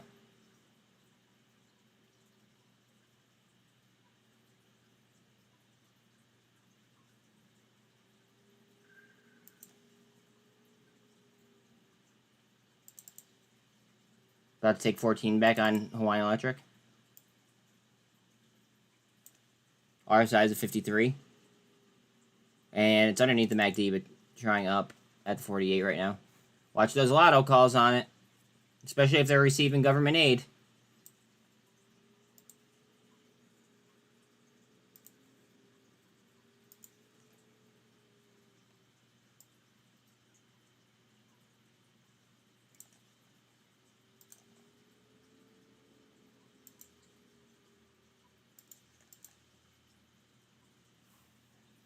Bitcoin getting a hard push.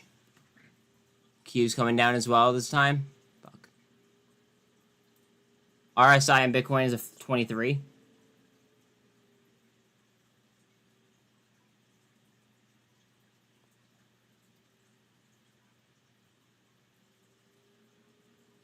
Alright, we're starting to engulf. It's coming right back. Like it. Alright, let's move up.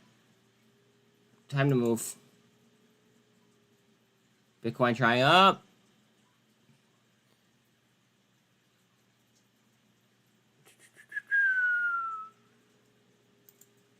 EFSH back to 53%. Big pennant right here forming on EFSH.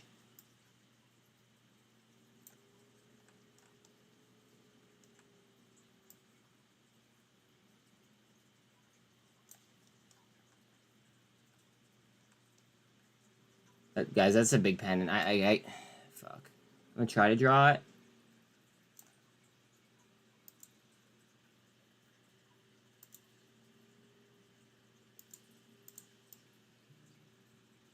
There we go. Good enough. Yeah.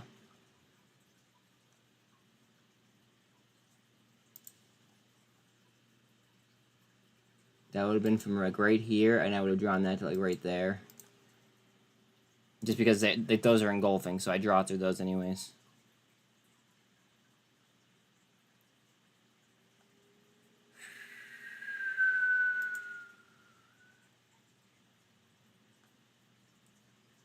Remember, Hawaiian Electric is receiving $100 million from Biden.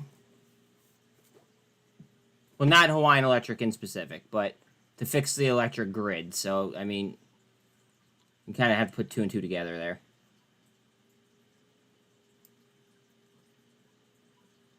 EFSH looks like she wants to try higher.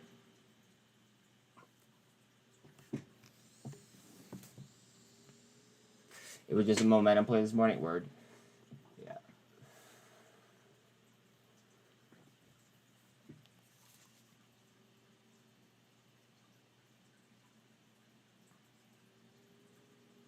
What is this?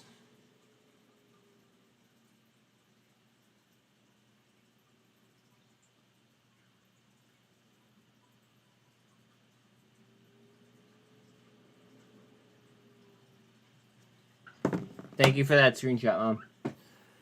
Appreciate that.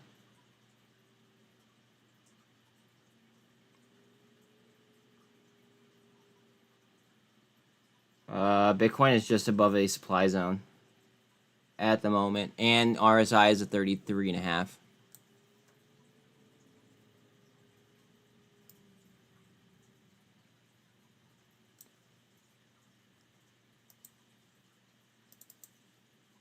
RSI on EFSH is a 55.5-ish. JS, what's up? Getting ready for T2 to blast? Here we go. The grid on Oahu and Maui are both controlled by Hawaiian Electric. Used to be separate, but they were bought out by Hawaiian. That's awesome for my lotto calls on HE. Everybody that's interested in the Hawaiian Electric play should look at what JS just wrote. Thank you, JS, for that info as well, bro. Or if you're a woman, broette.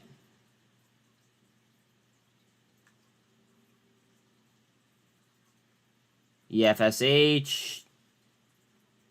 Pushing.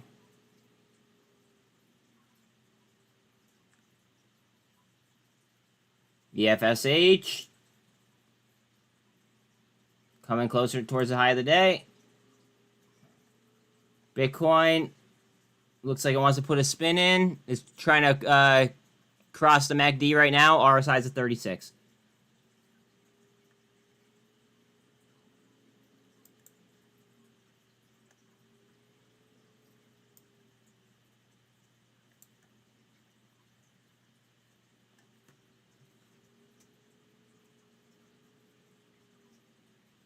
JS, do you have me on Twitter? If you do, is there any way that you could tag me in a news article about that? That way I could retweet it for everyone?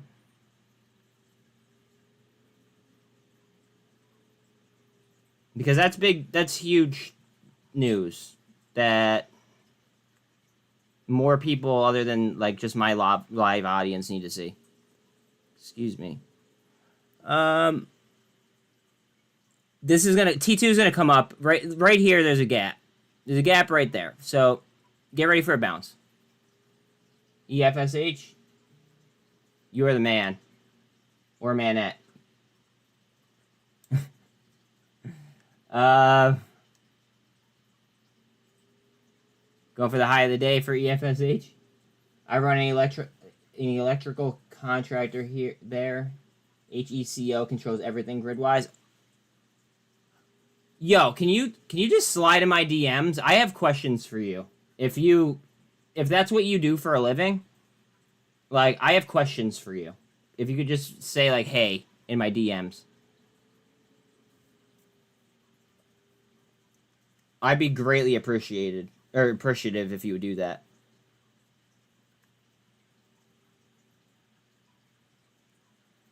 Just off the day high. T2 still eating supply in between the 48 and the 200. Just underneath VWAP. ADTX 13% up. MNTS 20%.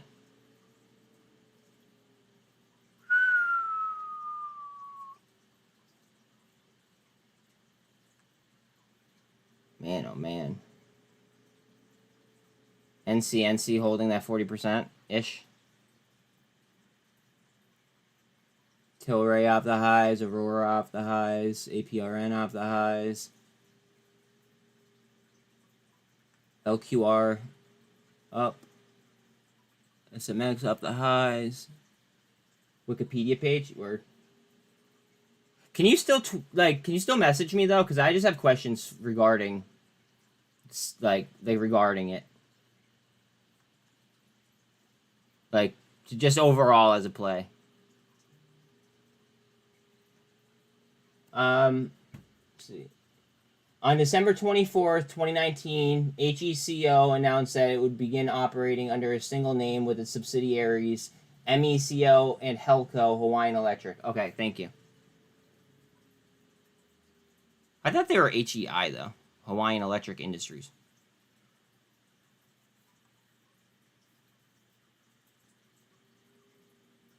Bitcoin's going to get pushed down. RSI is a... What the fuck is the RSI here? RSI is a 21 on Bitcoin. RSI is a 36 on the Qs. And we're under the MACD on both of them now.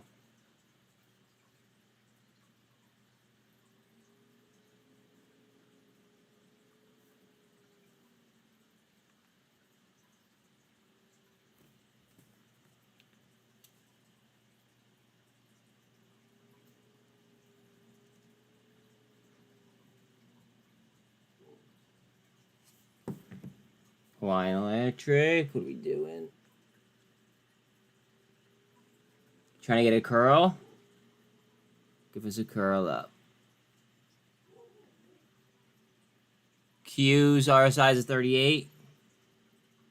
T2 trying on a super.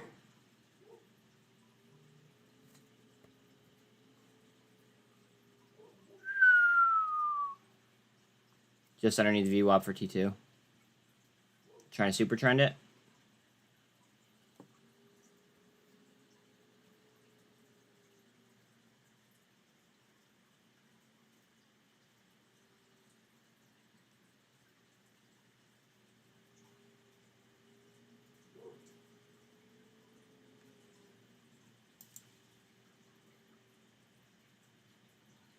chewy 5% off the bottom.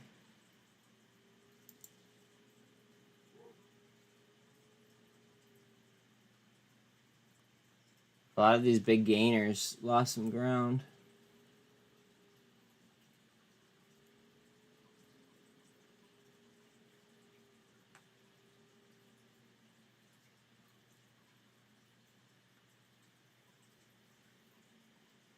Snap 2%, so it lost about 0.5% there. 13 over the 200 on T2. 48's gonna be coming. Hawaiian Electric trying the 24.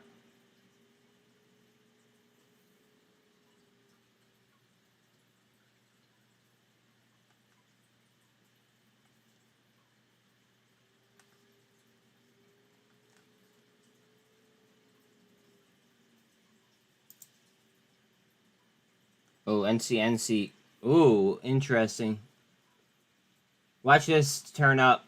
This is at a crucial level right here on NCNC.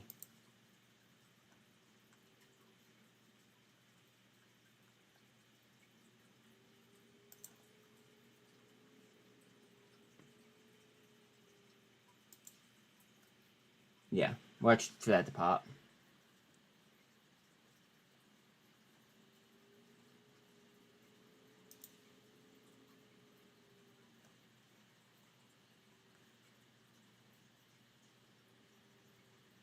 Volume still light on T2.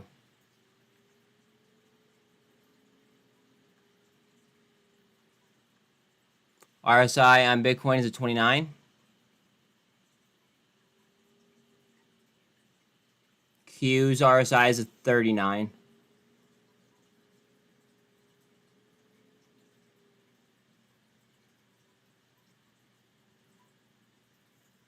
TRKA moving up slowly. Can you let me know when it starts moving up fast?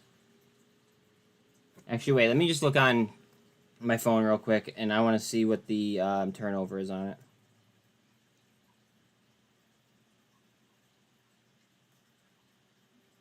It had like one big candle. Turnover on what's called on TRKA is only 1%. Volume's light on it as well. No liquidity in the stock.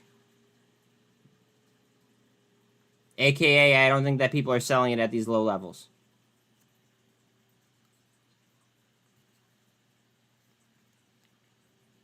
I'm actually gonna, I'll tweet it out and share the volume and everything. Hold on. Hawaiian Electric looks like it's about to go.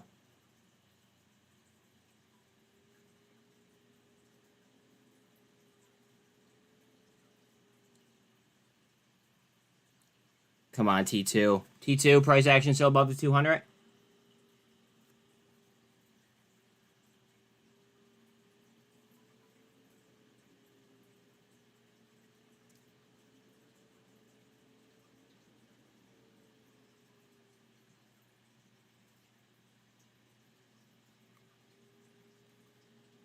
All right, there we go. Sorry, I had to tweet that out.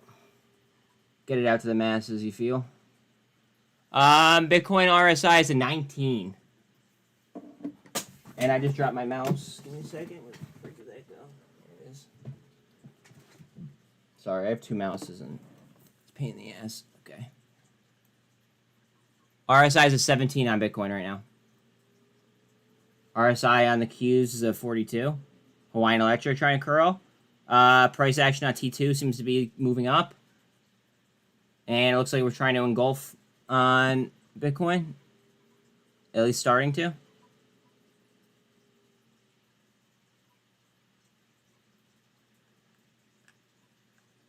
Hawaiian Electric. Come on, baby. Right up. Pop that. Watch out on lotto calls. Like lotto leaps, basically.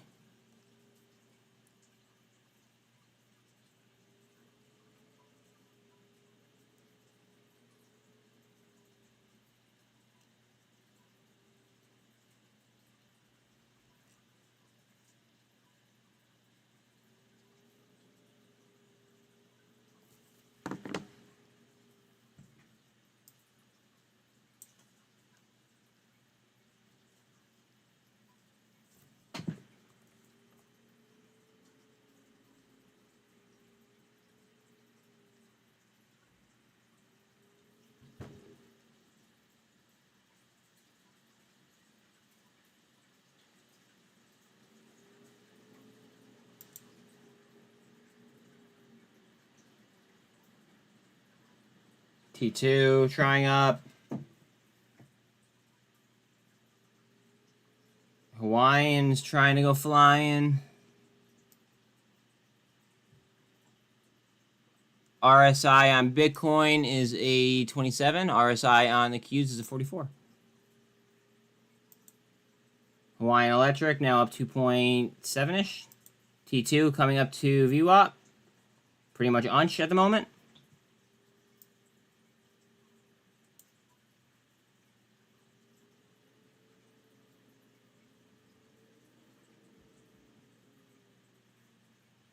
Ooh, trying to get the 1348 on Hawaiian Electric. It's close. It's going to get it with that type of price action. Bitcoin pushed down though. RSI is a 21. The Q's RSI is 38.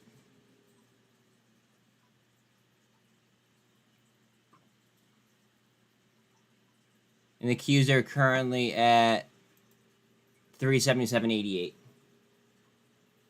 Just to be a little bit more specific. Just off the gold cross for T2. Very, very close. Inverted hammer followed by a hammer on Bitcoin. Usually that is vindicative of a trend reversal. Whenever you see that, whether it's an inverted hammer and then a hammer, or you know, opposite, usually that's a signal for reversal.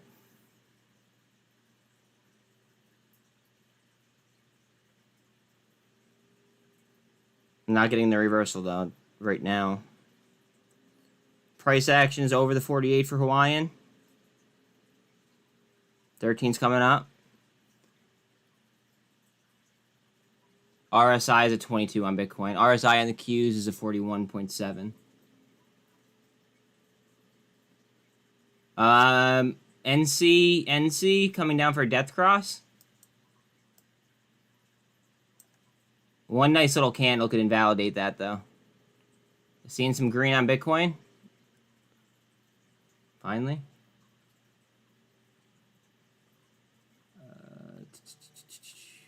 EFSH now up 60%. Hey, Alan. Ooh. Alan. What up? What's up, buddy? How are you? Good. How's it going today? Going good, man. Going good. How's your day going? Oh, it's good. Oh, give me 1 second. I forgot to. I unplugged something. Shit. Oh, David Mishery is what's it called? He's going to be on Fox Business News at in like an hour and a half. We'll be streaming that. Cool. Yeah. Did you see their lawsuit or no? I've heard little bits about it, but I haven't read it. So I haven't read the entire thing, right? But from, I guess, the key notes that I would take away were that they said that they had like 43 million, you know, that they could prove 43 million synthetics. And I believe Wes Christian is representing them. Nice. So like that makes me like, you know, think to myself like, huh, is it time to start trusting Dave Mishery?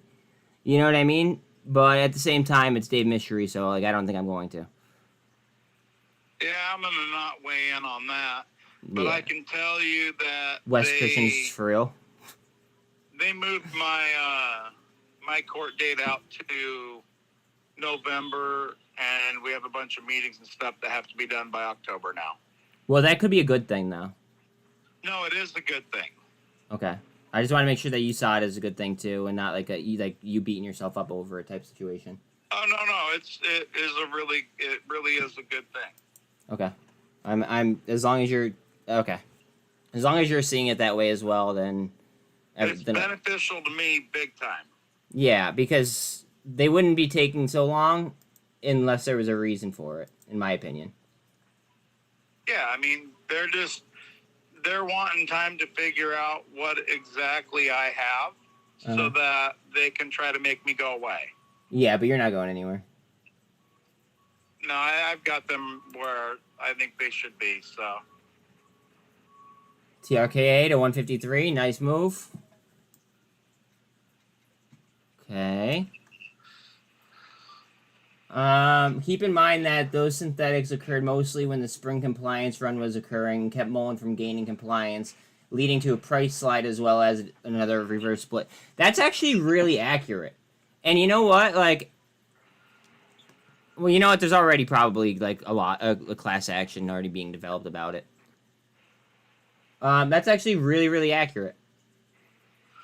You know what happened at the? Are you familiar with what happened with the MULN show? Not completely. No, what happened?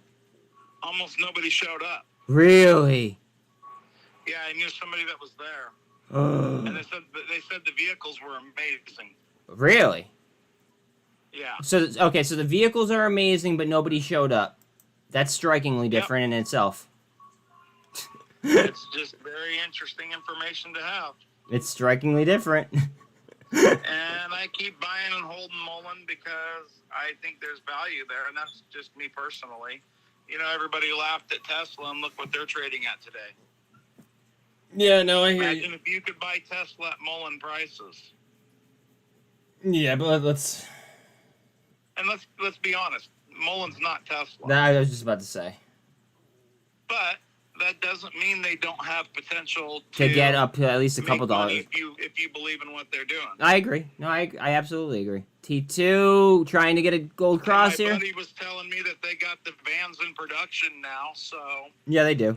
They've had those in production, if I'm not mistaken. And, you know, everybody's saying, hey, let's see some production. Well, they're producing those vans, and those vans are worth, you know, good money. Yep. RSI on Bitcoin is a 30. RSI on the Qs is a 51. On Bitcoin, it looks like we're about to cut the MACD to the upside. Well, guys, I'm going to let you go. I got to get back to work, but I just thought I'd check in with everybody and say good morning. Well, thank you for saying hello. Yeah. All right, buddy. I will let you know as my lawsuit progresses how it's going. Yeah, please do. I'm sure I'll talk to you later on or something. Oh, yeah, for sure. All right, man. Well, have a good one. All right, later, bro.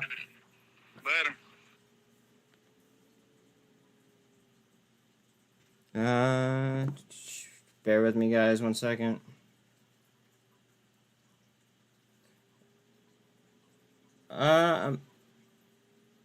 Okay. All right. So, Jay. So, if they're going to receive a good amount of money to fix the electrical grid, right? Is it safe to say that Hawaiian Electric is most likely going to be like the biggest beneficiary of that?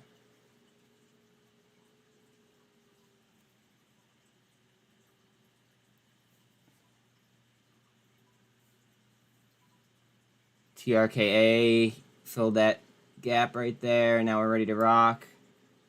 TRKA is light on volume, though. I want to be very, very clear about that. RSI is a 60, almost a 69 as well.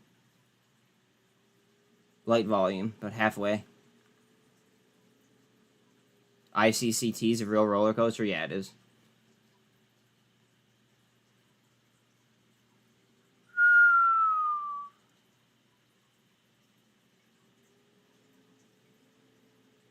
Tilray lost 10%.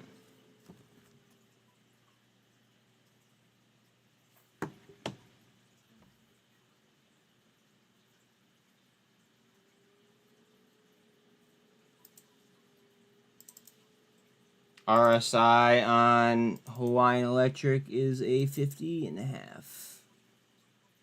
T2, 46.5. TRKA, 66.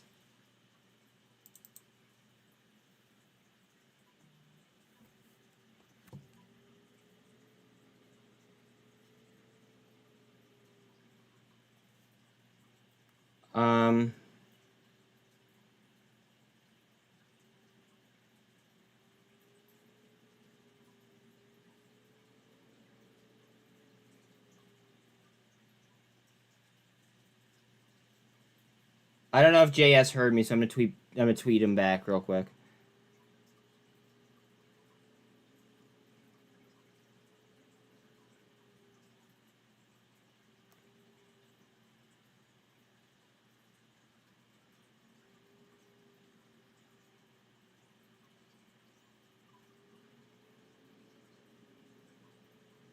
I'll keep you guys updated on what's tweeted as well. Look at T2 trying on a super trend.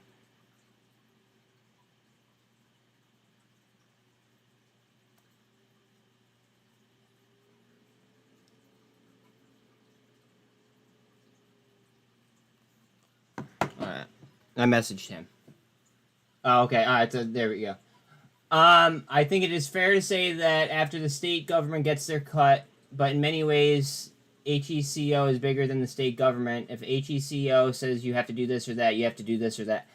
HECO says no, you can't do that, then you can't do... Okay, so basically... Okay. So, let me ask you this, JS. I don't know your experience with options trading, right? But there are some heavy gaps to the upside on Hawaiian Electric now, right? Like, there's a gap up to, like, $32 on the daily, right? Would you feel confident that this is going to, at some point, within the next, let's say year, let's say that I bought Leaps, within the next year, like, would you say that, like, you think that it would return to, like, somewhat similar levels? Maybe a little bit less, like, obviously, just with the valuation. And no, not financial advice or anything. I'm just curious because obviously you have intimate knowledge of, like, the grid there. I'm just thinking that, like, if they're going to get a bunch of aid, then realistically, then they got oversold for no reason.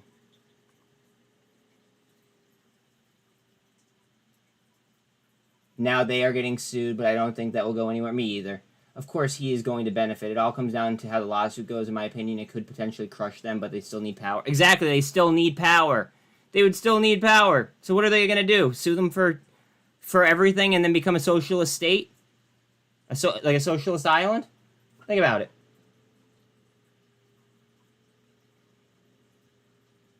Okay. And yeah, thanks for throwing in not financial advice. You're right, Bodhi. I had to mention that. Yes, Hawaiian Electric is not going anywhere. Like I said, they are bigger than the state itself. They control all the power. Thank you very much for your insight, JS. And now I have your Twitter as well. So, like, if I have any questions, I hope you don't mind if I slide in. Also, feel free to slide into my DMs if you ever have questions as well. That goes for all of you guys that are watching.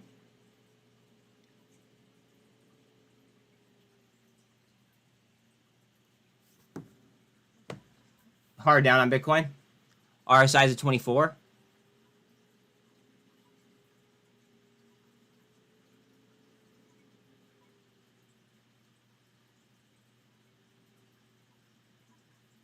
Qs went down with it, but the Qs are engulfing back just like Bitcoin is. Love it. Engulf right back. I like long-dated calls on He. That's me.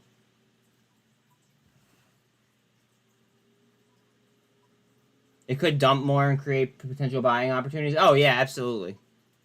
But lottoing a few dollars just for some gap play on long calls, to me, doesn't seem that reckless. You're entering EFSH. It popped already. Didn't it just pop? It just popped. Yeah, that's the one we've been tracking. It's already up 70%. I mean, you do you, homie, but be careful.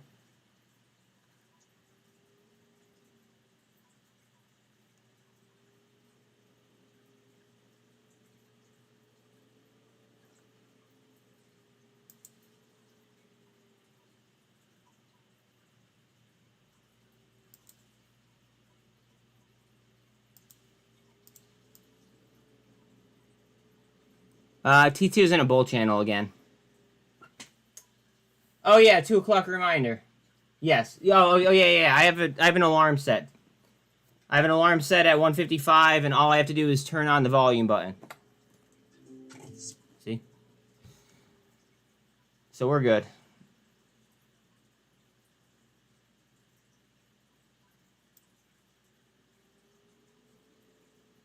This Is this really happening?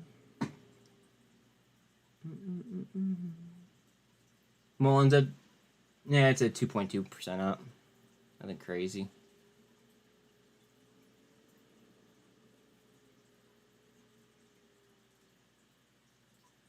RSI on TRKA is at 58.5. He 49.1, and it's pretty much inside the MACD. T2 RSI is at 49.1. Hard down on Bitcoin again.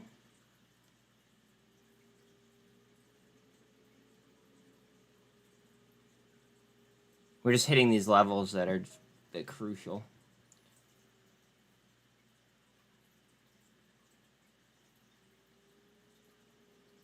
They tried Bitcoin down further, and then it came back and engulfed a bit.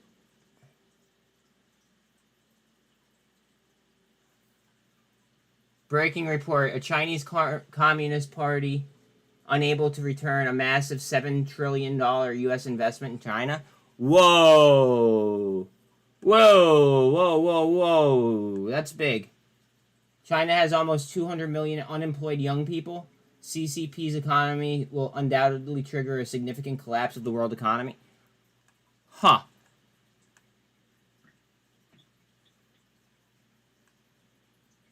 Huh. That's interesting news. If you want to, see that news again or hear that news again, just look at look at chat. What are my thoughts on MULN? My thoughts on MULN are, it seems like he's serious about, I guess, stopping like the fucking around with the stock, but it's in big money's hands, in my opinion. I think it's in big money's hands all day long. And I think that this what's it called? I think that this show is going to be buy the rumor, sell the news. And then I think at some point it's going to offer a great buy-in price. I just don't know where that's going to be. Like right here, it might be, it might be the level. It might be. Or they could sell the news and it could be an absolute shit show.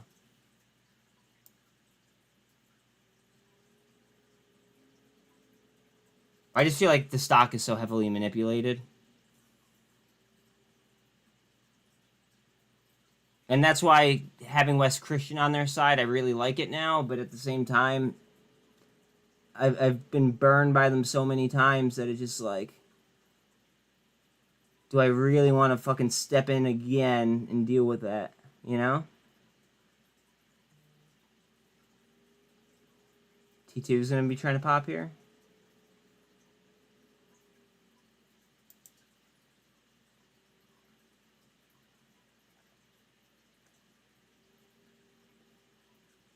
Bollinger Bands are very tight on he as well.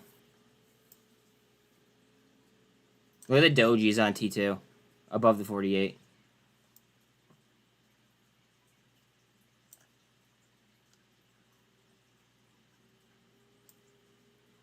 Dealing with the 48 on Hawaiian Electric. Bitcoin RSI is at 28. Q's RSI is at 38 as well. T2 trying to lift to break trend.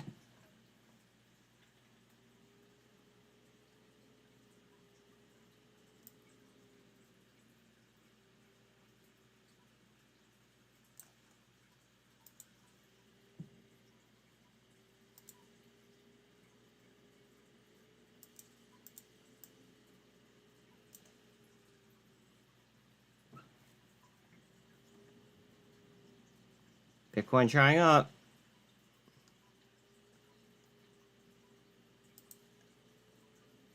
T2 still down 1%. And TRKA up 8%.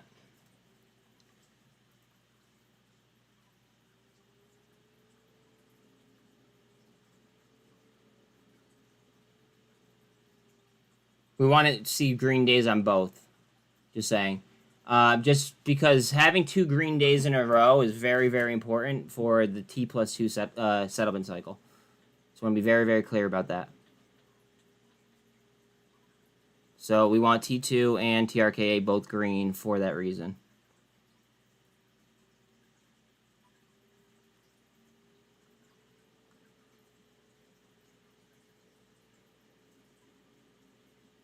Tilray came way down. Back to the 280s.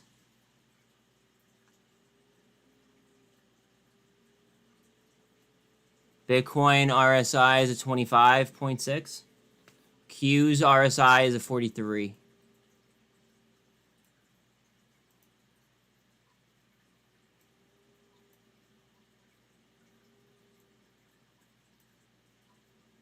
All right, sorry. All right, I'm down 85,000 on MULN, and I absolutely will not capitulate. I admit I'm over my head and underwater, but I will get my money back eventually. Bro, you have balls.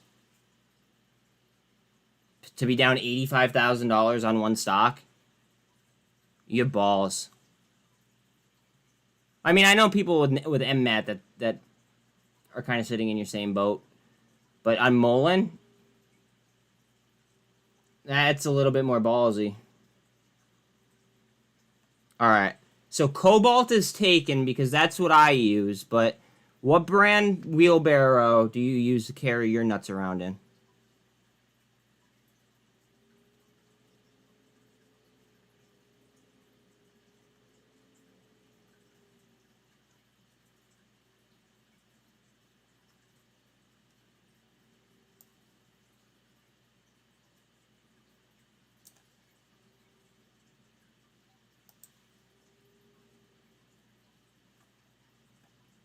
See, volume's only 323,000 on TRKA. Divorce IRA.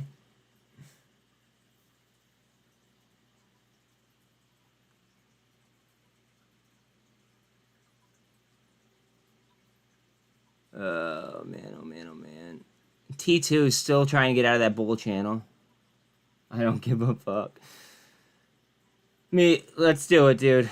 Let's just run it up. Run it up. EBS way up the highs. ICCT, 14%. ADTX, 21.5%. NCNC, about 34%. EFSH is at 48% up.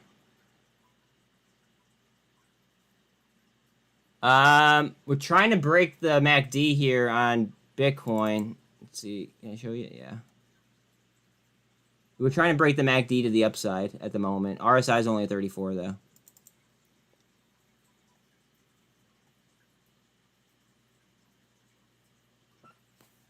They should all snap at the same fucking time. Or around the same time.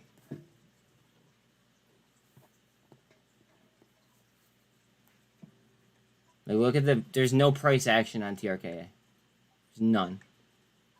Look at the candle wicks. Just back, forth, nothing. There's actually a little bit of a gap there left to the upside. 13's going for the 48 for Hawaiian Electric.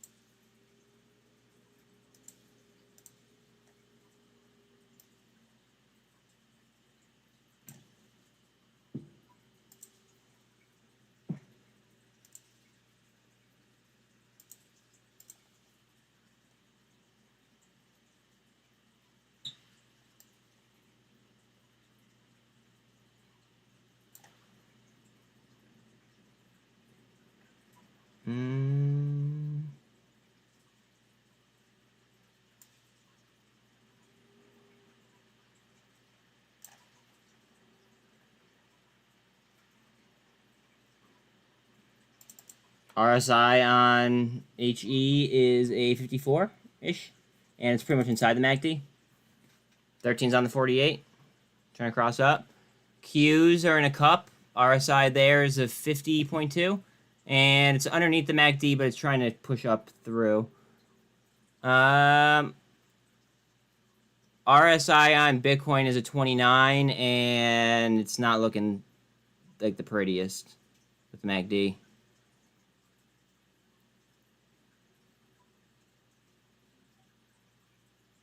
It like cut the signal back up towards the MACD, and then now it's cutting the signal back down, which I'm not really liking. TRKA, are we gonna get a pop?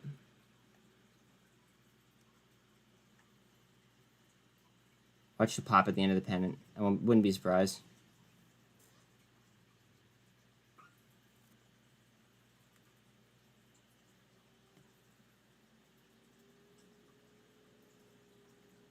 We're getting close. Getting close. RSI in Bitcoin is a 25.7. Qs is a 52.3.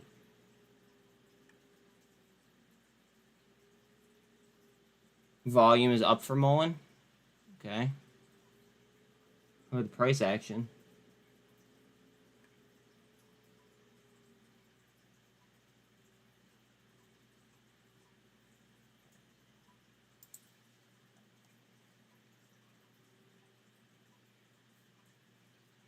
Turn my volume up. Turn your volume up. My volume's at the same level that it is every day.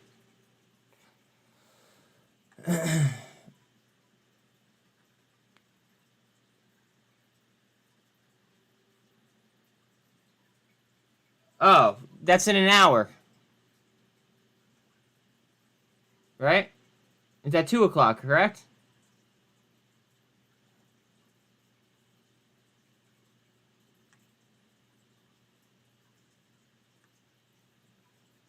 Yeah. No worries, dude. Okay. Yeah, no worries. Thanks for the reminder, though, even though it was a little bit early. I'd rather be early than late.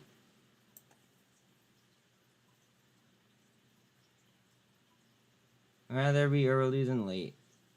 Blackstone's at 106. 230, Mom says. Alt preferreds are down 10%.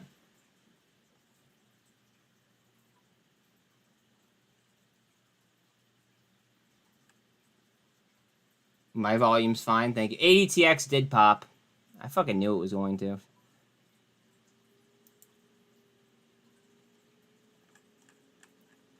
Fucking ADTX. I knew it too. Son of a gun. Up almost 40%.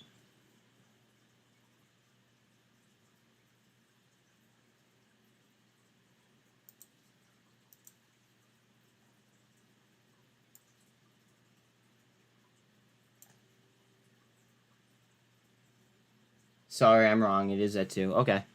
No worries. No worries. As long as we didn't miss it.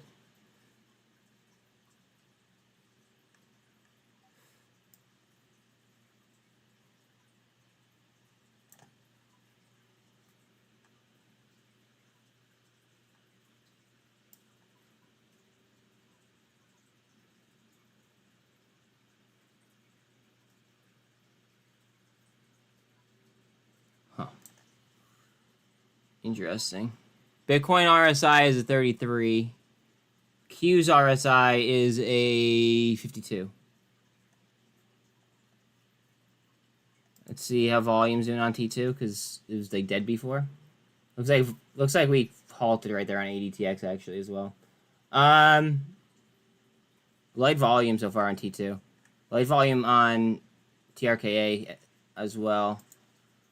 Volume there is 330.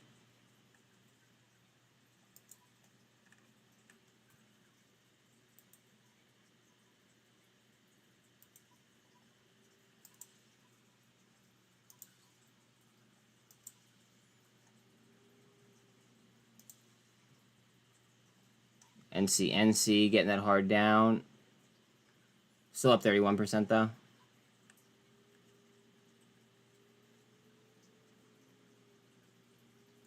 ICCT.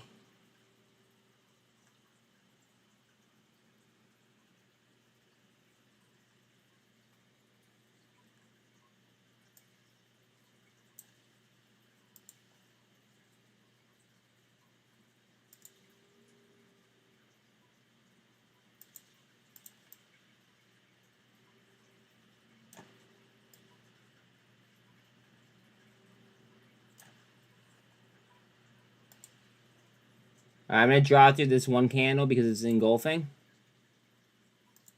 Well, I drew through 2 candles because it was engulfing. And there's ICCT coming to the end of a pennant.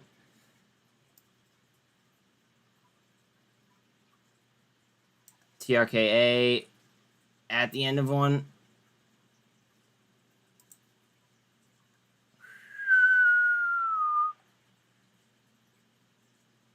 Bitcoin trying to turn the corner here. The MACD cut the signal. RSI is at 42. And then for the Qs, the RSI is at 53.2. It will be replayed on a lot of YouTube channels. Yeah, but we're going to play it live because that's what we do.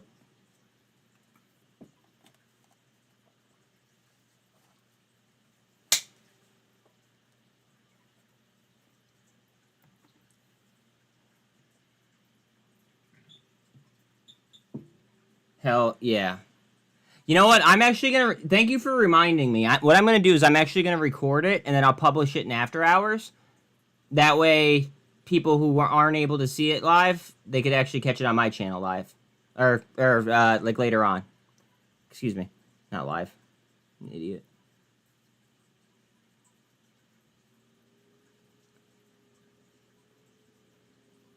ADTX crossing.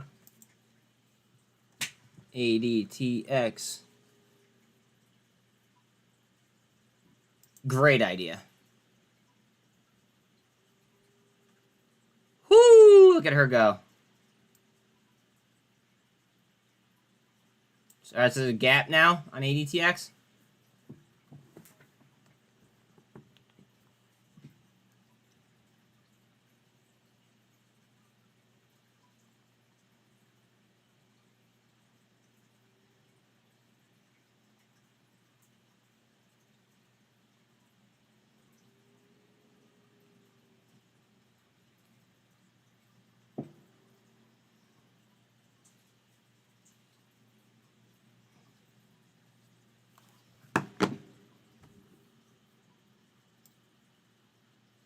Up 60%.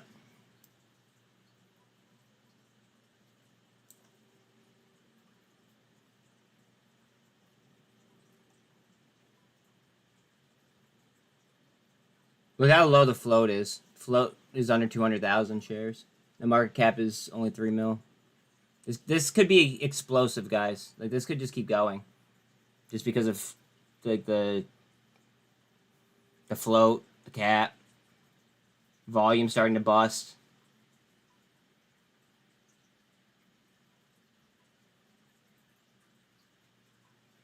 It looks like we broke the downtrend on Bitcoin. Now it's trying to break sideways. RSI there is a 42 still, 42.5. Q's RSI is a 58.5. Sorry, 61.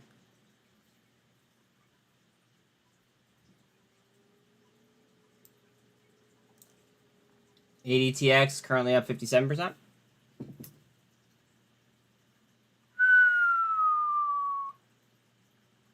Did I not call this out this morning? Just saying.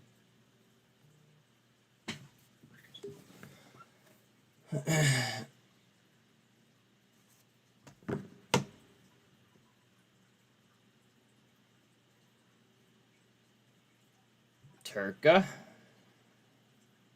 Trying to come up off of 48 there.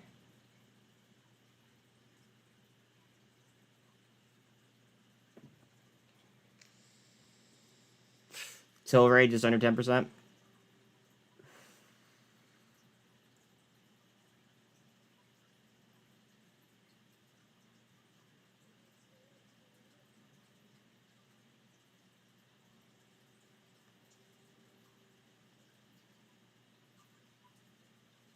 That's probably halted again. I'm so shot.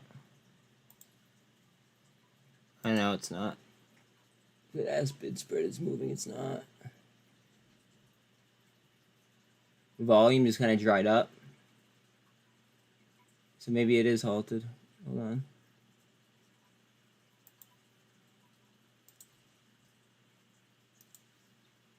Okay, let's see. So with EBET. EBET 7%. EBET 13 over the 48 right there. Still underneath the 200. Remember that filing that they just put through? It seemed like it was just for voting rights, guys. Like, it just seemed like it was all about the voting. Because they were for Series A preferreds.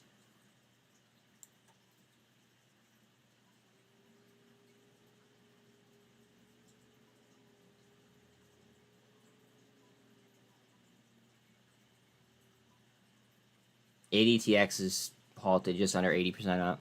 Bitcoin. You're going to give us some life? RSI on Bitcoin is at 45.1. Q's 62 is the RSI. Bitcoin trying there on a super. Look how tight TRKA is on the Bollinger Bands. Guys, 1 second. I have to go get my dog. She's like beating her head off the door or something. It's either that or a paw. Give me 1 second.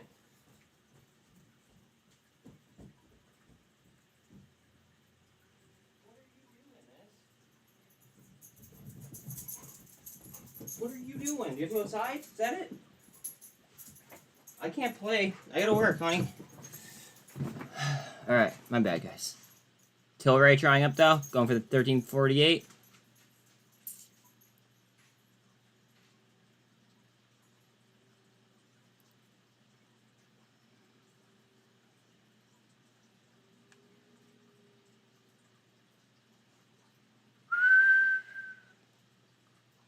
Tilray with a 13 over the 48 there. And it's on top of the 200 and view up. TRKA is just extraordinarily tight. Remember, that has light volume. We're in a bull channel on T2. RSI on Bitcoin is a 46.9. And then on the Qs is the 61. On the Qs, I do have to note, though, that the MACD is on its way over on top. Look at Tilray. Tilray. Gonzo. Get up and gone, please. And remember, we will flip back right to ADTX once it's unhalted. As soon as it's unhalted, we'll flip.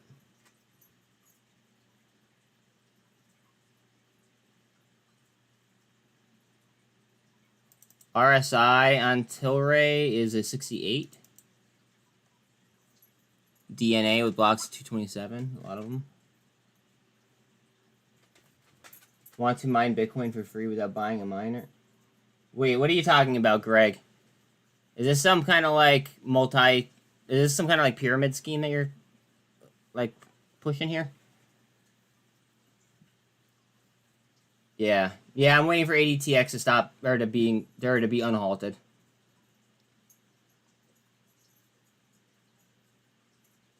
Bitcoin trying up here.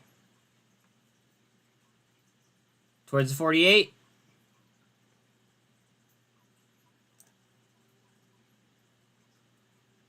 IVP halted, yeah. I'm afraid to click on that, bro. To be quite honest.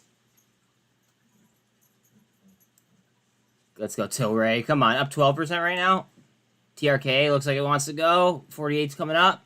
I have to let Bella out, guys. Give me 1 second. Let's go.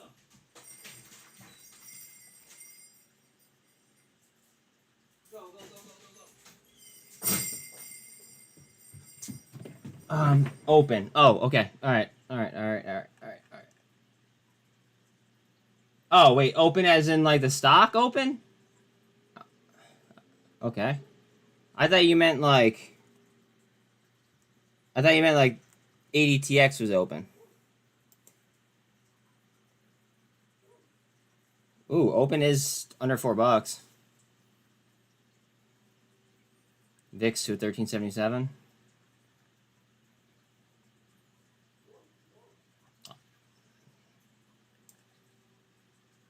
Could be support.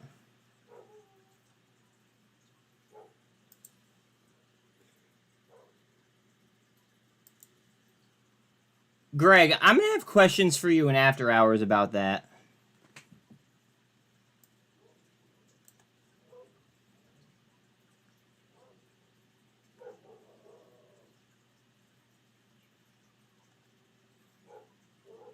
Snap 2%. ARC 3. DWAC 4. DWAC W also 4. GSAT 6.8 up. Open looks like she wants to swing now. EFSH back down to 40%-ish. NCNC 34.34.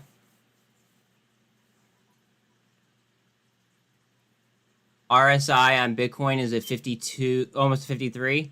RSI on the Qs is a 63 almost, and it's coming up to VWAP.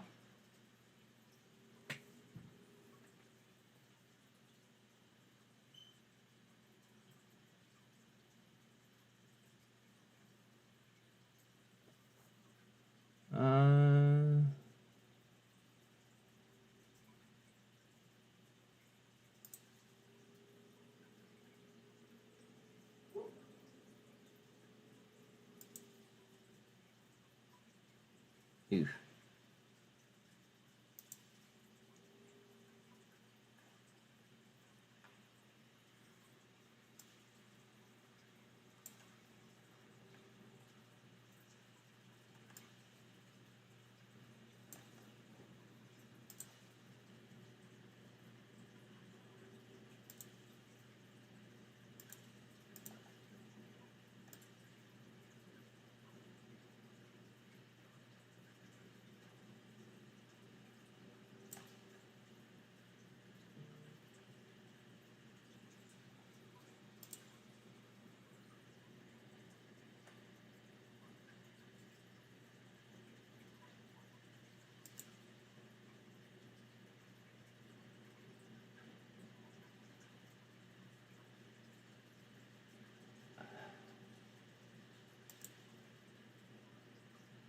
That's going to find a hard bottom right there off that. We're moving up.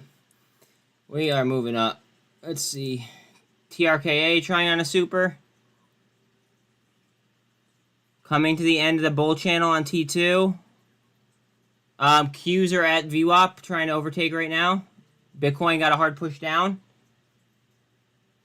RSI on Bitcoin is a 43.3. RSI on the Qs about a 68. RSI on TRKA is, I'll tell you in a second if it'll load, 60.5. EFSH 36 on the RSI there.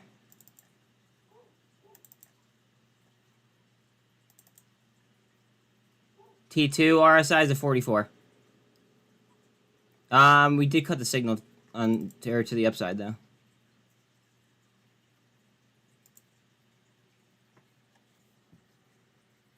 This seems, I don't know. To me, this seems longer than 15 minutes. Was this like a T1 or something?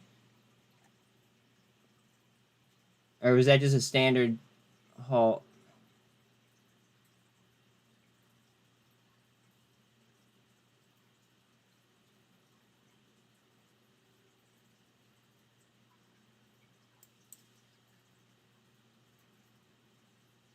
Oof.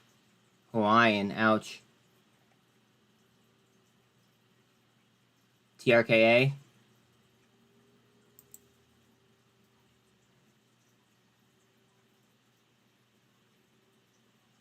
TRKA trying to form a cup.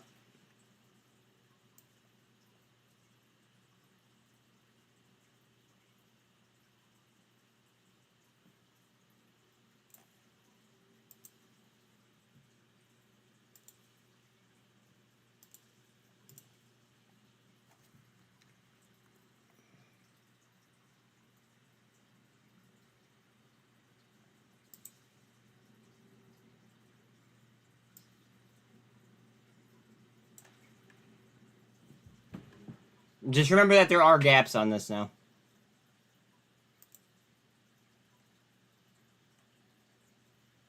Is it halted again? It is halted again.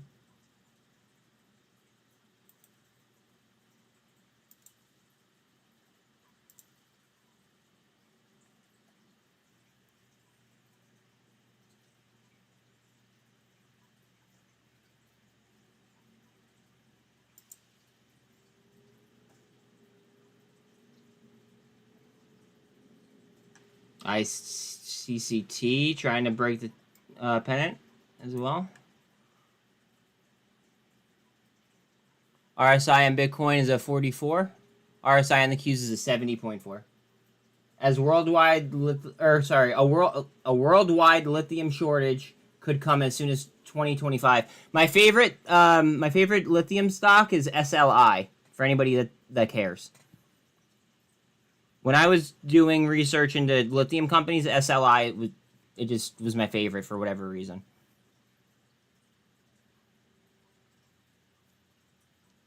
Thank you for that news, though, Greg.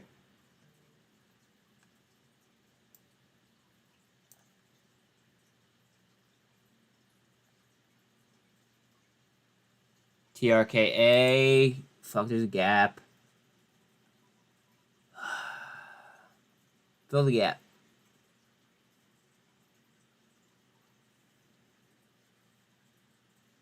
Fill the gap.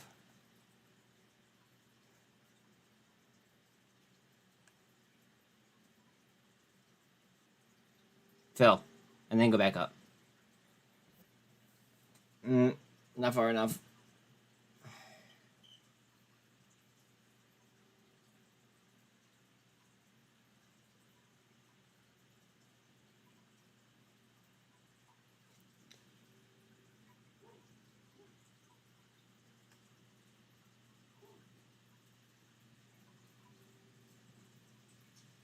Fuck, we never filled the gap.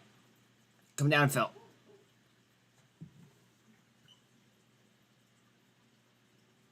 About to get some boom booms. Qs are ripping, just so everybody knows.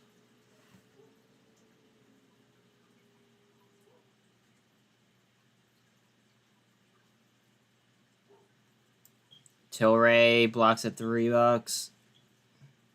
I just want to fill this gap.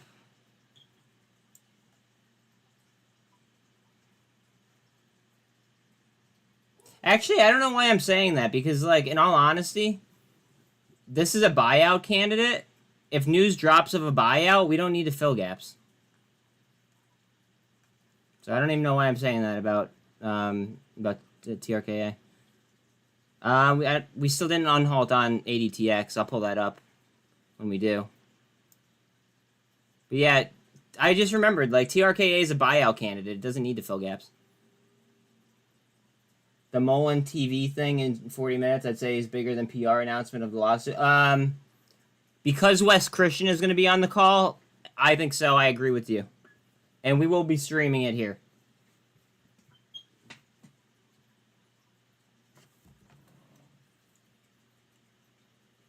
Let me go. I actually want to change the title real quick, just so people aren't confused.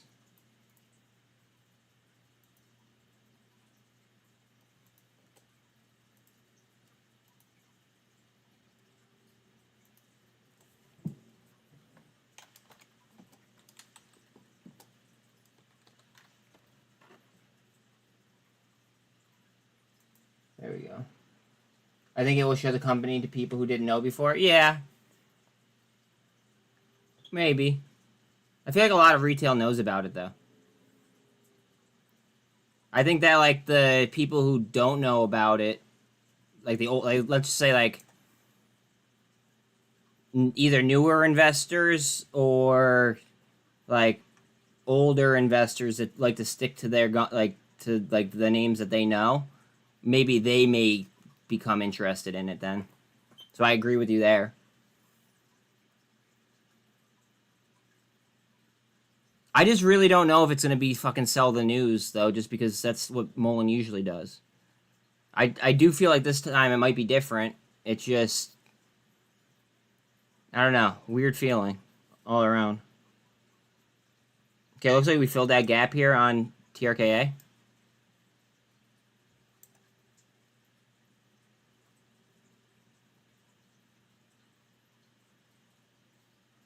RSI on Bitcoin is a 52.6.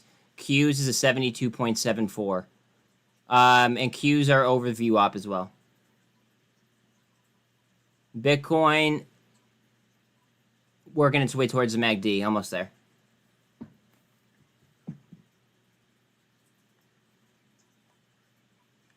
ICCT still trying. Following the trend line though.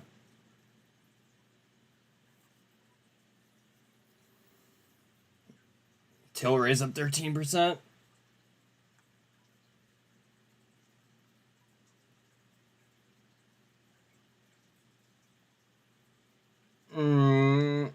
And TRKA has 10.8 up. Love it.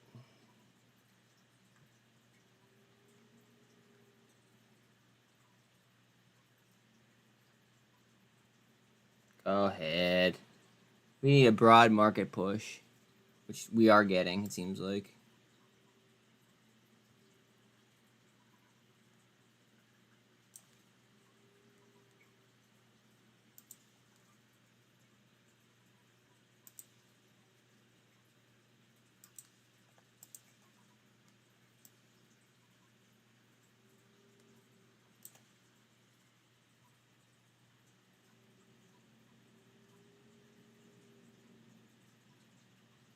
RSI on Bitcoin is 53.5. RSI on the Qs is a 73. 13 is coming up on the 24 for Bitcoin.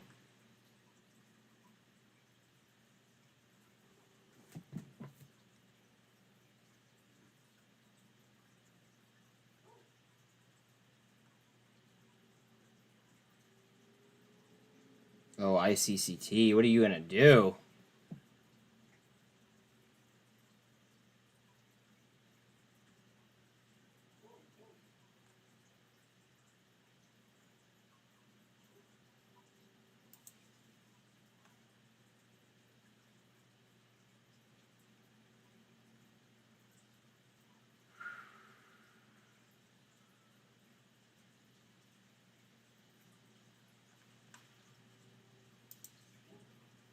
SON is now down 23%. TO is now, this was way up before, now it's down 15%. It's a big swing. Still halted on ADTX.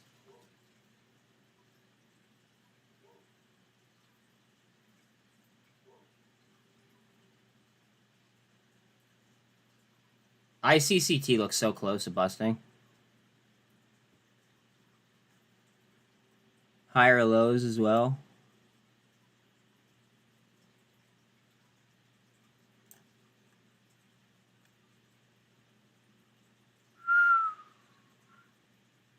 SON announced reverse split today. Oh, that's why they're down. Okay, makes sense.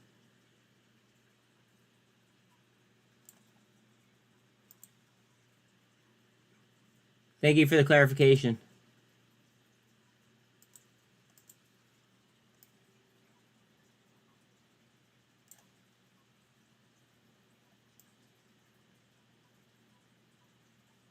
Look how tight the Bollinger Bands are on T2 again.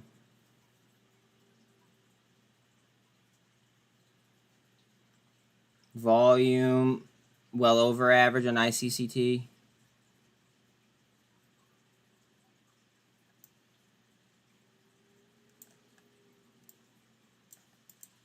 Volume on T2. Less than half average volume at the moment. TRKA. Little over half average volume. I'm hearing that Mystery and West won't go on until 2:55 Eastern. Last 5 minutes of the show, then buckle up. Oh boy. Right for power hour, huh?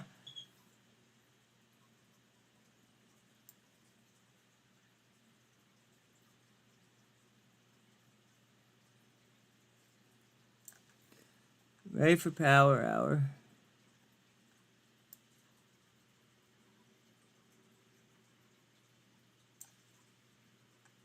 Oh, ADTX popped. Hold on a second.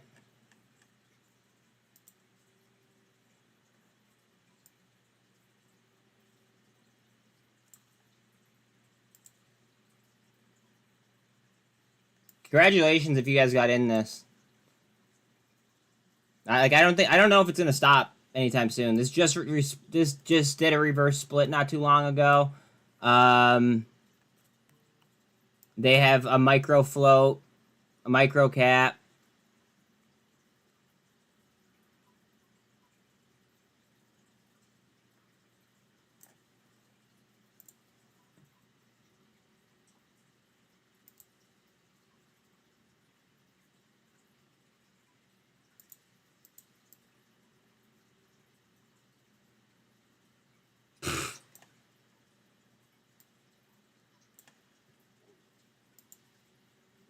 Okay, so obviously that got halted.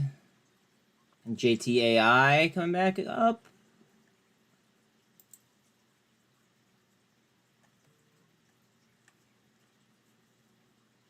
I bought a handful of warrants on this not too long ago. Watch for a nice little bounce.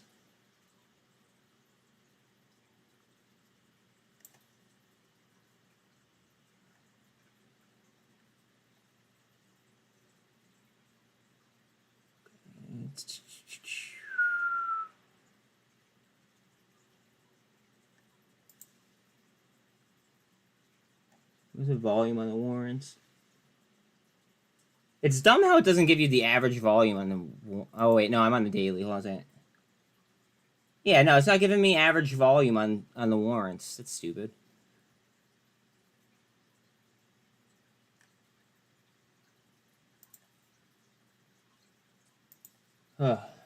D's. What up? 28.8 is next? Okay. Price target increased by 3,900% to 163. Jesus.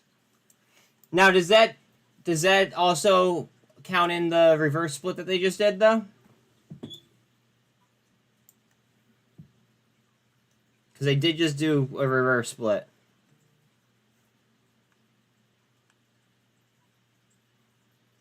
This is current price. Where did you find that? Like who upgraded them, basically?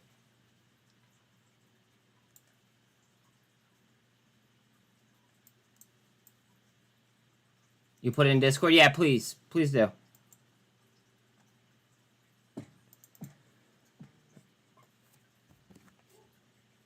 And please tag me if you don't mind.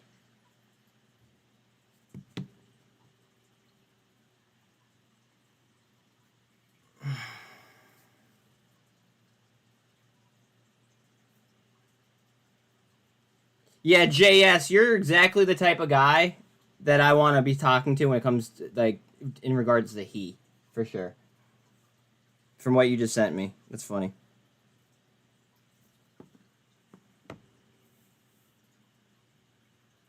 T2 just off that crossover. TRKA came down to the 48.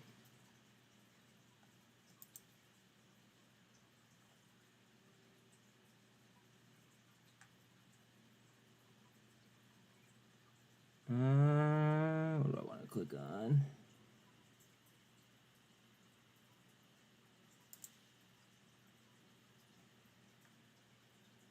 MULN trying to make a move.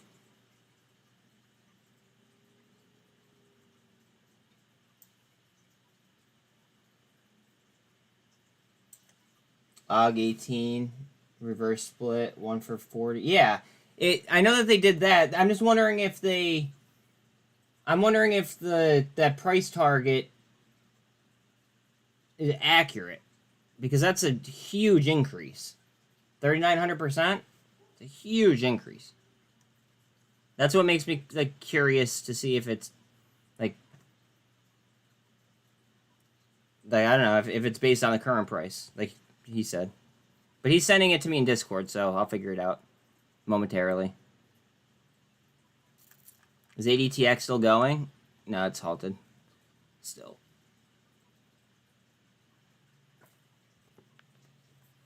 Alright, here we go. Let's see. Thank you very much, Robbie. Okay, so this is right from the NASDAQ.com. Whoo!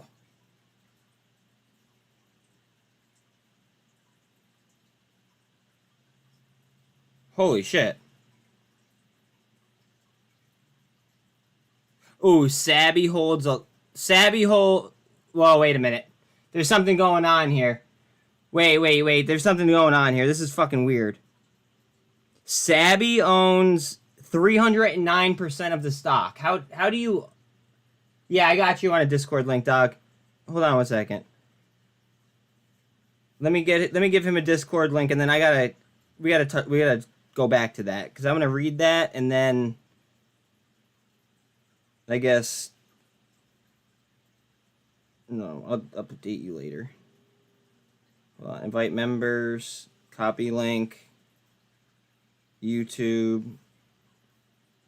Bear with me. Let me get view the link here. All right, bro. Here you go. There's Discord. There's a lot of cool tools in there too. Just before you want to use anything, click on what's it called? Click on like backslash. Holy ADTX is gone. It doubled.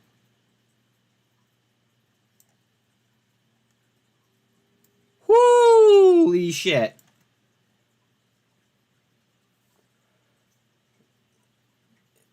ADTX could go over 100, you think? I mean, if it does, just know that it was called out here at 16. I called it out here at 16. Let's see. So that's halted again. Let's throw an alert on it, and that way I could use the screen.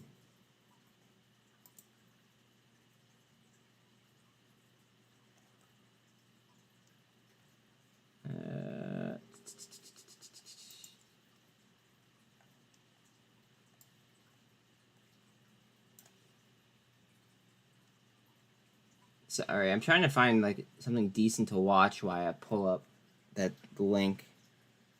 Hold on. Discord.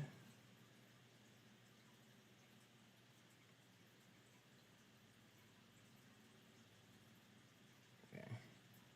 Bang. Discord. Okay. So NASDAQ.com.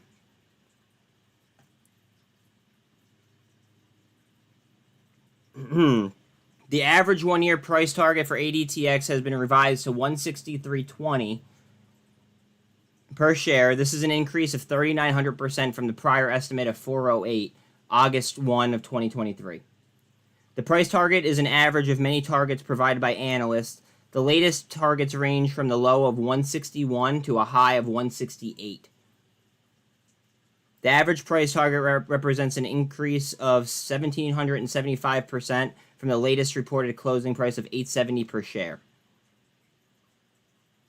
There are 22 funds or institutions reporting positions in ADTX. Hold on one second.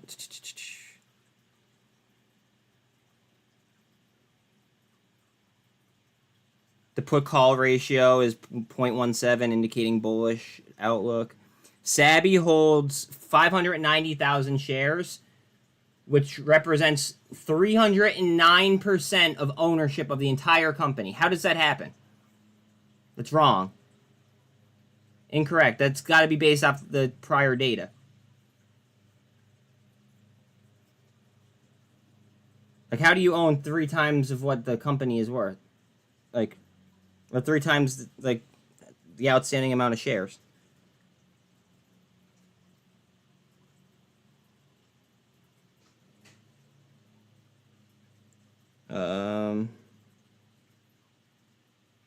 Yeah, that's I don't like that data. There's something wrong there. Let me let Bella in real quick.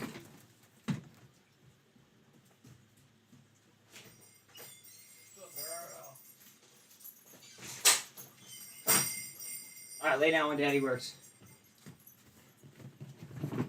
Barron's price target for MULN is 5,175. Yeah, the price targets aren't always like, you know, on par. A lot of the times price targets are just for like raising capital.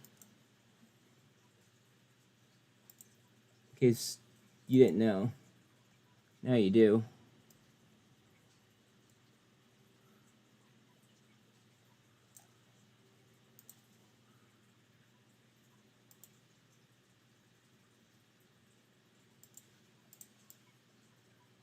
And Tilray's independent.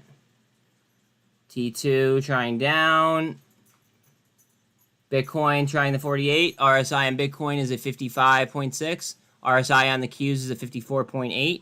And Bitcoin is coming up to the 48 EMA here.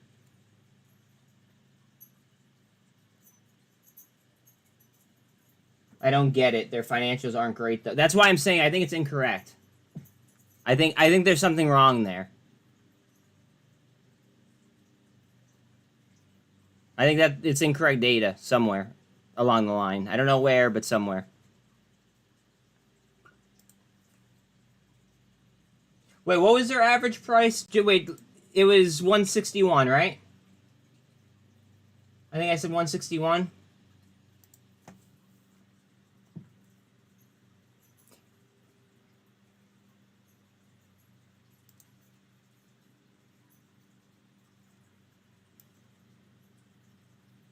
There's only one block on ADT. Okay, I'll look at that in 1 second.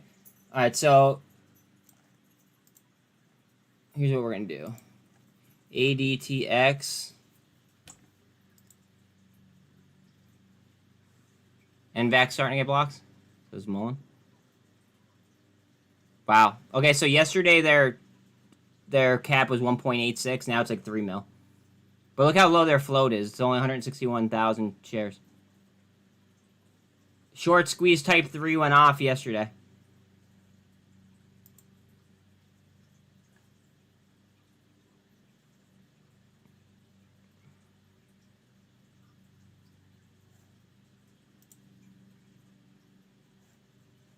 Oh, and I wanted to look at their outstanding shares too. I forgot. Come on, hurry up.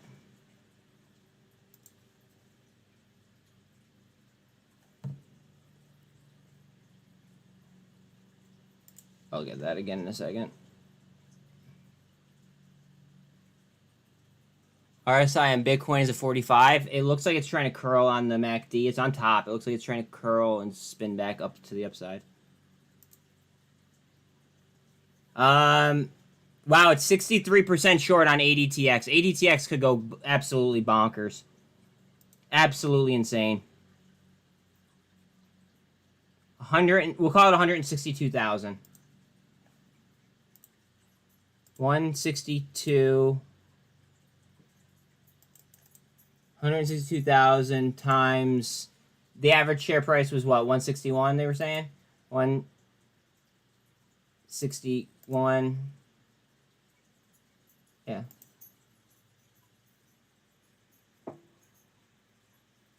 So they're saying that the cap of the company should be 26 million and 82,000 approximately. And it's currently 3 million.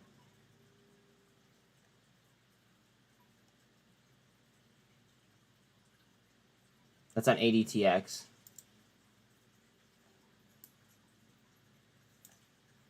Remember that there are gaps to the downside as well, though. Please don't forget about that. MNTS to about 25%, 24.5%. NCNC, bouncing around.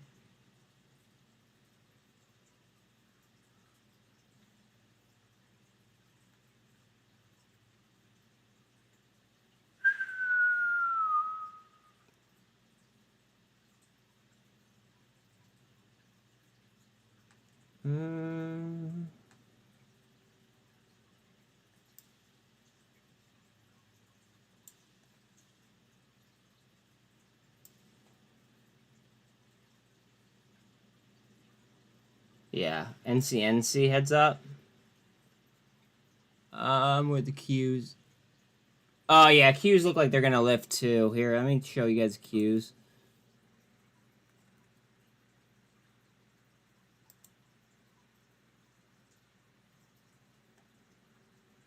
Like they're steady staying up. I saw them on the decline right there, but I saw that candle shoot right up, and that's kind of telling. Just because you could see how strong the growth is throughout that entire build.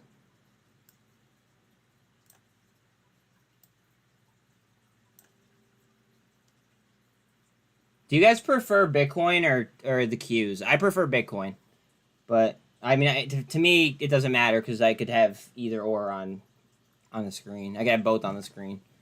But do you guys prefer Bitcoin or the Qs?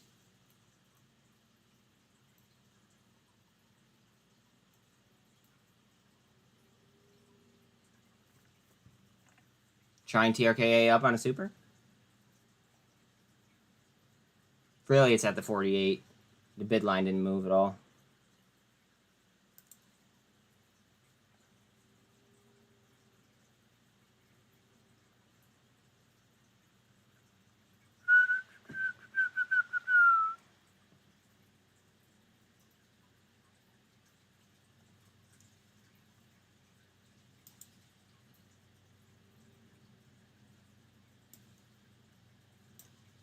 But just halted again.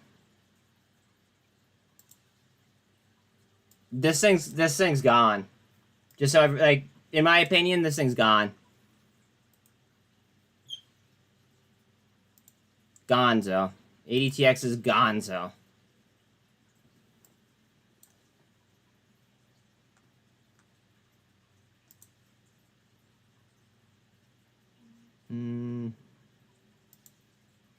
T2 trying to lift towards the 48.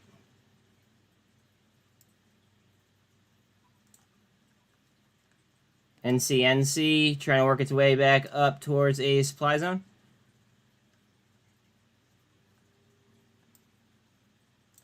$200's also in the supply zone. MNTS just off 30% now. ADTX is at 286. That's insane. MNTS. Remember, they have a contract with SpaceX. Just in case you're new here.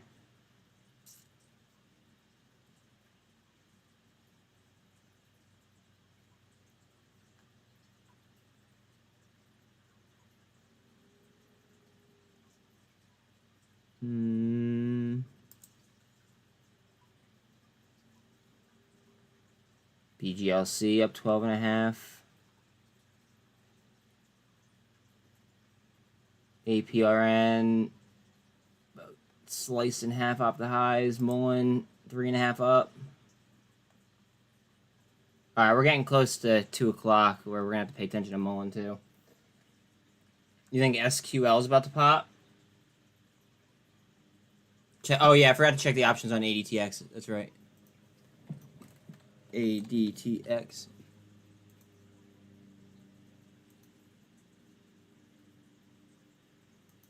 January.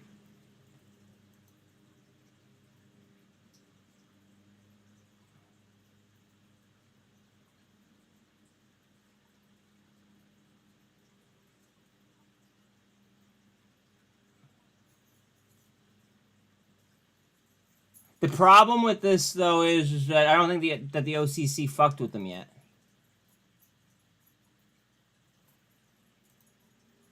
So, like, if the OCC starts to mess with them, people are going to be pissed and not know why they're, like, it's changing. But the OCC has the right to fuck with options after reverse splits. That's why I think that buying T2 options, I think, is absolutely, like, helmet worthy. That's what kind of got me actually, like thrown into exile, like in the T2 community. Because I said that buying 2-5 options when a reverse split is on the table was, like, ludicrous, basically, versus buying straight stock. Because anybody who disagrees with that never had a lot of money on options during a reverse split.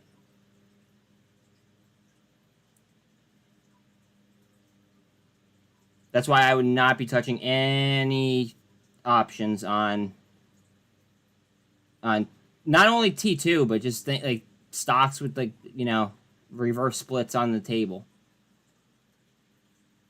MNTS to 30% now. MNTS is cruising.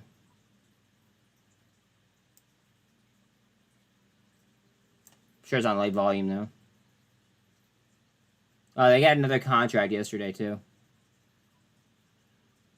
Helmet worthy, LMAO agreed. While, oh yeah, absolutely licking the windows. Absolutely.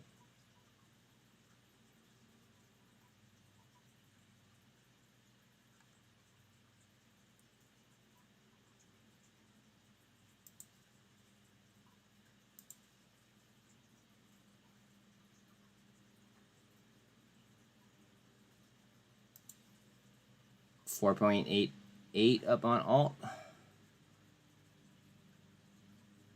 Nobody ever answered me. Do you guys want the Qs up or do you guys want Bitcoin up? Or is it kind of like up to me? Because if it's up to me, I'm pulling up Bitcoin again. Doesn't really matter, in my opinion, but I just think that I could see what's happening on the chart faster with Bitcoin.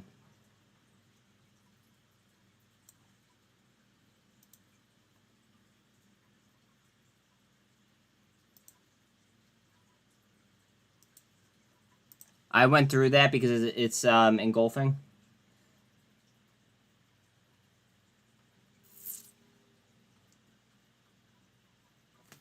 All right, let's see. RSI on Bitcoin is a 39.9. RSI on the Qs is a 41. 41.4.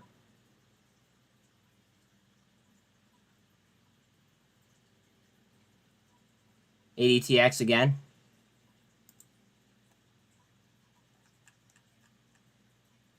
No, it's still stuck there. Yeah, ADTX went wild. Welcome to chat, by the way, homie. We called it at I think it was at like $16 when it was called here.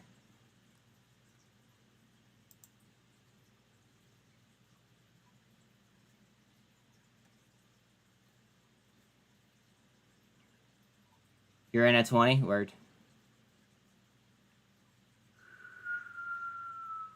Did it unhalt or no? I doubt it.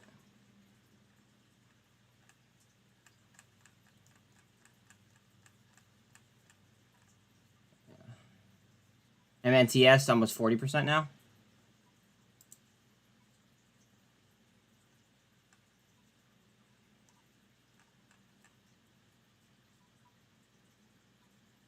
Okay, it just dropped 10% out of nowhere. All right, bet. Let's see. Let's look at volume now on MULN and then compare it to after the interview or during the interview. All right, so we're at like 1/3 average volume, approximately. Not exact, but I mean like we're close. So we're just under 43 million in volume at the moment.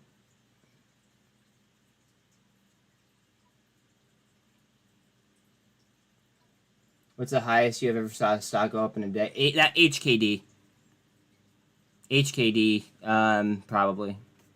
Or, if we're talking percentages, maybe it was my DWAC-W.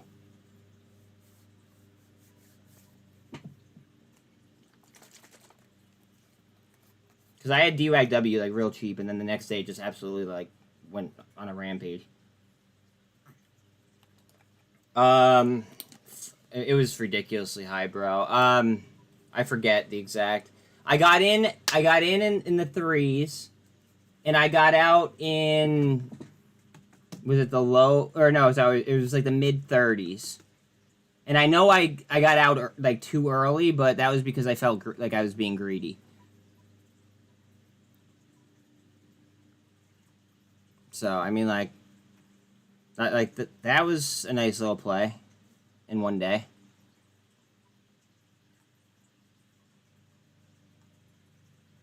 HKD probably went up higher, though, now that I think about it. Probably HKD. I called HKD out at $22, though. I think it was 22. I know that there's some OGs in here that were here for it. I could almost guarantee. But I don't know. I don't remember what price it was exactly. I think it was like 22. It was either like 22 or 18. It was after the third halt. It was after the third halt. And the reason why I said anything was because the turnover was so low for the move that it made on the way down. Okay, I just got an alert about David Mishery. Let me give you guys let me give you guys the futures chart before I pull up the that channel that he's going to be on, Fox Business. All right, so the Dow is down about 0.2, S&P is up 0.05, and the Nasdaq is up 0.25.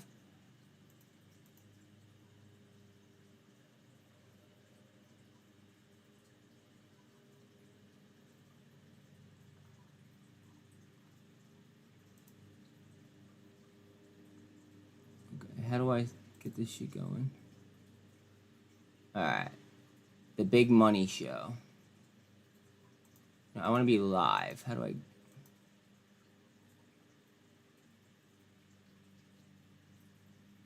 Hold on a second.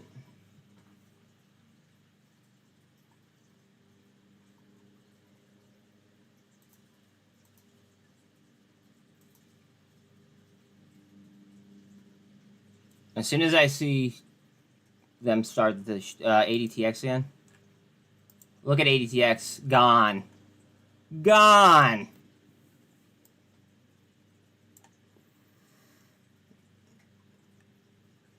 It's on right now. Stone of my journey, pretty much. It helped me. No, it's not. Not what I'm seeing.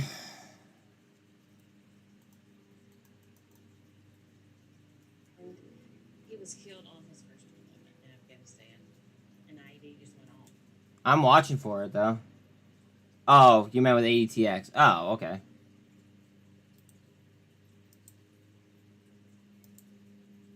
Yeah, ADTX is just gonzo.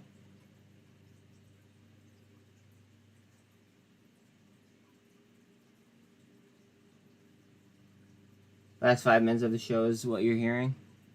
I mean, we might as well just watch the whole show though, right? Just in case. Or are you guys not on the same page with me there? Because I just don't want to miss it.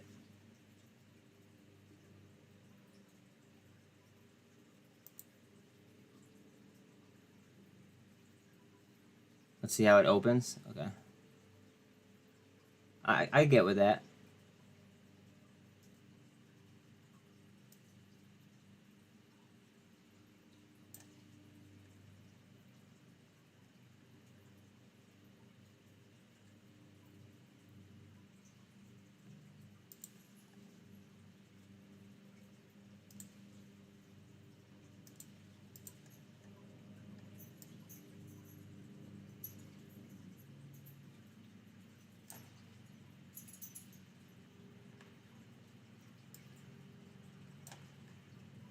All right. Bitcoin starting to curl a little bit. RSI there is a 42.5. Q's RSI is a 46.5. MULN RSI is a 51 on top of the MACD.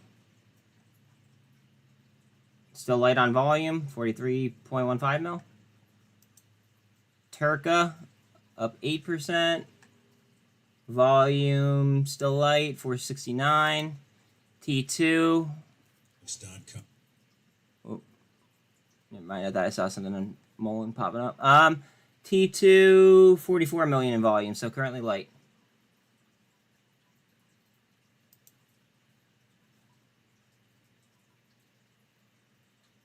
About average volume on Bitcoin.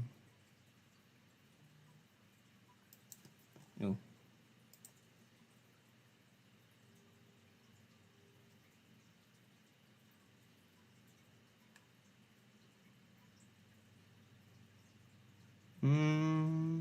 We're just literally moving sideways here on TRKA at 151.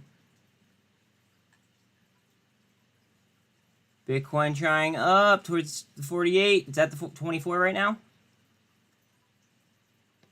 Up happening here in Washington State, Taylor. It's really all over the country. We're seeing desperate companies taking desperate security measures. Now, the FBI crime stats say that theft has been dropping for the last 20 years, but tell that to car dealers and equipment rental companies that have seen an explosion of crime recently. State Farm says catalytic converter theft is up 400% since 2019. That's so ghetto. A rental company in Tacoma was getting hit 2 to 3 times per week, but that dropped to 0 after they installed an electric fence back in December. Many other businesses have followed, and the city council just passed an ordinance allowing electric fences in areas zoned for commercial and mixed use. We all have been broken into. We've all had our cars broken MMV's into. at 14F. All of our property. We find drug paraphernalia. We find fentanyl. I mean, you name it. It happened down here, and at some point, you have to circle your own. Yeah, that's because I'm streaming it probably, Chris. Which has been a controversial subject. There really isn't any unless you're a criminal. All these fences have chain link fences that are not energized in front of them, so criminals would have to cut through or go over the top of these fences to get to the parts that are electrified.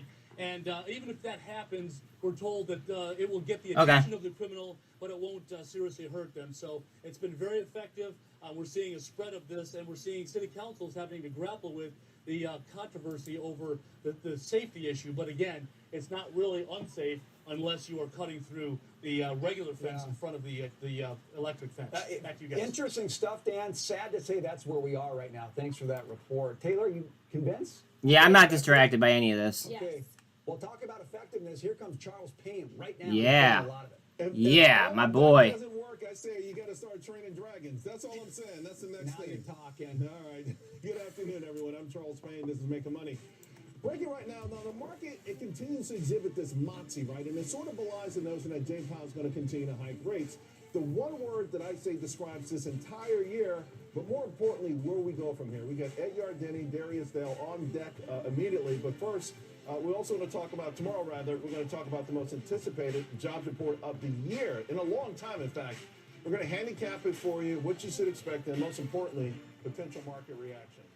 Meanwhile, dollar stores are in peril. Go. Theft and retail is out of control. Patches of America are in a lot of trouble, folks. We're going to talk about that as well. Now, we got the CEO of EB on that company suing broker-dealers over alleged stock manipulation. Plus, I'll get his response to questions about his own management of the company. Oh, his own management. On Making Money. Okay, cool. They're gonna talk about the management.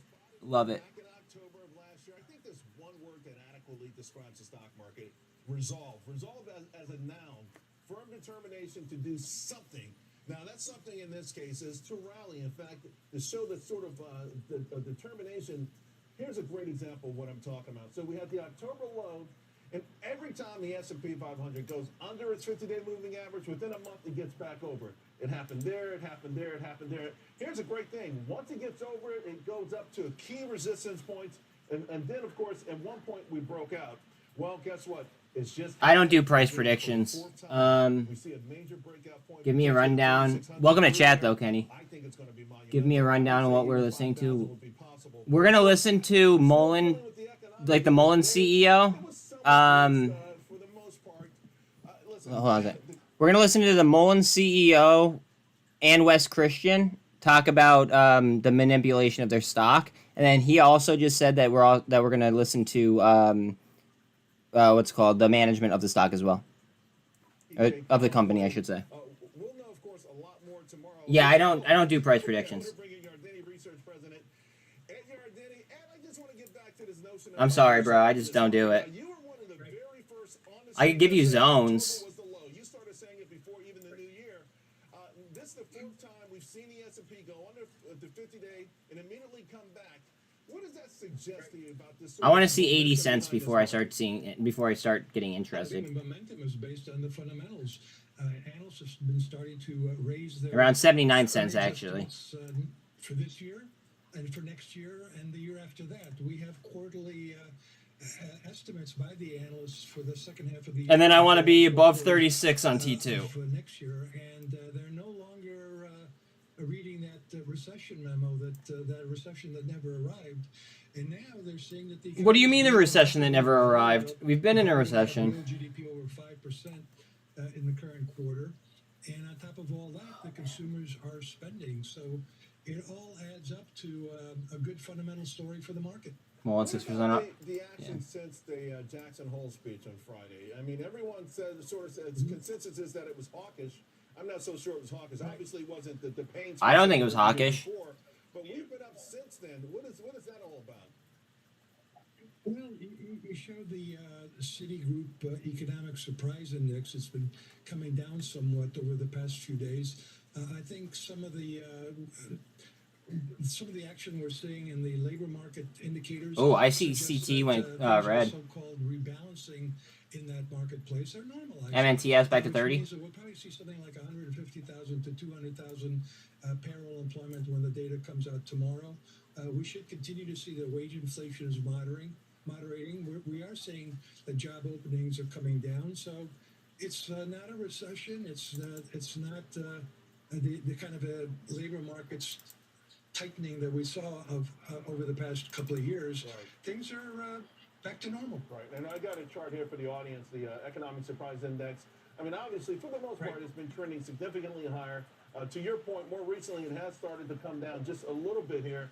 I want to ask you about the bond market as with respect to everything else, because the bond market, it's come in a little bit, but I still feel like if I would have, I'm not in bonds really. But I see so many people saying it's a slam dunk buy opportunity here. I think it's a little early, premature on that. You take your bond chart and take the 13-week change in basis points. What you would find is that it's highly correlated with that economic surprise index. So the bond market likes that some of these economic indicators have been coming in weaker than expected. I think the inflation numbers continue to moderate. I still think that 4.25 level that we reached last October, which was the high for last year, I think it's turning out to be a pretty good resistance, at least from the point of view of yields. So I'm thinking that 4.25% may very well hold. From a more fundamental perspective, Bitcoin trying over the 48. 4.5% is probably back to normal. RSI on Bitcoin is a 61. Sorry, it's a 60.2. All right. And, Qs are 67. We'll RSI. have a lot of answers answered by tomorrow. Maybe we'll put an exclamation point in this whole conversation. Thanks so much, my friend. Sure. All right, folks. Speaking of wrapping things up, a lot of speculation on social media about what the heck is going on with MULN. I've got the CEO of that company on the show later on, and we're going to ask him everything. In the meantime, though, my next guest says that Powell's insistence on inflation target means inevitable financing of the Treasury's record fiscal deficit spending, and that's likely to include a hard landing. I'm going to bring in 42 Macro founder, CEO Darius Dale. Darius, welcome to the show. Hey, thanks for having me. I kept the 10-year chart up. Obviously, it's made this big move. I guess it had sort of Bitcoin's trying to make the spin. there, but if I read your note correctly, you feel like maybe we still have more room on the upside with these yields. Absolutely, Charles. And there's a credible case to get the 10-year to 5% in this cycle. I'm not sure we're going there, but if you think about where term premium are currently priced, where inflation expectations are currently priced, you could easily see yields back up 200-300 basis points from here over the long term. And you talk about the Treasury's record spending. I look at that, and I think what really got this moving a lot was when Japan said we're going to take these yield controls off. So the Japanese buyer, they're the largest holder of our treasuries. If they start buying their own treasuries, that buyer goes away. China's been selling. Japan, the Saudi Arabia's been selling. The Fed's letting it roll off. There's not necessarily buyers out there. I mean, they would have to offer a higher yield to attract buyers. Absolutely. One thing we've seen in the last few years is the private sector share of marketable treasury securities has gone from about 36% to just shy of 50%. And we, the private sector, need higher coupons to capitalize the U.S. government. Your firm, I want to talk about your firm for a moment because you talk a lot. I listened to some of your podcasts. I've read some of your work. You're about risk management. Now, we know as professional investors, role number one is risk management. On the retail side, that's not always number one. So I know it's part of your goal to sort of bring that to the retail investor. How are you going about that? Absolutely. So what I tell retail investors the same thing all the time. There's three things you need to do. You need to learn to do very quickly if you want to be good at investing. Number one, you got to separate your research process from your risk management process. Agreed. Your thesis on the market, It needs to be separate from how you trade your securities. Number two, you need to stop shorting. You're probably not going to be good at it. You don't have time to be good at it. And number three, create rules and stick to those rules and don't question them in the moment. Where would the rules come from, though? I actually like what he just said. Where they come from the gazillion books that are out there, the stuff they've seen on fintech. How do they create those rules? I think a rule, just a simple rule. If something breaks below the 200-day moving average, you need to sell it. Something breaks back above the 200-day moving average that you like, you should buy it. Let the market dictate your Follow the market. Listen, that was a big debate this year. If you remember, right, there was follow the Fed, which meant being short this market. If the experts, I'm talking the experts, or follow the tape, the market. If you followed the tape, you did extraordinarily well. The brainiacs are the ones who didn't make any money so far this year. All right, you were talking about a scenario where right now there's a sort of Goldilocks. Economic growth up, inflation coming down. These are some of the sectors it favors. Consumer discretionary, technology, financials. This is pretty good. So for right now, this is a scenario that you like. Yeah, absolutely. This is what we've been pricing in since January when we pivoted to transitory Goldilocks. We were a little bit late relative to our other friend, Ed Yardini, who I have a lot of respect for. But it took us a few months to get there. But this is exactly what the economy's been doing and exactly what the market's been pricing in all year. Snap 2.5 up. Telecom I think of the old telecom from the tech bubble days with the wires and that stuff, and I think of the new telecommunication services. Should they be the same? Because telecommunication services is leading this market. Absolutely. So they are not the same. When I say telecom, I'm thinking of the AT&Ts, the Verizons of the world, as opposed to the Googles and FedMetas of the world. Well, you do fantastic work, my man. I really appreciate you coming on. Keep it up. Keep it up. People are learning a lot from you. Thank you. All right, folks, coming up, the tide turning in the workplace, and no longer employees calling the shots. In fact, it's the resignation thing, that's all gone. I've got Jeff Winiker here. He's going to give us analysis, and of course, Dana Peterson. All right, we're going to do this right now. I do want to record what he says. We're going to get more details from her, but first, the worst stock in the market today is Dollar General. But folks, it's not just about Dollar General. That's about the heartland of America. They never talk about it because they always conflate those numbers with rich people. We're going to talk about it next. MNTS starting to move sideways at 30% up.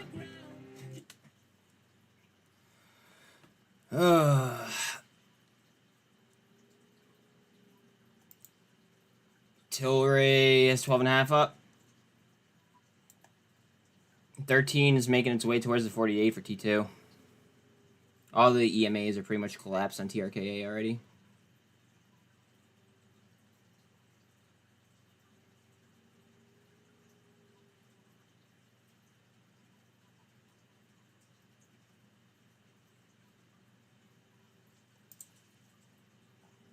EBET, a whole lot of barcoding coming up towards the 2. Watch out on EBET, guys. Watch out on EBET. They filed an 8K, which was that was yesterday. They filed an 8K in regards to basically voting rights. There was a bunch of Series A preferreds. I think that they're gonna have something coming in the pipe.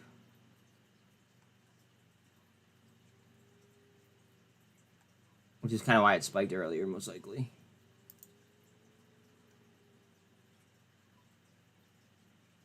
Amazon's up 2.2. Snap 2.6. Hawaiian just under 14.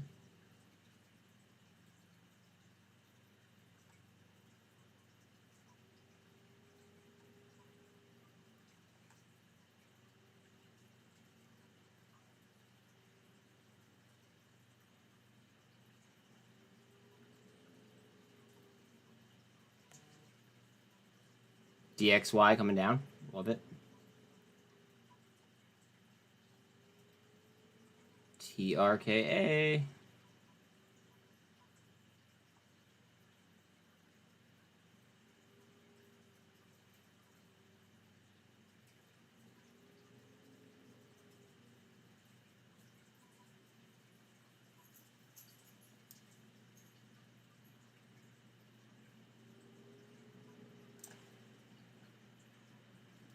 Call that.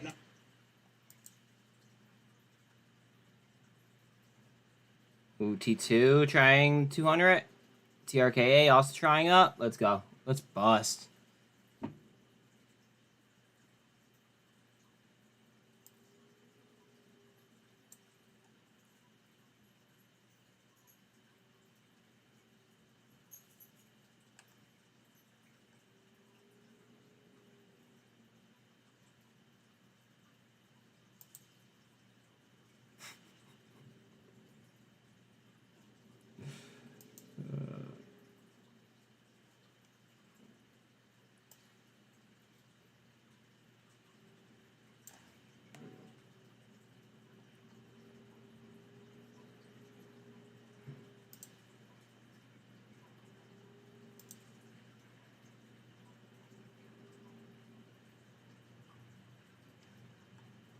Waiting on the commercial to end, guys. That's all.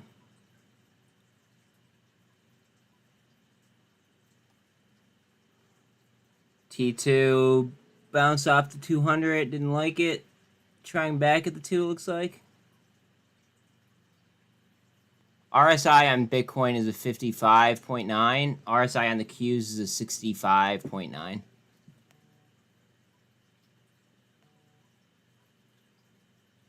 As soon as he comes on, I'll turn the volume back on, guys. Don't worry. So the biggest number one loser, declining stock in the entire market, the entire S&P is Dollar General. I mean, folks, it is getting crushed. And by the way, it was already down big time before this earnings bust. How bad was it? Finger. The street thought they would be up almost 1%. Gross margins came down a lot lower than the street was looking for. Earnings, they missed by a wild margin. $2.13, almost $3 was consensus.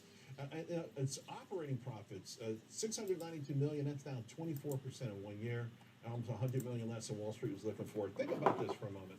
This company began in 1939. It was a family-owned business called J.L. Turner & Sons in Scottsville, Kentucky.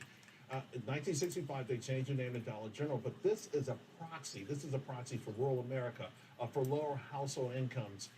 This is more than 550% up on ADTX now. I'm bringing out Big Money Show co-host Taylor Riggs. Taylor, I know we talk markets all the time. We talk individual stocks, but sometimes the human beings, the faces behind that, are the real story. If you talk to any economist on the street, here's Finger. Does inflation hurt a lower income consumer more or a recession? They will say inflation because it is a tax on everyone, and it really does hurt the lower consumer much more than the upper income consumer. Yes, a recession is hard because if you get laid off, it is horrible if you were that. I thought it was at 2:30, but yeah, go ahead. And Dollar General, coming into this report, Bank of America already had an underperformance.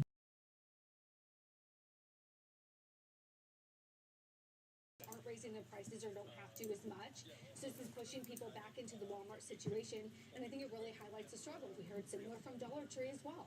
Yeah. So the thing though for me is, yesterday I went over a bunch of new surveys out there. One was on EBT card holders. Yeah. It's just a disaster, unmitigated disaster. Another from the Census Bureau on how many people are going without eating. I'm very familiar. I have guests, we have guests come on all the time. They say, well, the consumer is strong. Okay, if you put everyone in a pot, it feels like the consumer is strong. But I think there's a large swath of people who are being completely ignored. And I think we heard in this retail season, for the first time, I think, for me in a few years, more about that sort of K-shaped recovery, where if you're the upper income, you're going up and you're okay, but if you're the lower income and you think about a K, you're kind of falling behind, and it is that erosion of that middle section. And so I think people, you hear it from Target, from Walmart, Dollar General, Dollar Tree, you name it. People are getting rid of the discretionary items. I can no longer go and have fun. I'm buying the staples, like the classic stuff, Campbell's soup this morning, right? Like raising prices. But you're not sort of maybe you'll splurge on a lipstick here and there, but you're really like starting to see that divergence. And then, of course, now the delinquencies are coming on. Yes. I have great statistics for you. I know you're king of charts, but I try to come with my chart too for you every once in a while. Top 100 commercial banks, if you have a credit card from those, you're actually okay. But if you get out of that top echelon, you're now the highest delinquencies on record, Charles. You have a 3.5% unemployment. What happens if that unemployment rate starts to go up? I know that you also love fixed income, and I do too. If you're invested in fixed income, you're getting 5%. That's better than 0%, which is what you were a year ago. The problem is your interest on servicing the credit card debt is going up faster than the income you're making from that interest. Right. That proportion, highest since 1959. Again, what happens if you start to get some of the labor market softening? Right. And of course, and a lot of the folks we're talking about probably aren't even invested in fixed income. They're not probably invested. So before I leave, it feels like another part of this story is the theft. Now, some of that is cities allowing this to happen. Mm-hmm. But when I saw Five Below, in their guidance, I mean, this is not a company that say, hey, we just in the last 3 months, people ripped us off. They're saying in the next 3 months, in the next year, we're going to continue to be ripped off. They said sales will be the same, but the bottom line is going to be crushed because of theft. Can you imagine we live in this world right now? You know what I want to hear from these companies? Stop calling it shrink. Call it what it is. Right. It is theft, and we're getting crushed. And I want to hear more and more CEOs come out and they say, unless local officials come in and help us, we cannot do this. We will have to pack up and leave. You've seen like REI, I believe in the Seattle area, Portland, they're pulling out. You need to hear more of these CEOs come out. It is starting to hit the bottom line, and I wonder when you get too much. I will say with Walmart and places like Amazon, that is where they win because those digital e-commerce sales are going up because people don't want to go into the stores. I feel like they are getting there, though. Management is starting to say jurisdictions. I think next they'll call out specific cities. I hope. I do too. We got to fix it. Thanks Otherwise, you lock up all of our goods. And I don't want to go and wait. They move stores away from it. People won't have it. There'll be entire communities without supermarkets, without pharmacies, without anything. So let's fix this. Thanks a lot. By the way, folks, you know where to capture every day. Big Money Show, weekdays right here, 1 p.m. on Fox Business. All right, we're going to go into Money Mel. My takeaway yesterday on this very subject, the surge in food insecurity and scrambling to eat, struck a chord with a lot of folks. One viewer, in fact, tweeting that it is the other crime wave in this country. Hungry people in America. What has happened to us? Scotty says it's not like we weren't warned. Bidenomics is a personification of voodoo economics. And here's one more. Inflation is a killer. Making choices about what to buy, medicine or food. That's exactly what Taylor just told us. All right, folks, love hearing from you. Tweet me at CV Penny. Coming up, Kenny Paul Kari's here. He's talking about the stock market. He's getting a little anxious. He'll tell you why, but he's also going to tell you what will make him excited as well. But first, we're going to preview tomorrow's jobs report with Dana Peterson and Jeff Winiger. Stay with us.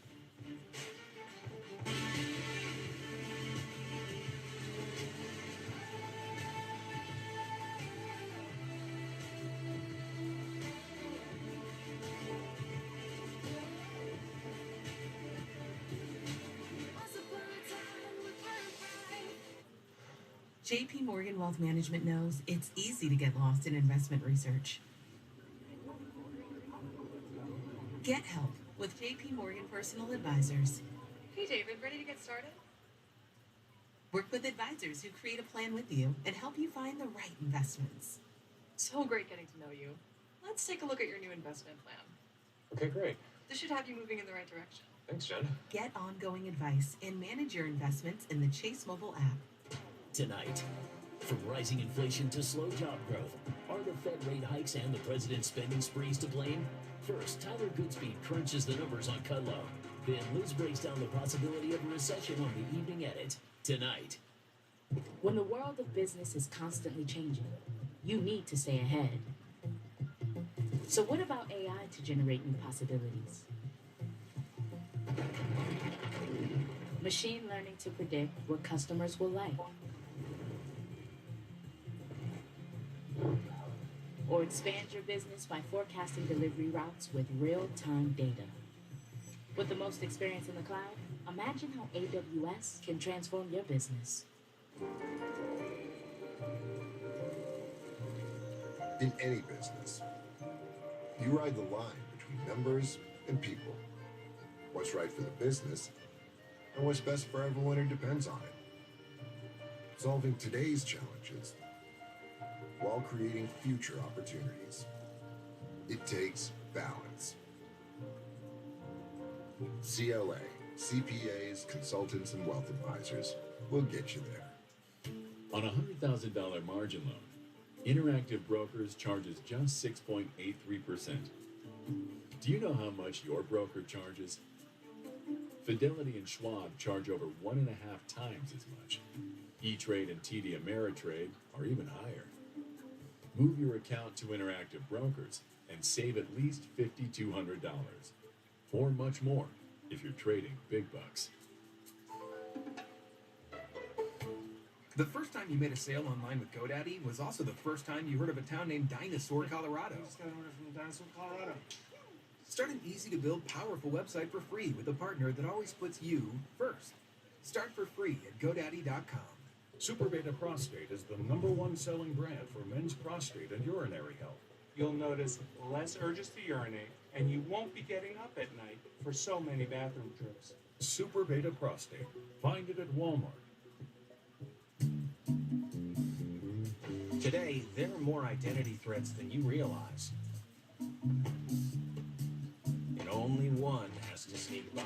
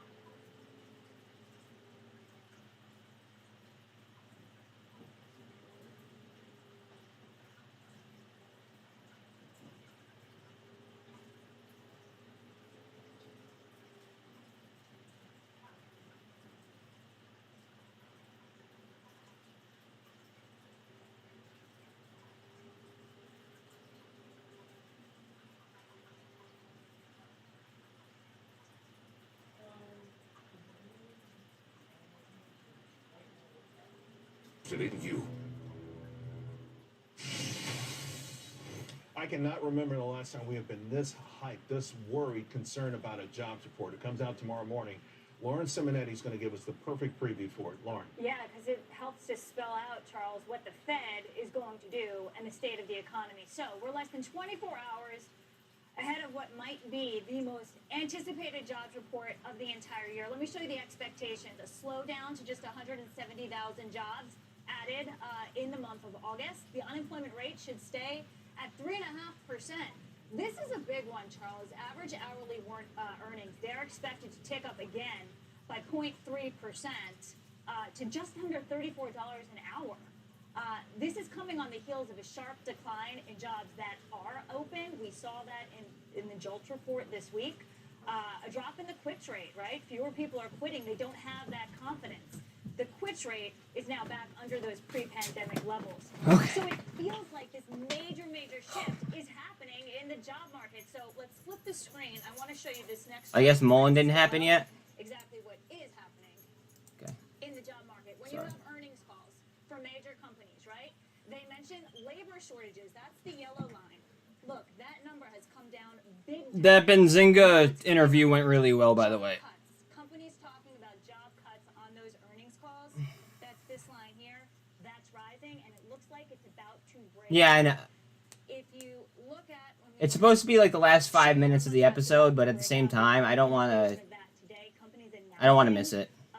How many people they're hiring? 7,700 in the month of August, but Challenger Gray and Christmas is also announcing layoffs. Right here are your layoff announcements. In August, over 75,000 announcements made, more than tripling from the month before, and up 267% from a year ago. It'll end at 3. If you count all the numbers so far this year, more than 500,000 people laid off. Also, more than tripling from a year ago. And if you look at the breadth of this, 25 of the 30 industries that are surveyed saw layoffs, an increase in layoff announcements. Everything from warehousing, think the yellow trucking company, that went bankrupt, 30,000 workers there, to retail, to tech. Like I said, it's in 25 of the 30 industries. But are the reports themselves lacking some veracity? So I wanted to show you this chart over here. This is companies that respond to the government's report. Look at this. 31%. Only 31%. Actually responded to this survey. 31%. Look where the number was. 70%. Do you guys hear that? 2015. Right here. So huge decline in companies that are actually responding, Charles. So like the companies that are responding got cut in half. And the re-revision numbers, the March benchmark revision of 306,000 fewer overall jobs to go along with this string of major monthly revisions. Charles, back to you. That just makes that's as thick as a plot, even more. Lauren, thank you very much. Really appreciate it. All right, folks, let's bring in Conference Board Chief Economist Dana Peterson. Dana, first let me get your thoughts on tomorrow's jobs report. What are you looking for? We're looking for slower payroll gains, probably little change in the unemployment rate, but fewer hours and higher wages, well, month on month, but potentially year on year wages slowing. That's what we're looking for. They're going to pop out of a bull channel on Bitcoin? Labor market, and certainly we're already seeing signs of that in the JOLTS data. Let's talk about that conference. Fingers showing at 515 at the moment. Once again, you made the biggest news of the week, at least until that jobs report tomorrow. It came down a lot. And what was interesting is you've been talking recession for a while. And some of your own data started to go against that initial call, but not yesterday. It came down a lot. And I want to go delve into it a little bit more because Snap has 3%. Households earning more than 100,000, they're feeling the pinch. What's going on there? Well, everyone was upset, certainly by age and also by income. And Aurora's up 7%. Oh, BGLC now to 15. Consumers continue to complain about inflation, especially food and energy. We know gasoline prices have been up this summer, and also food prices are still quite elevated. They're also not as excited about the labor market, not only currently, but also in the future. They think that there aren't as many jobs available. And we've seen that in the JOLTS where job openings are down. Fewer people are quitting. Tilray is up 13 again. They're concerned about the future. So potentially they'll sit back and stop spending so much. the other part of this, and by the way, with the households under 50,000, there's so many surveys, just this week alone, and they all come to the same conclusion. Lower income households are getting absolutely crushed, and it feels like, and I was just talking to Taylor about this, like they're invisible, right? Because all this consumer data gets jumped in, bundled together, and all it takes is a few very wealthy families that keep spending to mask the fact that a lot of Americans are hurting, and I guess that's what you saw in your data as well, right? Yes, it's evident in our data where they're concerned about their finances, about incomes. They're dialing back on some of their spending plans. Even when we ask them about what do you think about interest rates, they think they're still going to rise. Meanwhile, the stock market's going to be weaker. And they think inflation is still going to be elevated a year from now. So we're definitely seeing consumers under pressure. And certainly when we look at credit card data, credit card use is up, delinquencies are up, and so are charge-offs among banks. I got less than a minute to go. The family's current financial situation survey.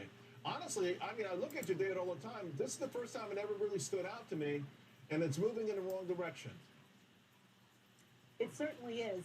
Consumers are saying that we're worried about jobs going forward. T2 busting towards the 200 if it'll hold. The bid isn't moving up yet. Blue line. Gotta follow the blue line, guys. This is the bad story that we've been talking about.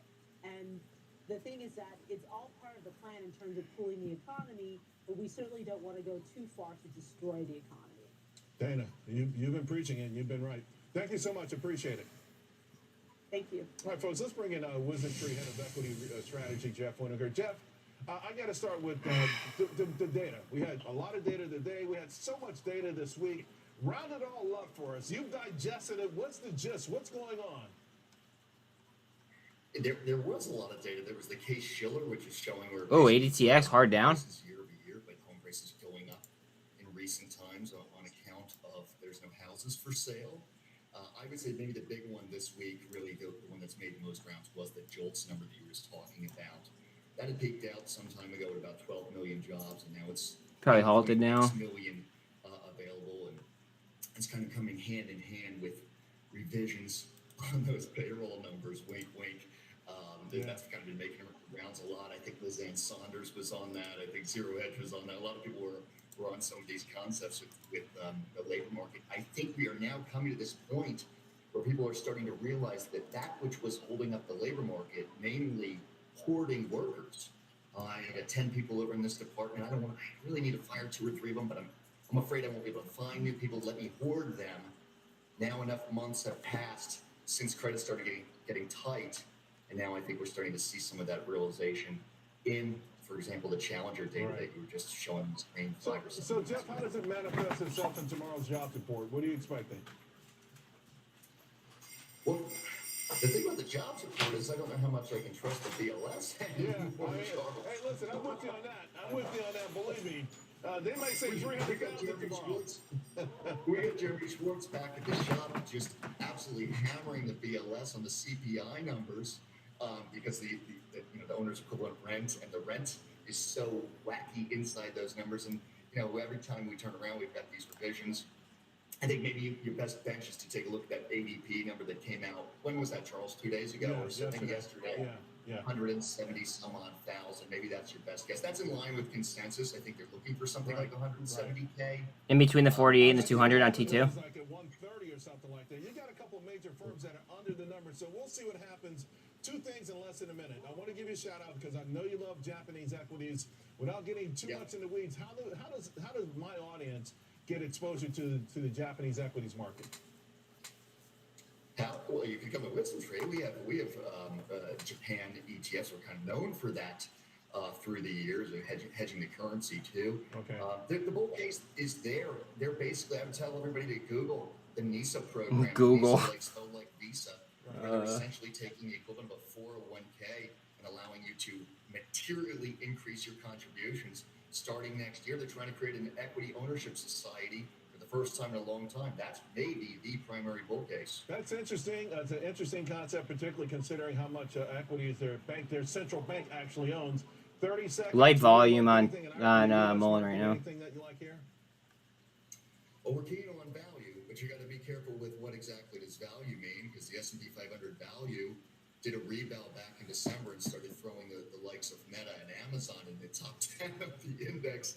So you got to go scrolling around for some dividend value. Look, the energy sector, for example, has a total shareholder yield, dividend plus buybacks. It's an 8 handle on it.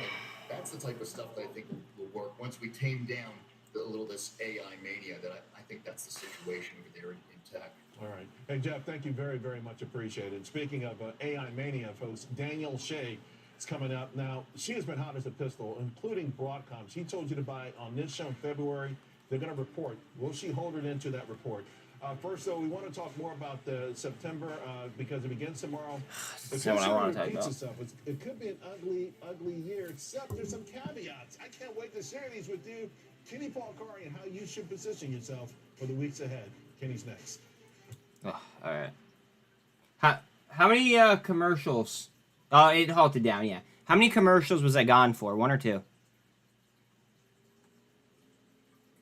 I'm totally going to get DMCA'd for streaming that.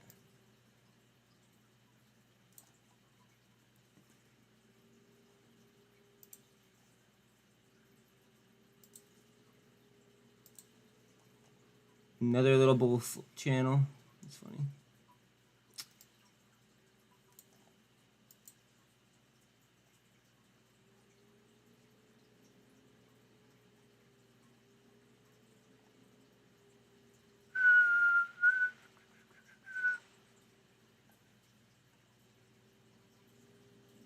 Still light volume. ADTX still halted. Bitcoin trying up off of a support resistance line. 14% on Tilray. 336% up on ADTX, but that's 200% off the high.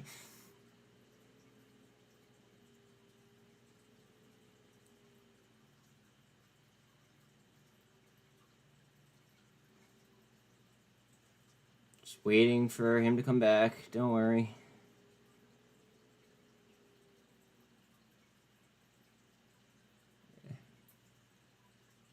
Sideu up 6.2. GSAT up another 4.3. We're coming to the end of my drawing here. MULN looks like wants to come down. 200 is above VWAP right now. Kind of at the apex of my drawing now.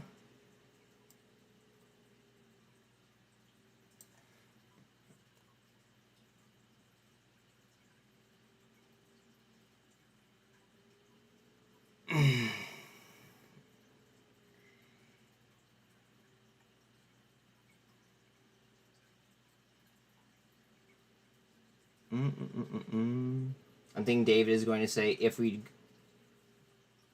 go over 1, he's going to RS, and why we shouldn't all run for that. Oh, yeah. I think for some reason I think that they're going to sell the news. I don't know why, but I don't know. MULN's just been really, really weird with its news cycles. Probably TRKA at the moment. Actually, wait, no, wait. Are we talking about, like... No, the answer is AI, actually. C3 AI.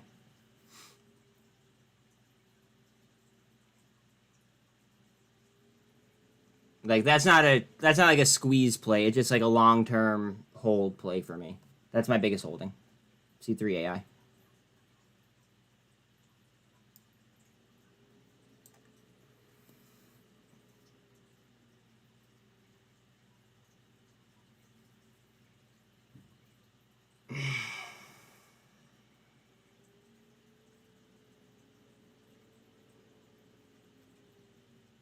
Don't worry, guys. I'm watching the screen. I'm waiting for them to come back. What do you think of the earnings coming? I think that the market's going to control it no matter what. And they could beat by 1,000,000%. And if the market wants it to go down, it'll still go down. But I would just say look at their partnerships. Look at who they're involved with. I think it's gonna be a big one. My next guest says, beware of September morn. Now, he's not talking about the Neil Diamond Classic. In fact, I think he's spelling it just a little different. I want to bring in Slate Stonewell, their chief market strategist, Kenny Paul Kari. September morn. MULN breaking down. You are in, Kenny. So listen, I've seen this data that you've seen that you referred to, right? The September data is like the worst month of the year for the stock market. And for the NASDAQ, in fact, is the worst month. I want to share something with you that our friend Tom Lee put out that suggests that this time might be different because of the setup. What's the setup? Well, the first half of the year is up more than 15%. We can see that. So we got that right. So that's in the place right now. And then August is down. Okay, so we got that. We had a strong first half of the year, record-setting first half of the year. Obviously, we'll probably end up this month lower. But look what happened since September. Only one time. T2 is at the 200. Has September been down, and the rest of the year has been gangbusters. So when I look at this, I'm like, oh, by the way, this has worked 86%. When MULN breaks, it's going to break fast. 100% of the time. Does this change? I think when everything breaks, it's gonna break fast. You know, I love Tom But, like, Lee. I do love his analysis and all stuff, but I just don't have that sense. I don't know. For me, it's more of a gut, right? What it feels like. Kind of like an elevator, August, almost. which is also kind of a seasonally weak time of the year, right? We started off weak. T2's trying in between the 48 and the 2. Oh, now it got pushed down below the 48. Which just gets me a little bit nervous about how September's going to set up. And I do think September's going to be a little bit of a volatile month because we saw Bitcoin slipping. rising PCE today, which was expected, but prices are going back up. You're seeing energy get stronger once again, so prices are going to go up there. You see food inflation getting stronger again. Prices are going up there. And so I think there's the data in September could reveal that as much Cup. Look at that on TRKA. the fact is maybe they're just not done yet, and I don't think, and that's what I think the market's not prepared for. Bell that door, Which one is thing. why I think September's going to be a rocky month. So I know you look at I know you watch things, and one thing about you is you're pretty nimble. Is there a place on the upside? Let's say the S&P closes at 4610. In other words, we take out that 4600 on relatively good volume, and it starts to move up. Would you begin to reassess at some point like there? Well, at that point, I might have to, right? Because I've got a $4,500 target on me. I don't like stops because they have level 3 data. 4610. Yeah, I guess it's a new game. I'd have to change my mind. But I do think the end of the year, right? November and December, I think we're going to get that typical year-end rally and all that stuff. But I think that's what's going to take us back to 4,500 because I think September and into October could just be a little bit rough. Not a crash, just a pullback, but a pullback with some churn. I got a minute to go. I want to go back to oil. You talked about oil. West Texas Intermediate finally starting to get a little bit of traction. These inventory numbers are I mean, they really blew it with this. Go ahead, Mole. Rip some faces. Never buy it back. Certainly did, you know. So we went down here. Maybe this is when they should have been buying it back in June and July. We're coming on, and it feels like if we get over $85, we want to. T2 looks like it's trending up. 13's crossing the 48. So I do. I own ExxonMobil. I own Schlumberger, and then I own the XLE separate from everything else. But those two individual names are names I own, and I still own them, and I still like them, and I would still. NCNC's coming up towards 30 again. Energy certainly had a great year last year. It's kind of flat this. Energy had a great year. HE. But to your point, I do think energy is going higher. Fossil fuel is not going away. Global demand is heating up. Renewable energy is still in its infancy stage, so I'm bullish on energy. And look, you saw what happened, right? There was a big drawdown in inventories from the EIA the other day. They reported that, right? They've got you've got now that issue in Gabon, right, where there was a coup there, so they've taken control of that country, and now you've got the Saudis and the Russians still threatening ongoing production cuts because they'd rather see oil at 90 than they would at 80. Yeah. Oh, by the way, that coup was amazing. I don't know if you saw all the videos. The president and all these guys, they had suitcases full of Swiss francs. Don't get me started, Kenny. I got to let you go. They're yelling in my ear, but I'll see you again real soon, my man. All right, folks, we're going to be right back with a critical, very important interview that you've been asking for. We'll be right back. Oh, okay. All right, cool. Here's what I'm going to do, guys. I'm going to make my face there. Okay. Alright. As soon as he comes on, I'm just going to come back and click on that. Oh. I am watching the, what's it called, though? I am watching the screen. As soon as he comes back on, I'll let everybody hear it. I'm going to switch that volume on. T2's about to bust, though. I think.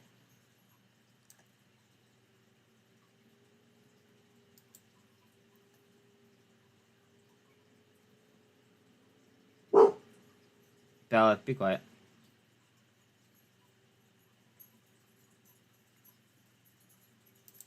Actually, you know what? I'm just going to start this now. All right. What is David Mishery going to have for us?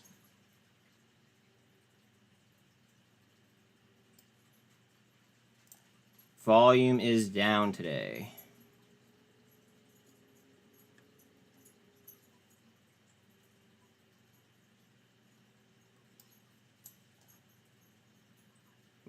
Volume also down on TRKA and down on T2. Bitcoin is in a supply zone.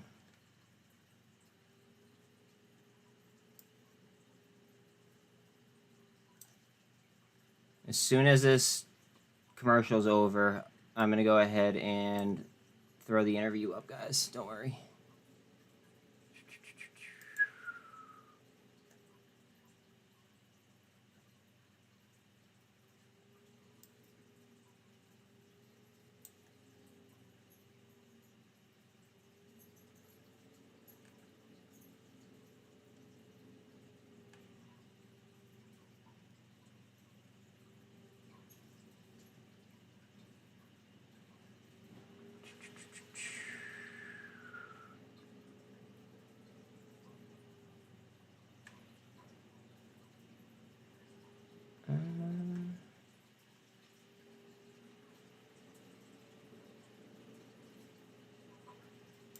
All right, we're going to restart.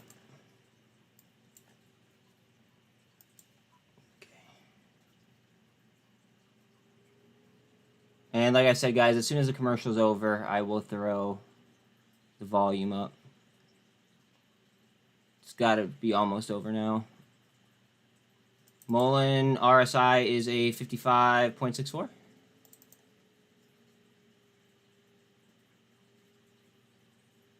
RSI on Bitcoin is a 32. RSI on the Qs is a 66.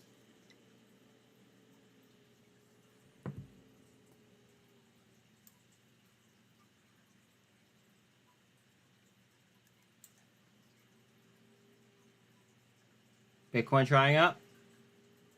Still a commercial, guys.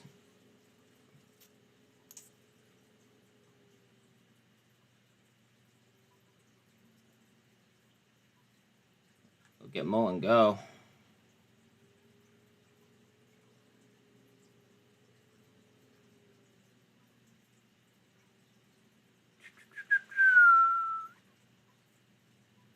T2, let's see if it'll follow trend. My next guest has become more cautious of late, but the recent developments might bring her back to her swashbuckling ways. I want to bring a Simpler Trading VP of Options, Danielle Shea. Danielle, you're looking good. I want you to put on your armor. All right, let's talk about the put-call ratio. This is something that you pointed out, and it's a sort of a contrarian thing. More puts than calls. This is your 20-day average. That's starting to pick up there a little bit. At what point would this become a sort of a buy signal? Well, Charles, it's been a buy signal over the course of the past couple days because what's happened is the put call was so extended to the upside. Everybody was short, looking for September seasonality to hit. And the market's an equal opportunity dream killer. When everybody's on one side of the move, it's going to rip your head off. All right, one of my favorite moving averages is the 50-day. It's simplistic. Some use 10, 20, whatever. 50 is cool with me. And I talked about this earlier with the S&P 500, dipping under it and back above it. It's done that again. It looks like maybe hard down on 14.5. Bitcoin. It could be the next major breakout point. Where do you become excited on this chart?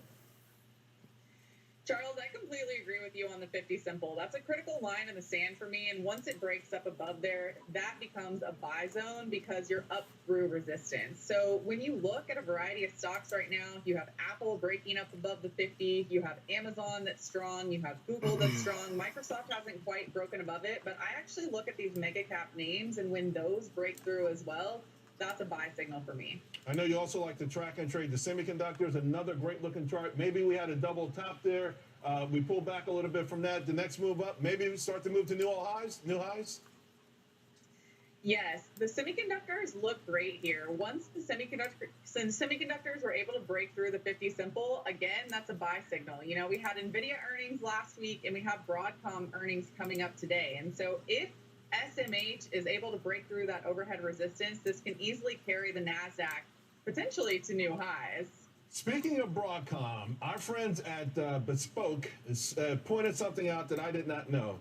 Broadcom has reported 12 straight triple plays. What's a triple play, folks? They beat on earnings, they beat on revenue, and they guided higher. 12 times! That is tied for the record. Drum roll. They report after the close. You told us to buy this stock. You told the audience to buy this stock in February at $587. Do we hold it into the close?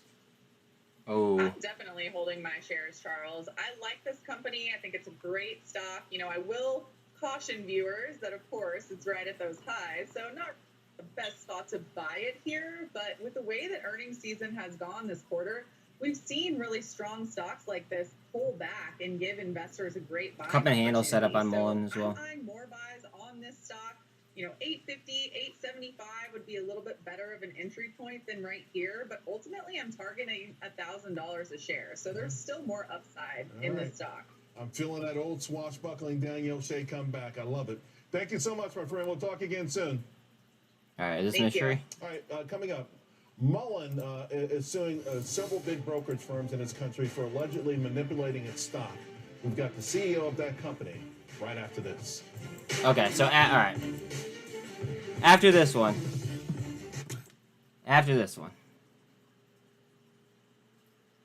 We got MULN. MULN.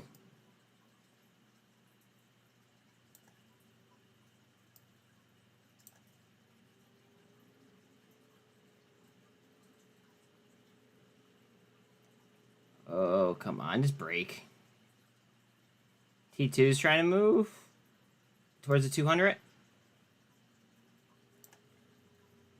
MULN coming up towards that day high.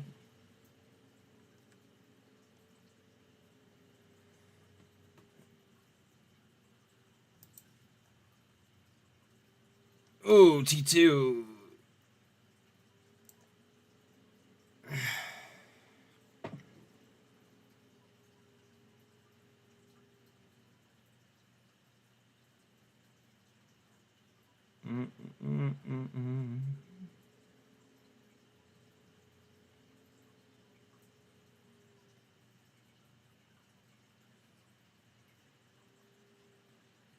I'm watching the screen, guys. As soon as it comes back on, you guys will have volume.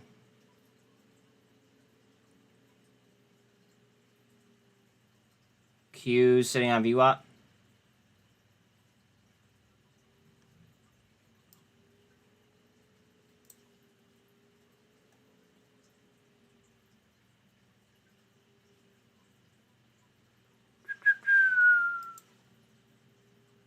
MULN.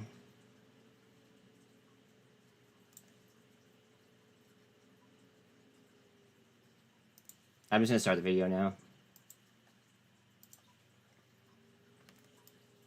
MULN. Right before the interview. Let's see. We will have the interview here in a second as soon as the commercial ends.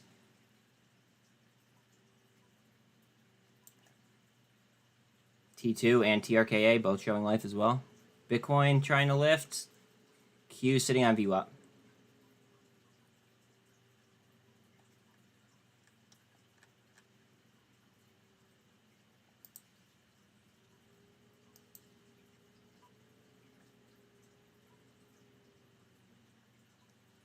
We just made an intraday high on MULN. Going for another one.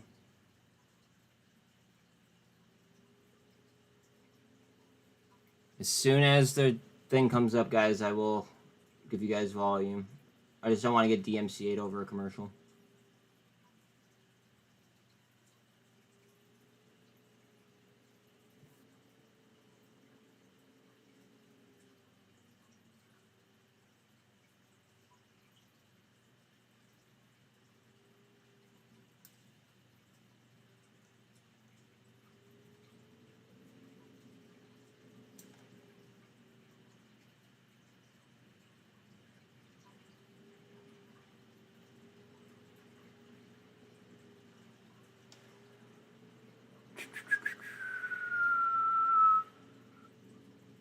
restarting it again.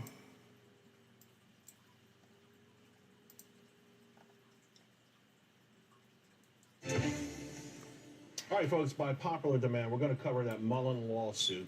Joining me now, in fact, MULN Automotive Chairman, CEO David Mystery, along with Christian Atter, law managing partner Wes Christian, who's been on our show before.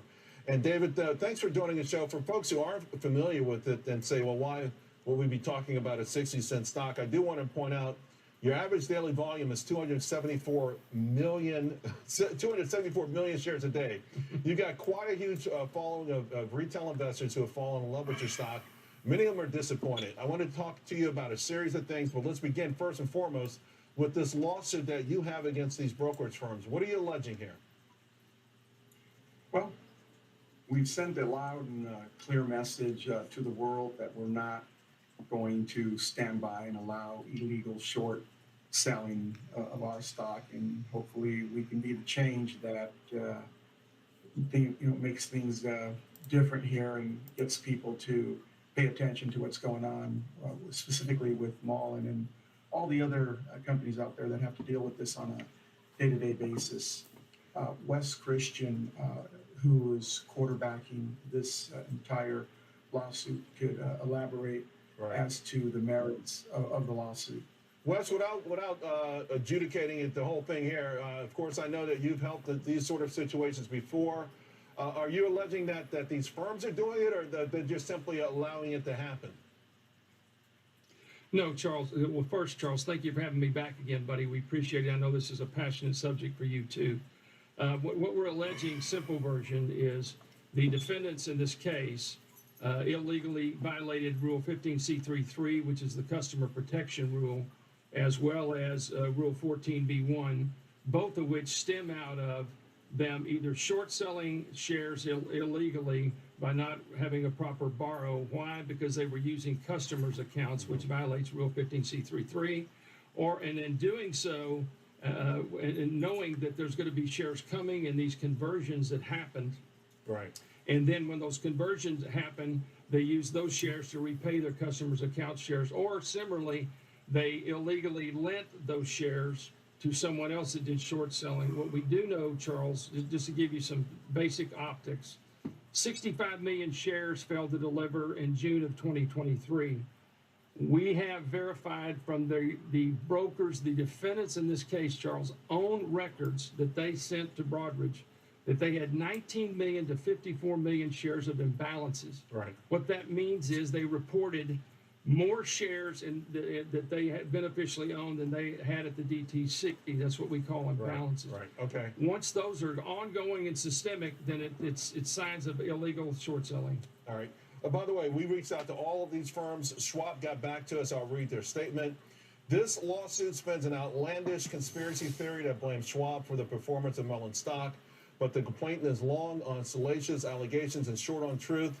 The truth is that Schwab always acted professionally, legally, and ethically in this manner. David, let me go back to the company. A lot of concerns about your salary, the losses. I went through the last quarter. One thing that jumped out at me on general and administrative spending, $31 million, just as a business itself. Why are you spending $31 million on SG&A costs and things like that? Well, we're a growing business. Obviously, this is a space where it's very expensive to get a vehicle into production. That's the research and development side. I got you, but the general and administrative costs to me are just outlandish. And particularly, here's the thing: people are saying you've taken a lot of money, you paid yourself a lot of money, and this kind of spending, it just doesn't make sense for a small company like yours. He's not wrong. Well, in relation to let's say compensation, whatever compensation that was awarded me in my employment contract, or compensation pursuant to awards were given. And David, can you hear me? You're fading out, and I've got 20 seconds. One last thing: these stock splits. Okay, I read your firm. What the firm is saying is that these stock splits were done to stay compliant with Nasdaq listings. But every time you split your stock, it becomes fodder for the shorts. I mean, when you go 1 for 25 and then one for authorized 1 for 100 and do 1 for 9, we know that the shorts pounce. So, folks, it looks like we're having some audio issues with David. We're running out of time. We'll pick this up again. We want to go over these stock splits, which to me are just nuts. They're nuts. All you're doing is helping the shorts. We'll also talk about the role of dark pools because it really seems nefarious to me. Right now, I'll hand it over to Liz Clayman. Welp, that wasn't much.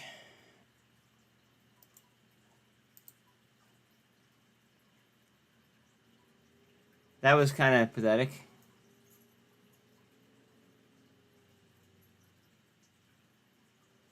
Alright, fuck MULN.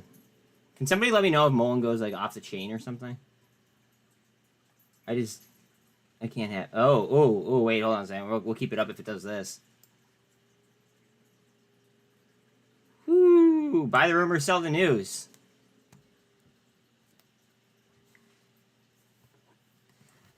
I warned you guys. I warned you guys that it might be buy the rumor, sell the news.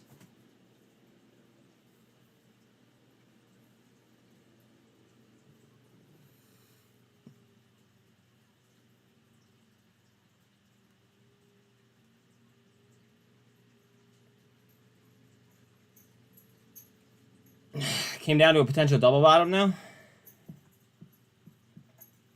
I bet I wouldn't be surprised if it fell right through it though.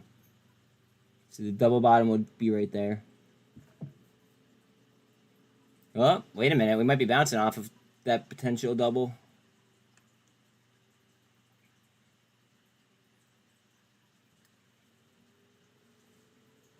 What news? Nothing was said. That's what I'm saying. Nothing was said. He got asked a question and, like, it's almost like he purposely, like, got cut out.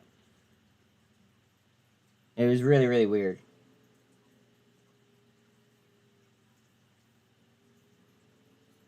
I don't know. I really don't like the management of this company. I like what they're doing now with the lawsuit, but I just don't like the management of the company to this point. In my opinion, it's been horrible. I feel like a toddler could have done a better job. Like, honestly, we should have focused on going cash flow positive with the battery tech before we expanded into all these different fields. Like, I don't know about you guys, but I originally invested in battery tech, and now it's turned into a full-blown EV company. You know, I just... Odd.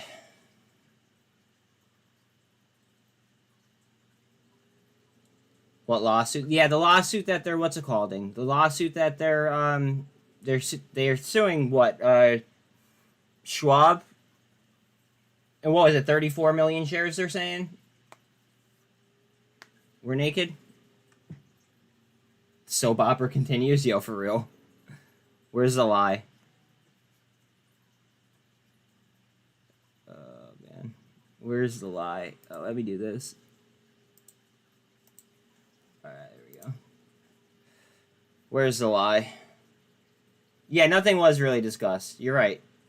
You're absolutely right. It was like a whole lot of nothing. It was a nothing burger is what it was. RSI on the Qs is a 55. RSI on Bitcoin's a 52.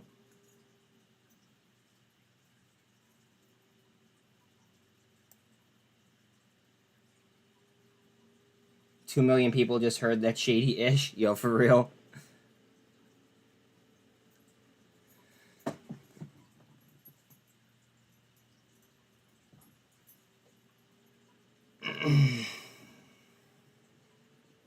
That was really, really shady, wasn't it?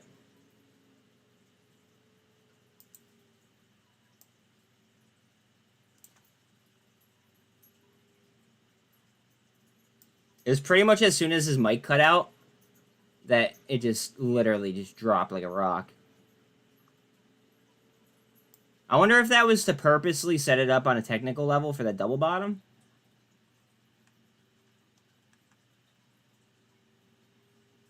I don't know. What do you guys think? For one last reverse split and buy lower. That's potentially what I'm thinking too.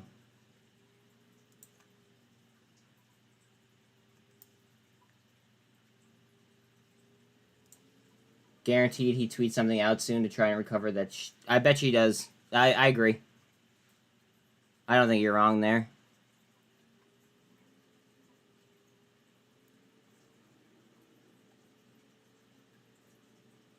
Tilray still has about 14.3. NCNC hanging out at 30% up. MNTS dropped. That was up almost there. That was up 30%. Now it's up 13. MMV's up 17% now. TRKA has 11% almost.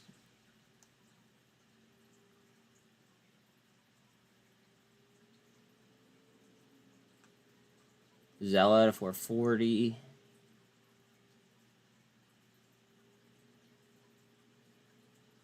God, that call was terrible. Fucking terrible. Q's trying to lift to the 48. At the 48. He was getting grilled. It was embarrassing. That's why the mic dropped. Probably. Like, how does the whole interview go crystal clear, then boom, one hard question and he cuts out? Yeah. Interviewer ended by calling him shady.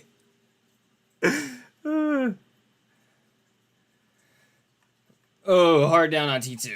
Hopefully that engulfs.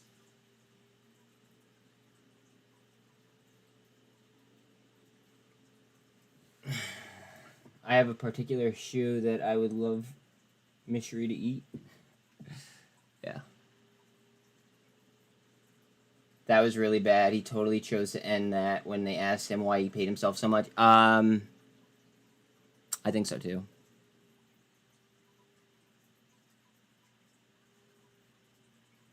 There are a lot of MULN blocks coming through right now, but volume just really isn't there. I mean, it definitely picked up from when the show started. Let's be clear about that.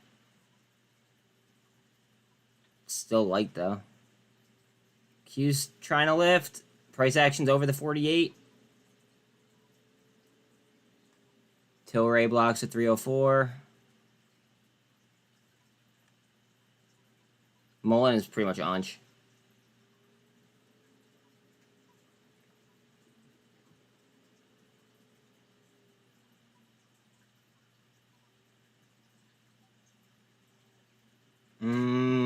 All right, now that we're done with that, let's go and look at futures real quick.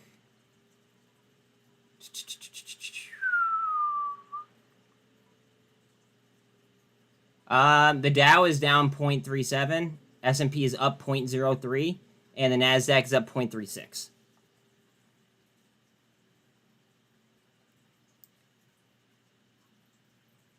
Q's trying to lift. They made it to the top of a supply zone before. Didn't like it. Got it shoved back down. Coming back up towards the supply zone now, though.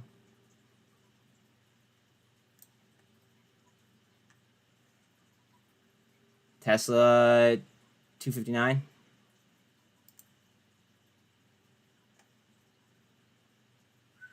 SMFL, up 20% all of a sudden.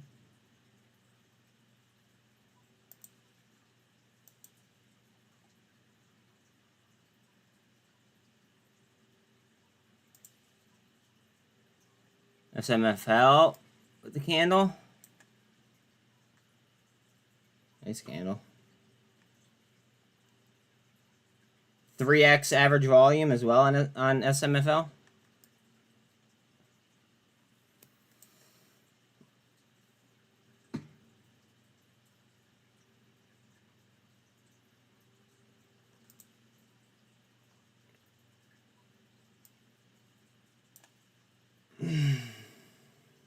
Maybe I should sell all now and then buy the upcoming dip caused by Mishri's competence. I can't say anything to that. I just read your I just read your full name, Concert Corner. What kind of music do you listen to?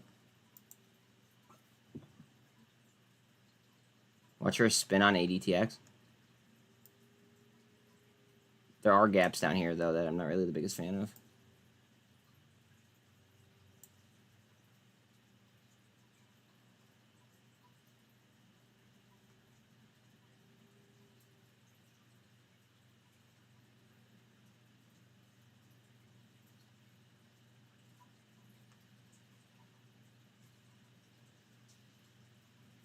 Heads up on ADTX. Eating that supply in the gap. I do concert videos, country rock and roll, and word. Oh, that's cool.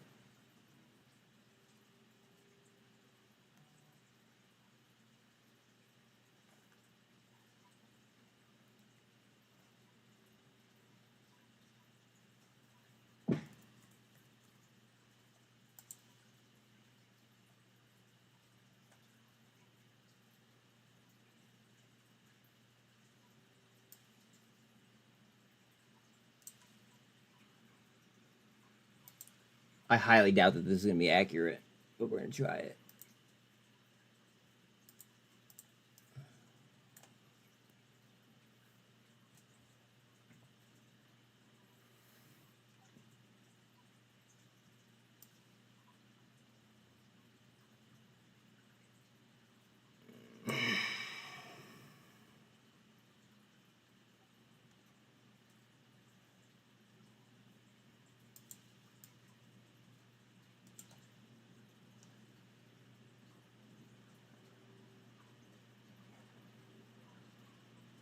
Potential double bottom for T2.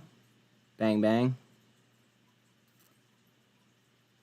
Or triple bottom, almost. I really was giving David too much credit today. I hope for something different. Yeah, I've just learned to, like, I guess, yield when, like, my expectations when it comes to MULN. You know, like,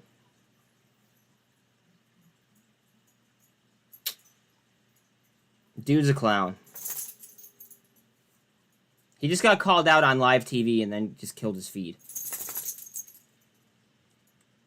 Like, what? Who does that? Alright, so MULN's coming down for a death cross. We might try to move up to invalidate that.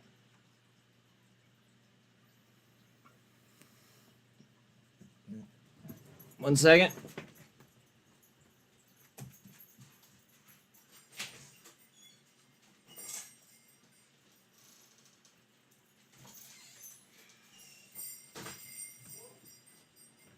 My bad.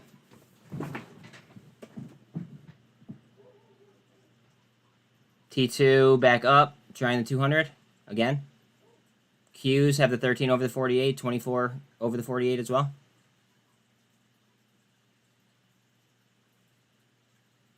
This could be a rising wedge, which would be bad.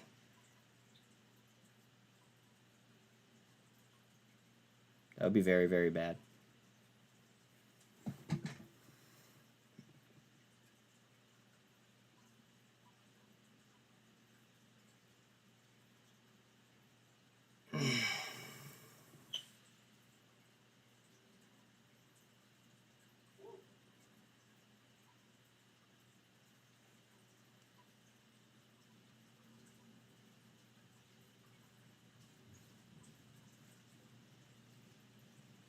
We're going to be trying the 200 here with T2 here in a second, it looks like.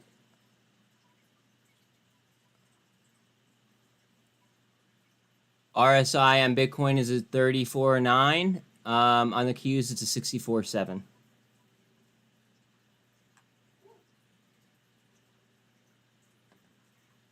Sitting at 1% up on MULN. At least we're moving in volume now, it seems like. Just before the show, volume dried up like at like 55,000 or whatever the hell it was. Or maybe it was just shy of 50. Oh yeah, it was like 42, right? Something like that. See, now we're at 70 mil already. Definitely picked up volume since the show. I'm sure most of it was selling pressure, but is what it is. RSI on the Qs is a 64.7. RSI on Bitcoin 36.17 at the moment.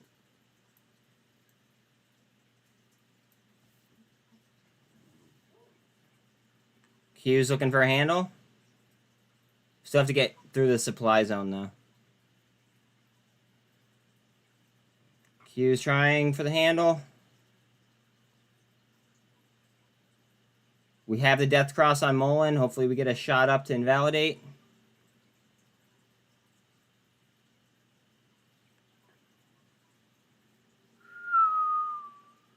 Apple's up 0.6. Cosm to 119. Could be good fill. MULN to a double bottom. We're actually going to draw support at 56 cents.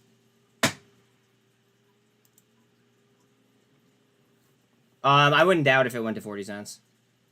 I still have to chart it, though.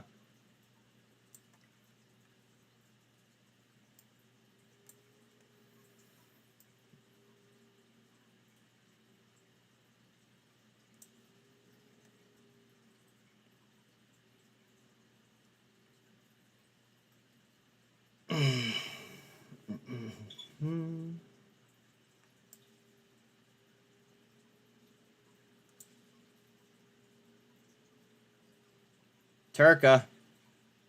Did I not say she was in a snap? Come on, baby. Up, up, up, up. Let's watch. Let's pay attention to volume. Pay attention to volume on TRKA. Here she goes.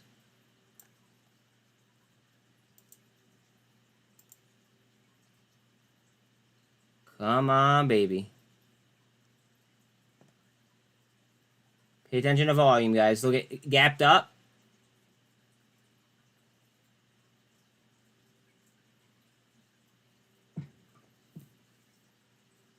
TRKA, TRKA, TRKA.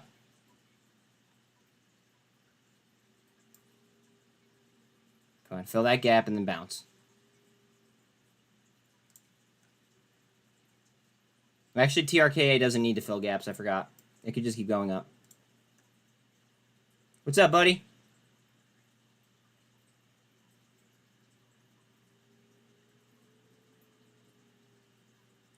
Bro, wait till you hear the, what's it called? Wait till you hear the David Michery interview.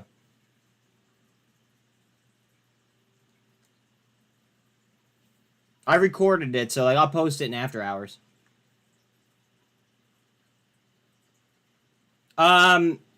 He asked him one hard question, and as soon as he asked him one hard question, the mic cut out.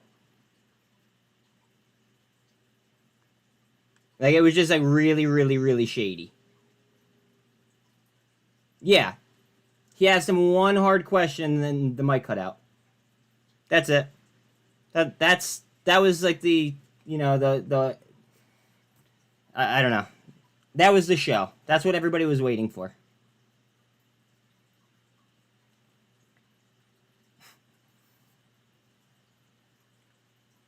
It was just laughable. 281 up on ADTX. I mean, obviously, you guys know that thing's volatile as all hell right now. It was spinning up, though, before. Let's go to it real quick. I mean, it looks like it's trying to spin up, but remember that there are gaps underneath it. I mean, I don't know. Teach their own. Up 12% on TRKA right now. SMFL up another 5% to 24% up.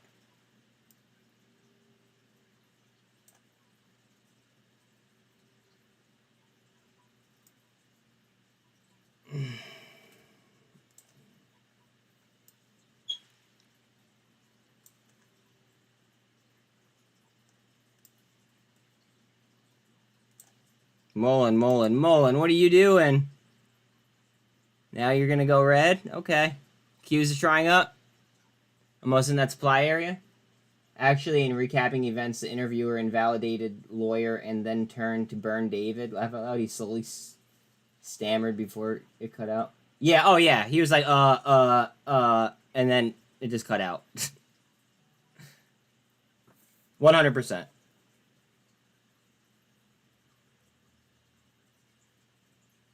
Said Charles Schwab basically laughed at them in their complaint. Yeah, but Charles Schwab doesn't have, like, you know, the cleanest hands either.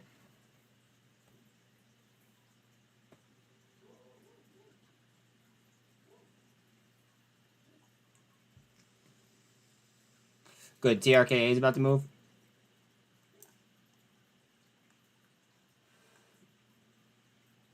Thoughts on T2? I would have bought it yesterday when I called it on Twitter.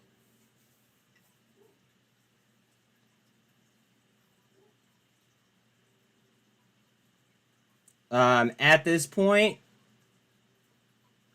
I like straight stock until the reverse split is off the table officially. I'm worried about clearing the 36-cent level, and I'm worried about clearing the 50-cent level. But then there's gaps on it. Hold on, I actually looked at the gaps yesterday. Let me just look at my Twitter DMs because somebody asked me. Okay, so we have a daily gap at 89.20ish, and that's for T2. Look at MULN. And then that goes to about 108 where the warrants that they could exercise are at. So we're gonna have to deal with that at 108 for T2. And then after that, we have a gap on the daily from 118 to 136.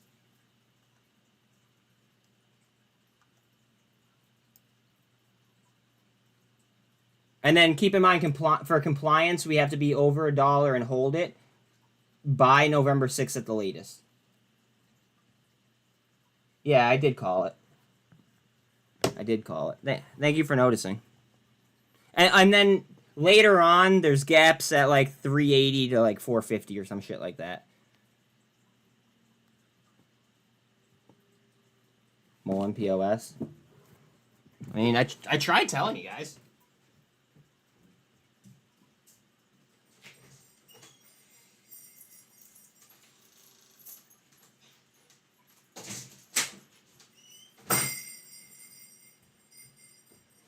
Sorry, I know that bell in.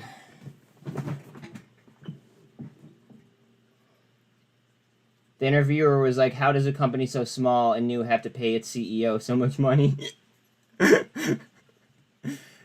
Yeah, and then it just like pretty much dropped right out.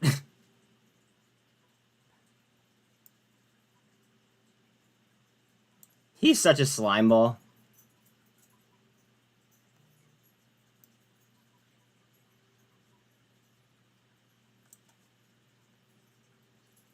I really wouldn't be surprised if like a Form 4 came in after hours saying that he sold shares.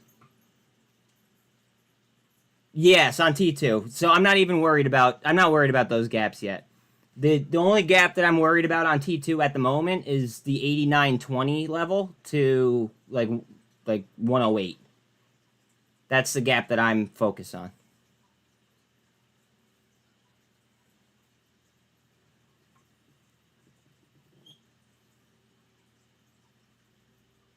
But at that 108 level is where we have those warrants that we have to, smash through. There's also warrants at 50 cents that are prepaid.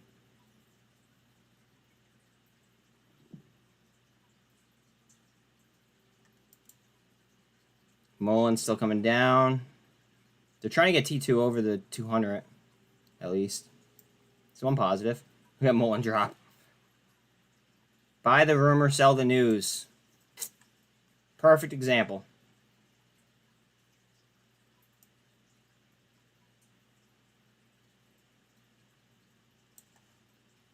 Look at them trying to get T2 over the top. Watch, that's an engulf.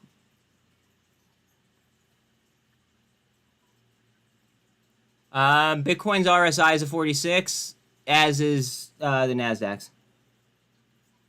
Or the Qs. Oh yeah, they're super choppy because they're just eating supply before it busts, I think.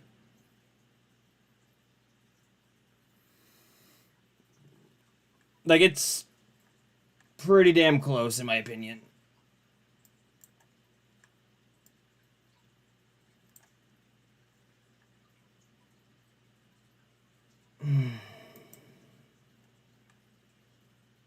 All right, here's a lot of green blocks coming.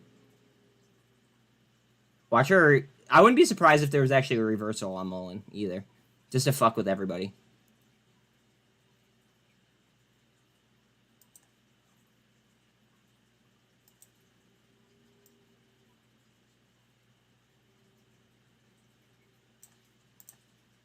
You guys heard me say that before I dropped that.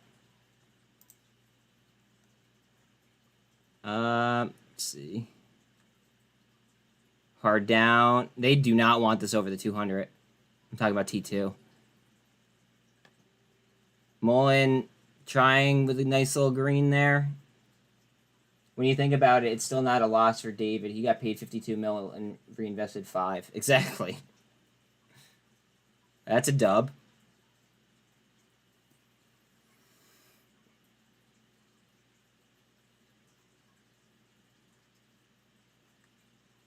Heads up on MULN.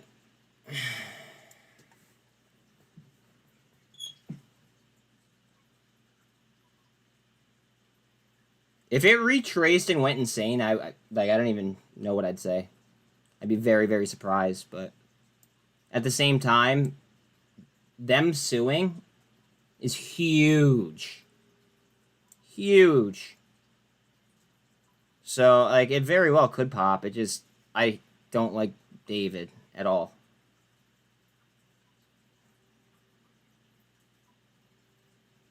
Apple still on the way up. Cosm 119 still.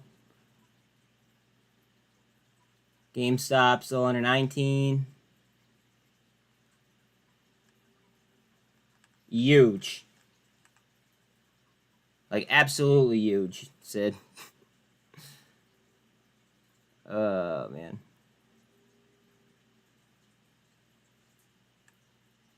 Tilray slightly off the highs. Still up 12.5. MULN coming back. Or at least trying to. ADTX. Back to 381 up. Why is them suing huge? Because Wes Christian is probably the most well-known lawyer when it comes to this. And if he's going to take them on as a client, then chances are there's, you know, extensive proof.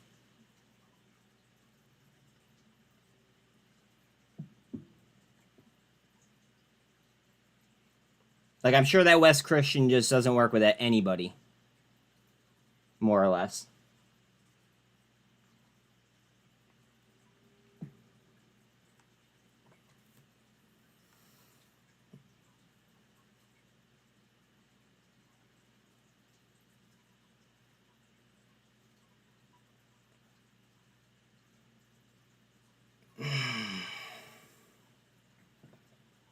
I get what you're saying. I get it, Sid.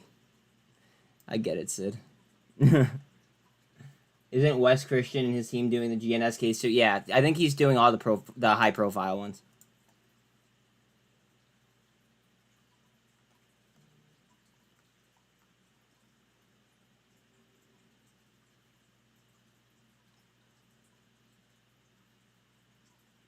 SNMP came back to green.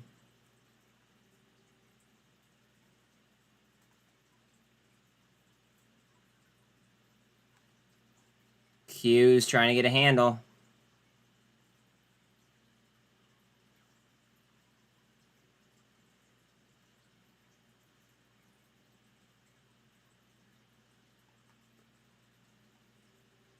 JTAI up 13.6. MNTS back to 17.5 up.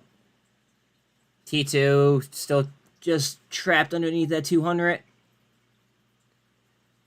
Q's trying up. Back into that supply zone.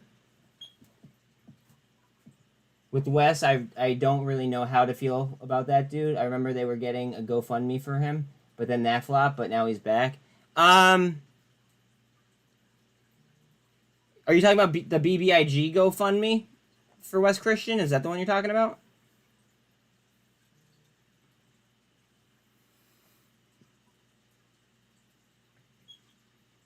Oh, I have no idea what happened with that.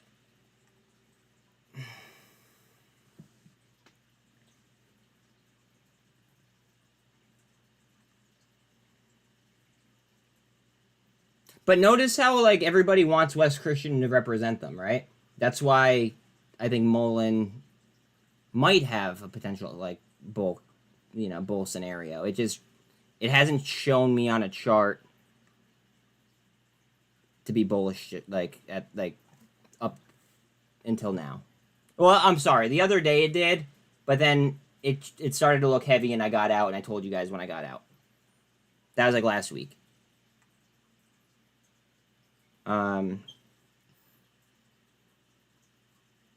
It may very well just drop. At which point, if I was holding it, I'd probably consider DCAing. I mean, I don't know. I'm very, very bullish at this moment going into the weekend. I don't know why. I just am.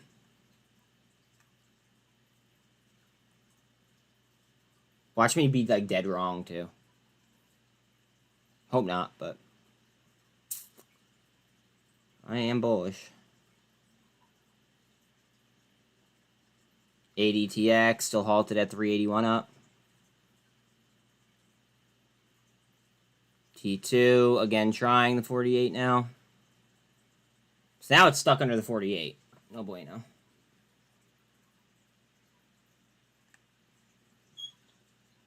And MULN is in a cup and handle setup, waiting on a handle. Bitcoin is coming up. So we have that going for us. So Bitcoin's coming up, and the EMAs and the Qs look like they're in line now. So that's good at least.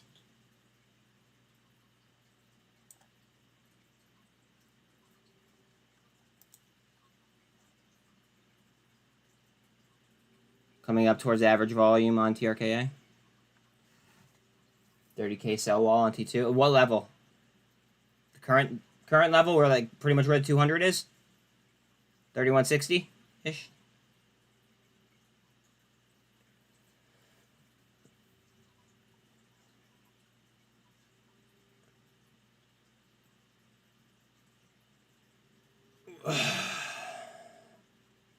$31.50-ish? Okay.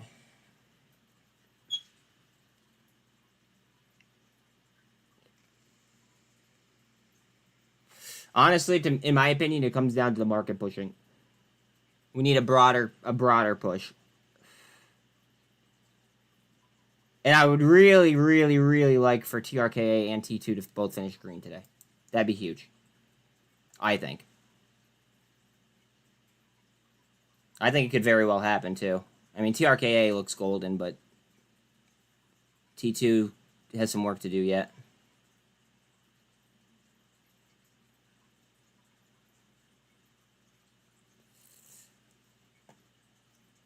My XDC just off 6 cents. I've been buying that since 2.5 cents. Does anybody not, or like, want XDC or XRP and not have a link? Because I don't want to just share my link if nobody is going to use it, but if anybody needs one, I got you.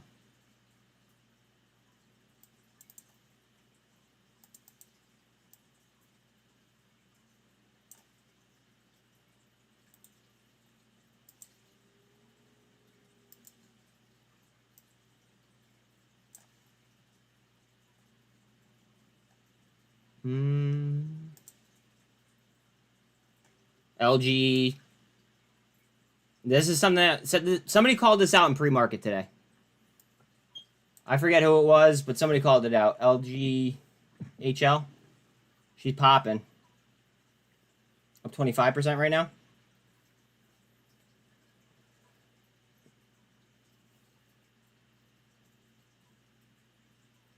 And it's double average volume at the moment.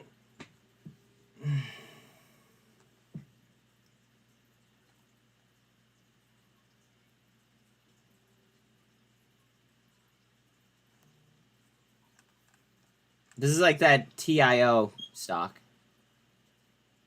TIO.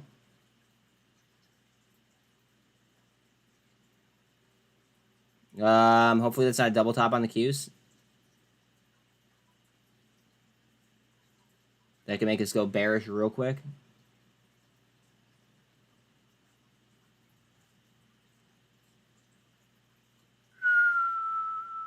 About 13% up on TRKA.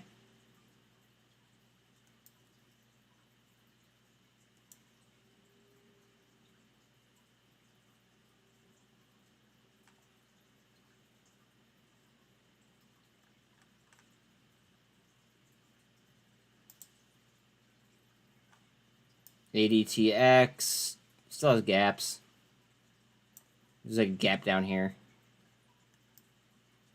Up almost 400% though.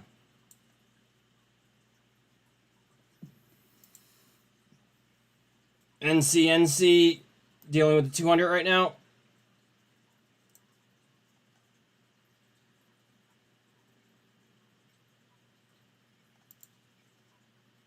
EFSH coming up to the 200.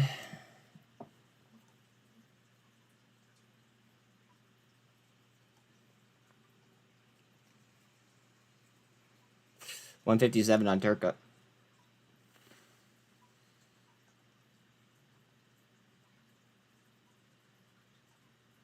Groupon's up 7. EVLV's up 7.5.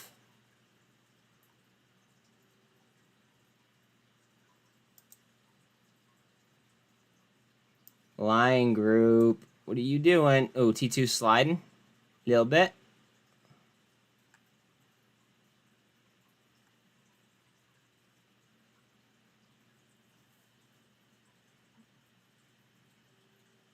MULN's in a cup and handle setup.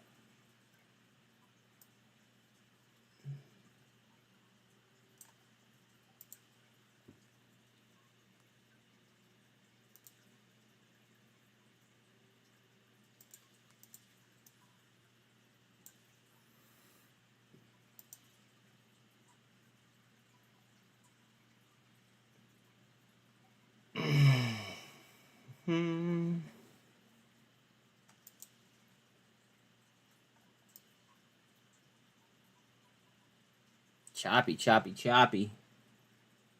Coming up to average volume. After hours could be crazy. Maybe I'll stream after hours. Hoping that this is just tree shaking. I think it is. What's the turnover look like on T2? Hold on. Let me see what the turnover looks like. Turnover on TRKA is laughable. It's so low. Turnover on T2 is 14.88%, and it's only down 4%. That tells me that there's a lot of liquidity in it. A lot of liquidity in T2 right now.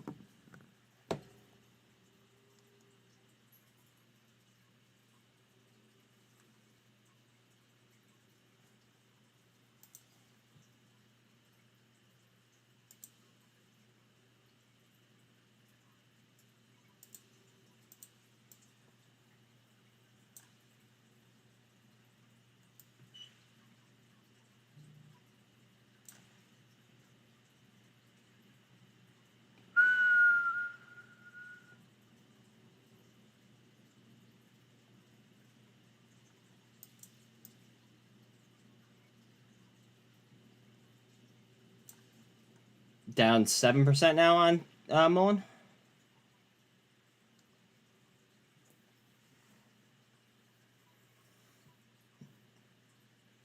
ARCA, what up?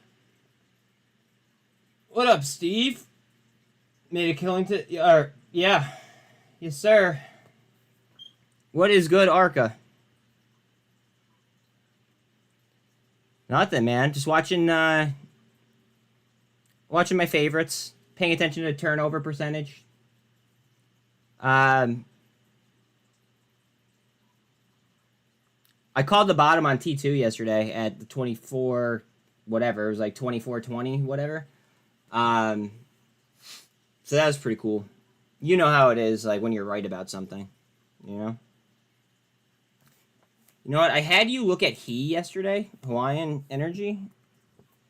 Did you see, what's called? Did you see the the shit that Biden's giving them? Biden's giving Hawaii like $100 million to fix their electrical grid.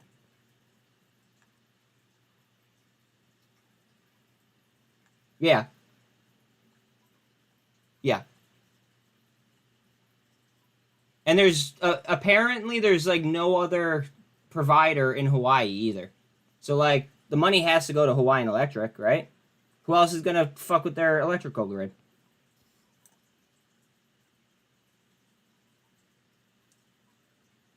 I mean, I don't know. You would think. Did you watch the MULN interview or no?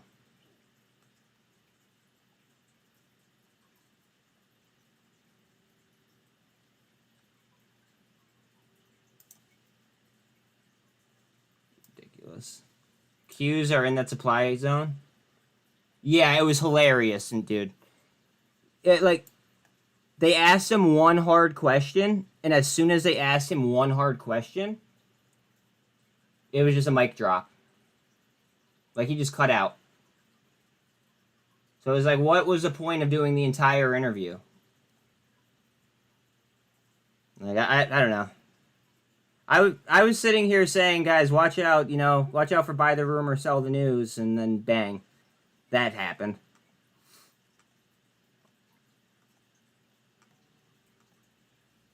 I feel bad for those who bought into it with the hype.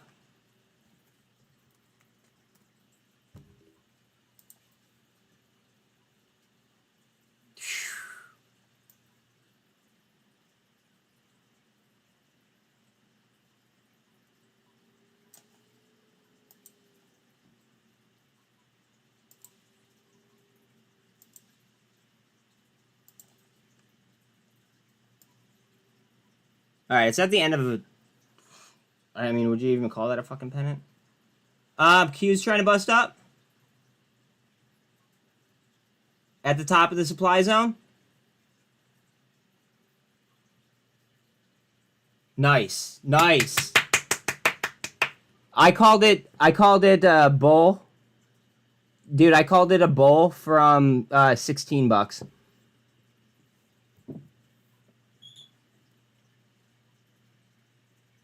Yeah. Yeah. Thank you. Thank you. Of course, my dumb ass didn't get in it. Just like how I called HKD at like $22 or $18, whatever the hell it was. But, yeah.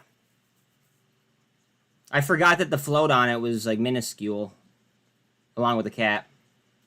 Yeah. Just my luck. It's alright though. There's always another trade.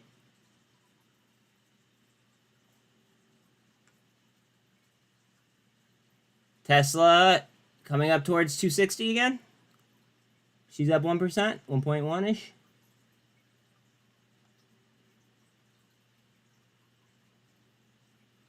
MULN is at the apex of the drawing. T2 trying up, but remember, follow the bid. The bid is sitting at this resistance line. It's not moving. Follow the bid. Bid right there. TRKA is getting like no volume right now. Yeah, 674 in volume. No, we're gonna change it to something else.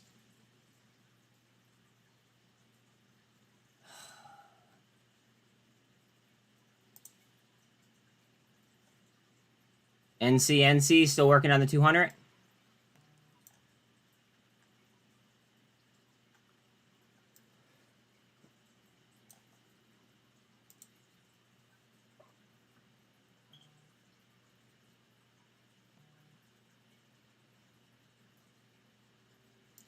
Watch NCNC. The 13's coming up for the 48 on the 3-minute, and then on the 1, it looked like we were coming up. Yeah, we're in between the 200 and the 48 as the Qs are lifting. He 4-hour volume versus price action. Bear. Don't like to hear that. Buzz, the 2-day on T2 looked almost identical. Does it? I have so many lines drawn on T2. It's fucking disgusting.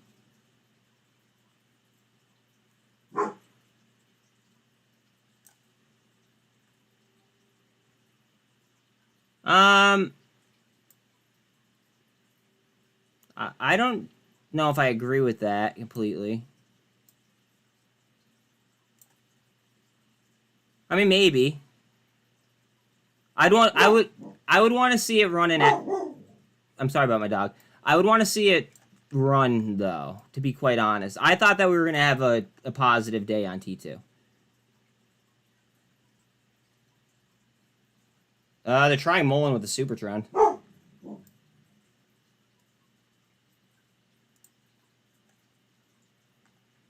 The Qs are just off the day high as well.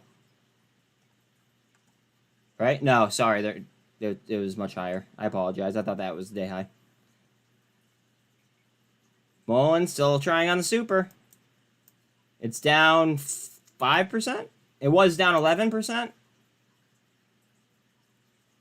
50K bid right now. Buyers coming in. We could still close green. I think that we could close green easily. Easily.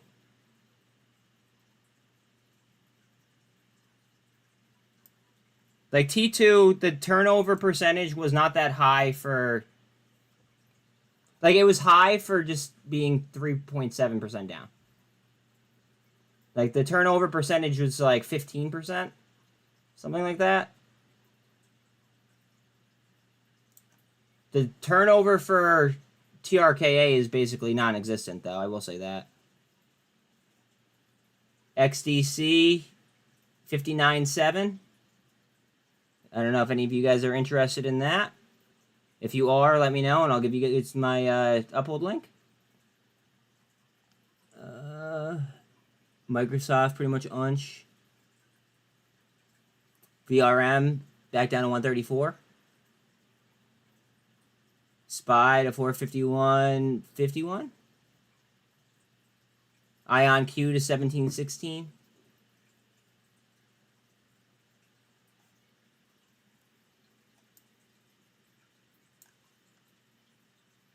T2, they're still trying towards the 200. This NCNC might pop too. It's getting close. Price action is at the 200, trying to overtake right now.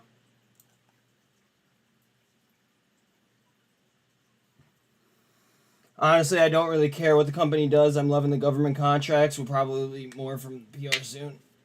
On what, on T2? Yeah. I just don't like how people are annihilating the buy button on the fucking 2.5 options when there's a reverse split on the table. I think that's silly. I think that buying options, going heavy on options with a reverse split on the table, indicates to me that somebody has not gone through a reverse split while holding options on that stock before. That's what that indicates to me. Because the OCC will tear your ass up. Trust me. It's not fun. Go EV just got a lot of blocks too.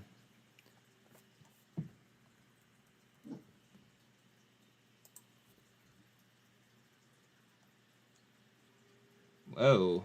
What's happening here?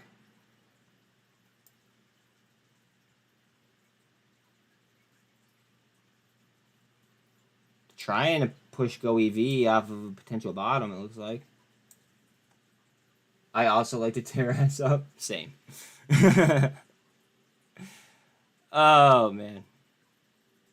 I have too much fun with you guys. Q's hard down. Meanwhile, we're getting a super trend up on Go EV, so watch for this to retrace right back up. It's at the 48. And back down. And we're trying it again. TO, which was way up earlier, is now down 8%. Up. Go EV, the candle finished on top of the 48 DMA. Back to 141. Coinbase under 80 bucks. SFT to 119. That might be interesting. NVAX back to 805. I love NVAX around $8. Love it around $8. QBTS is all the way down to 115 as well. VIX down 3% to 13.5 approximately.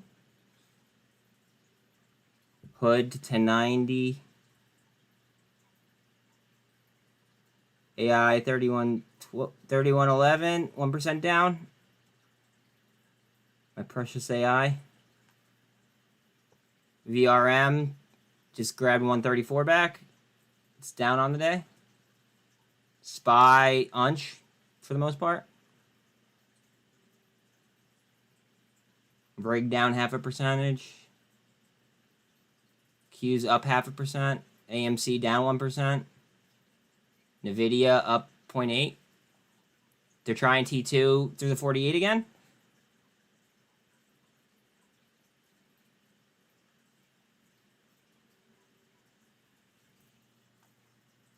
Cosm to 119. Cosm's been like just sitting at 119, I feel like, all freaking day. Like, that's the fib line right there. It's 116, and it already hit it. Just throwing that out there.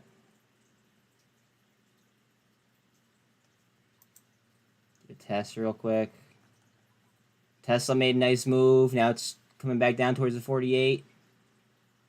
Hopefully we get a bounce there. Carvana over $50. Blackstone almost 107. DNA 232.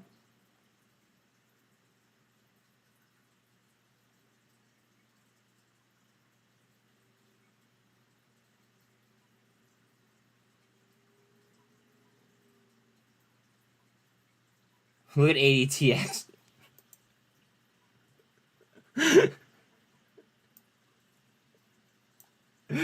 Oh, this stock is hilarious.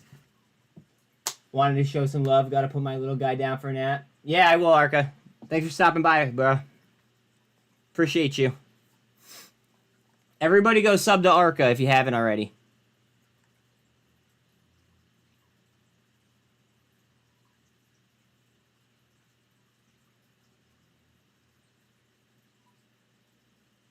You too, man. You too.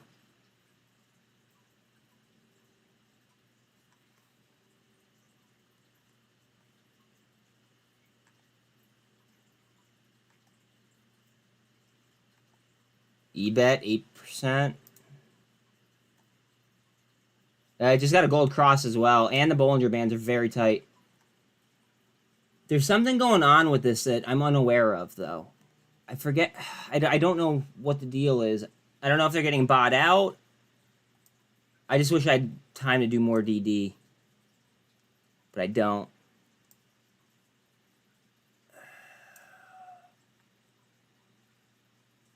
Does anybody know the story with EBET? Are they getting bought out? Like, am I right? Because that's what I heard, but I don't want to just go based off of what I heard.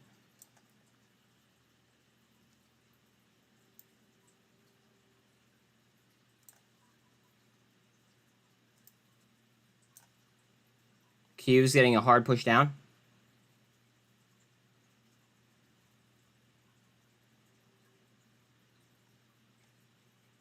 All right, so this would be a descending wedge from the top. ADTX halted up again. Yeah, I'm not surprised, to be quite honest.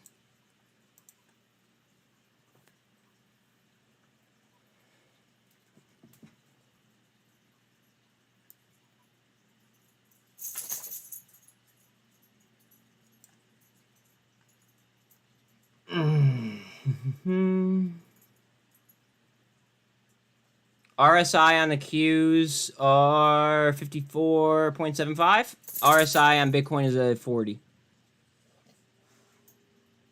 MULN looks like she wants to spin up. It's down 6% right now, but it does look like she's trying to work a spin in. No hurting. I think that we might actually have a bullish after hours, but I mean, like, that's my opinion. I'm overall a bull, so there's that. We have to take that into consideration. So, like, I might have a little bit of bias.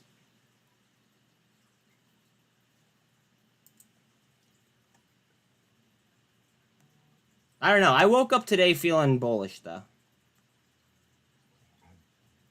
Back to almost 500% up on ADTX. Just off the high of the day. That's wild. Fucking wild. Oh, yeah. There's no halting. Yeah, correct. Lion Group, which was called out in pre-market, is up 30%. Kudos to whoever called that out, because I forget. Maybe it was Bodie. Was it Bodie?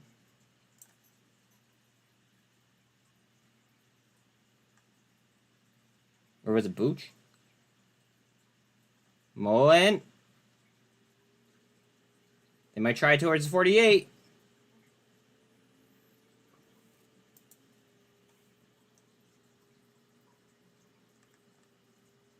Exactly. Well, yeah, because the cap is so small and so is the float. The float is less than 200,000 shares, bro. And then the cap is like 3 million max.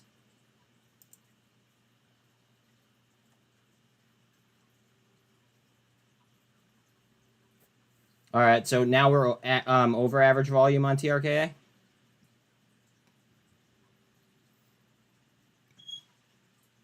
I'm seeing GNS blocks at 115.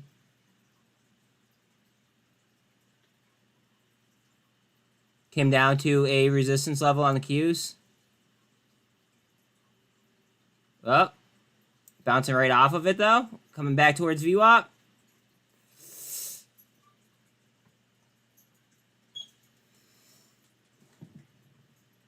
But yeah, ADTX, basically the cap is, or sorry, the shares outstanding is like 188, and the float, or the cap is 3 million. So yes, it could drop or it could fly. In like an instant.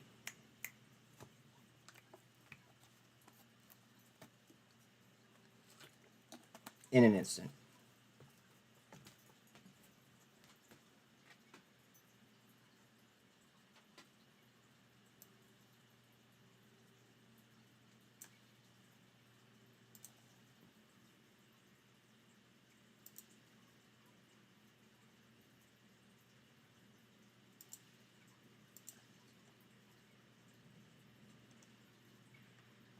Which Qs?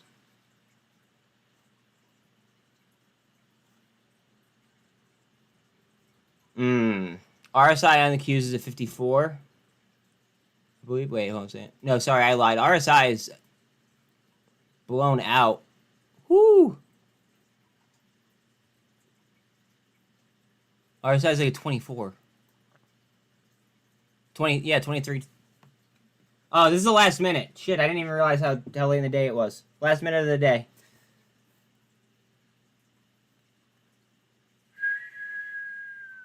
Wow, today flew by.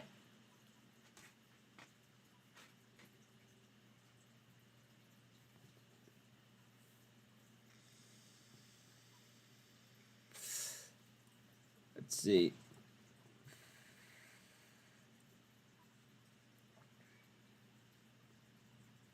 Good day. Good day. Today deserves a clap. Let's see what we have going in after hours, though. Anything?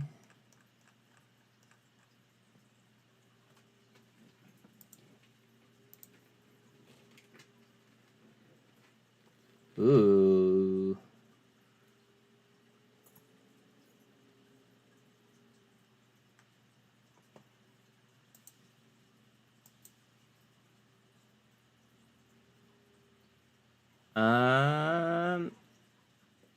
What do I have the least amount of money in?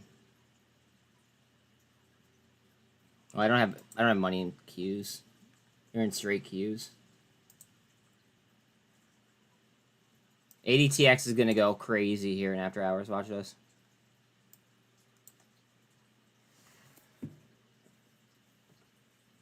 Let me change the name of the stream.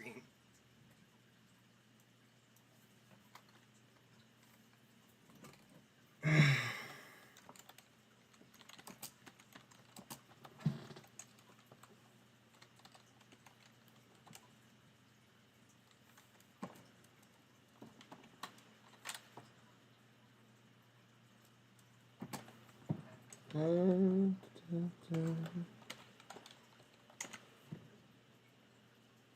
forgot caps. Shit.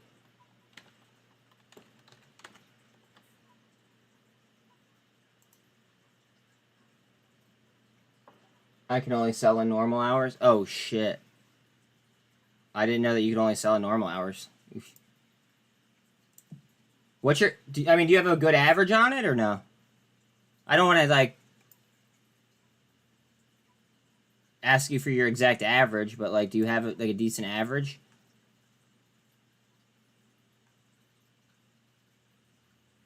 Holding it overnight was ballsy if you couldn't... what's it called? If you can't sell in after hours. I will say that. Very ballsy move. MULN getting a push. Down. You're 80% up. Let's go. Let's go.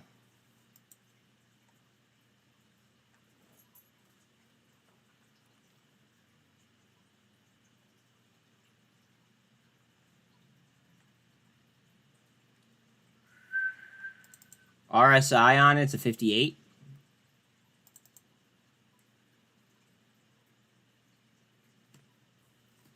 Oh, T2 with the hard down. The ask is still up here though. Yeah.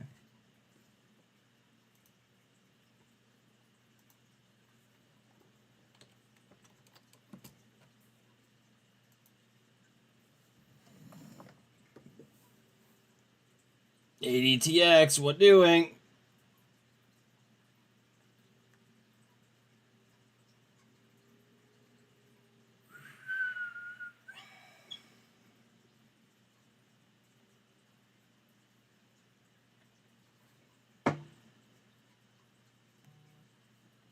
Tried to sell, but halted till the end. My fault for being greedy again. It happens, bro. It happens. I hate when that happens, though. When it like halts into close. I do hate that as well. I really wish that T2 finished green today. TRKA did. I think TRKA has a nice day tomorrow, because now that's 2 green days in a row.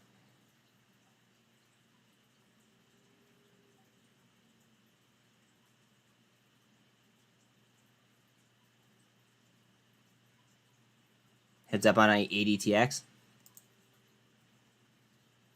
Up 22% right now. Oh, look at that TRKA push. That's going to be a gap. Remember, though, we don't have to fill gaps on TRKA because, like, they could drop news at any point.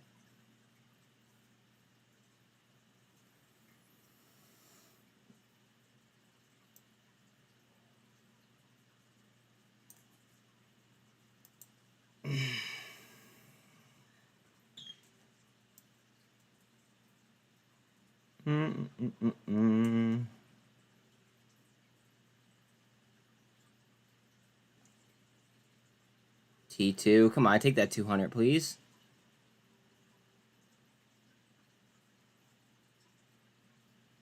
Bitcoin and the Qs kind of like trying to swing. RSI on the Qs is a 30.5. 36.2 for Bitcoin.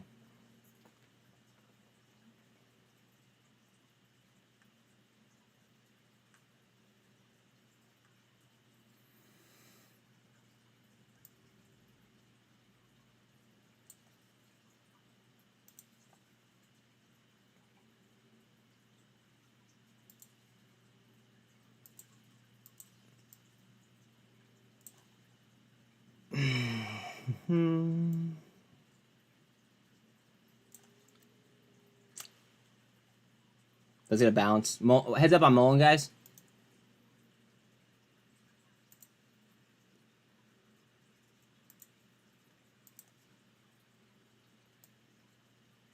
Watch for the bounce there on that. The ask came back down on TRKA.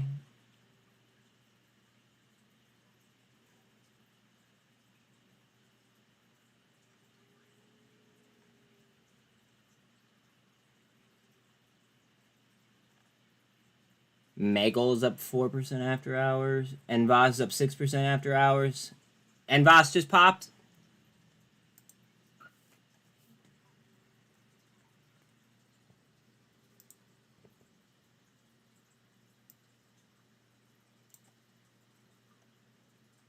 NVOS? What doing?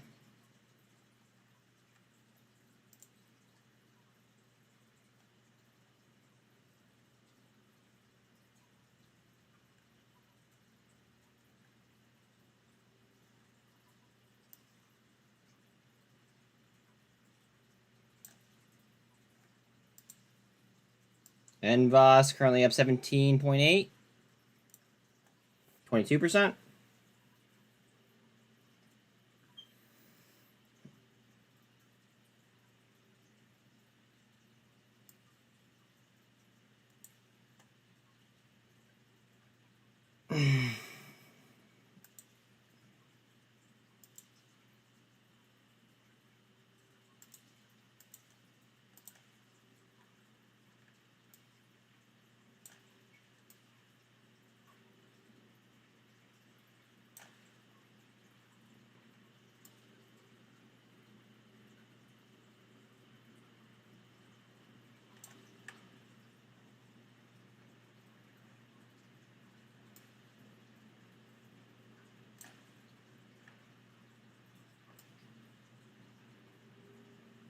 I'm really not surprised at all that MULN sold after that interview. That interview was so bad.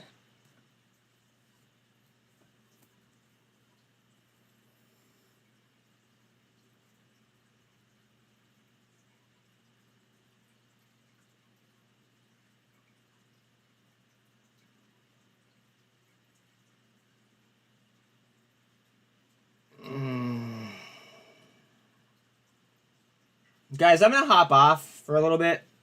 If T2 or TRKA busts or something, I'll hop back on. But yeah, later, fam. I'll probably be on tomorrow, but I appreciate each and every one of you guys. You guys have yourselves a great night. Stay safe. All that cool stuff. Later, fam. Appreciate y'all. Oh, and please like and sub if you haven't already. Later.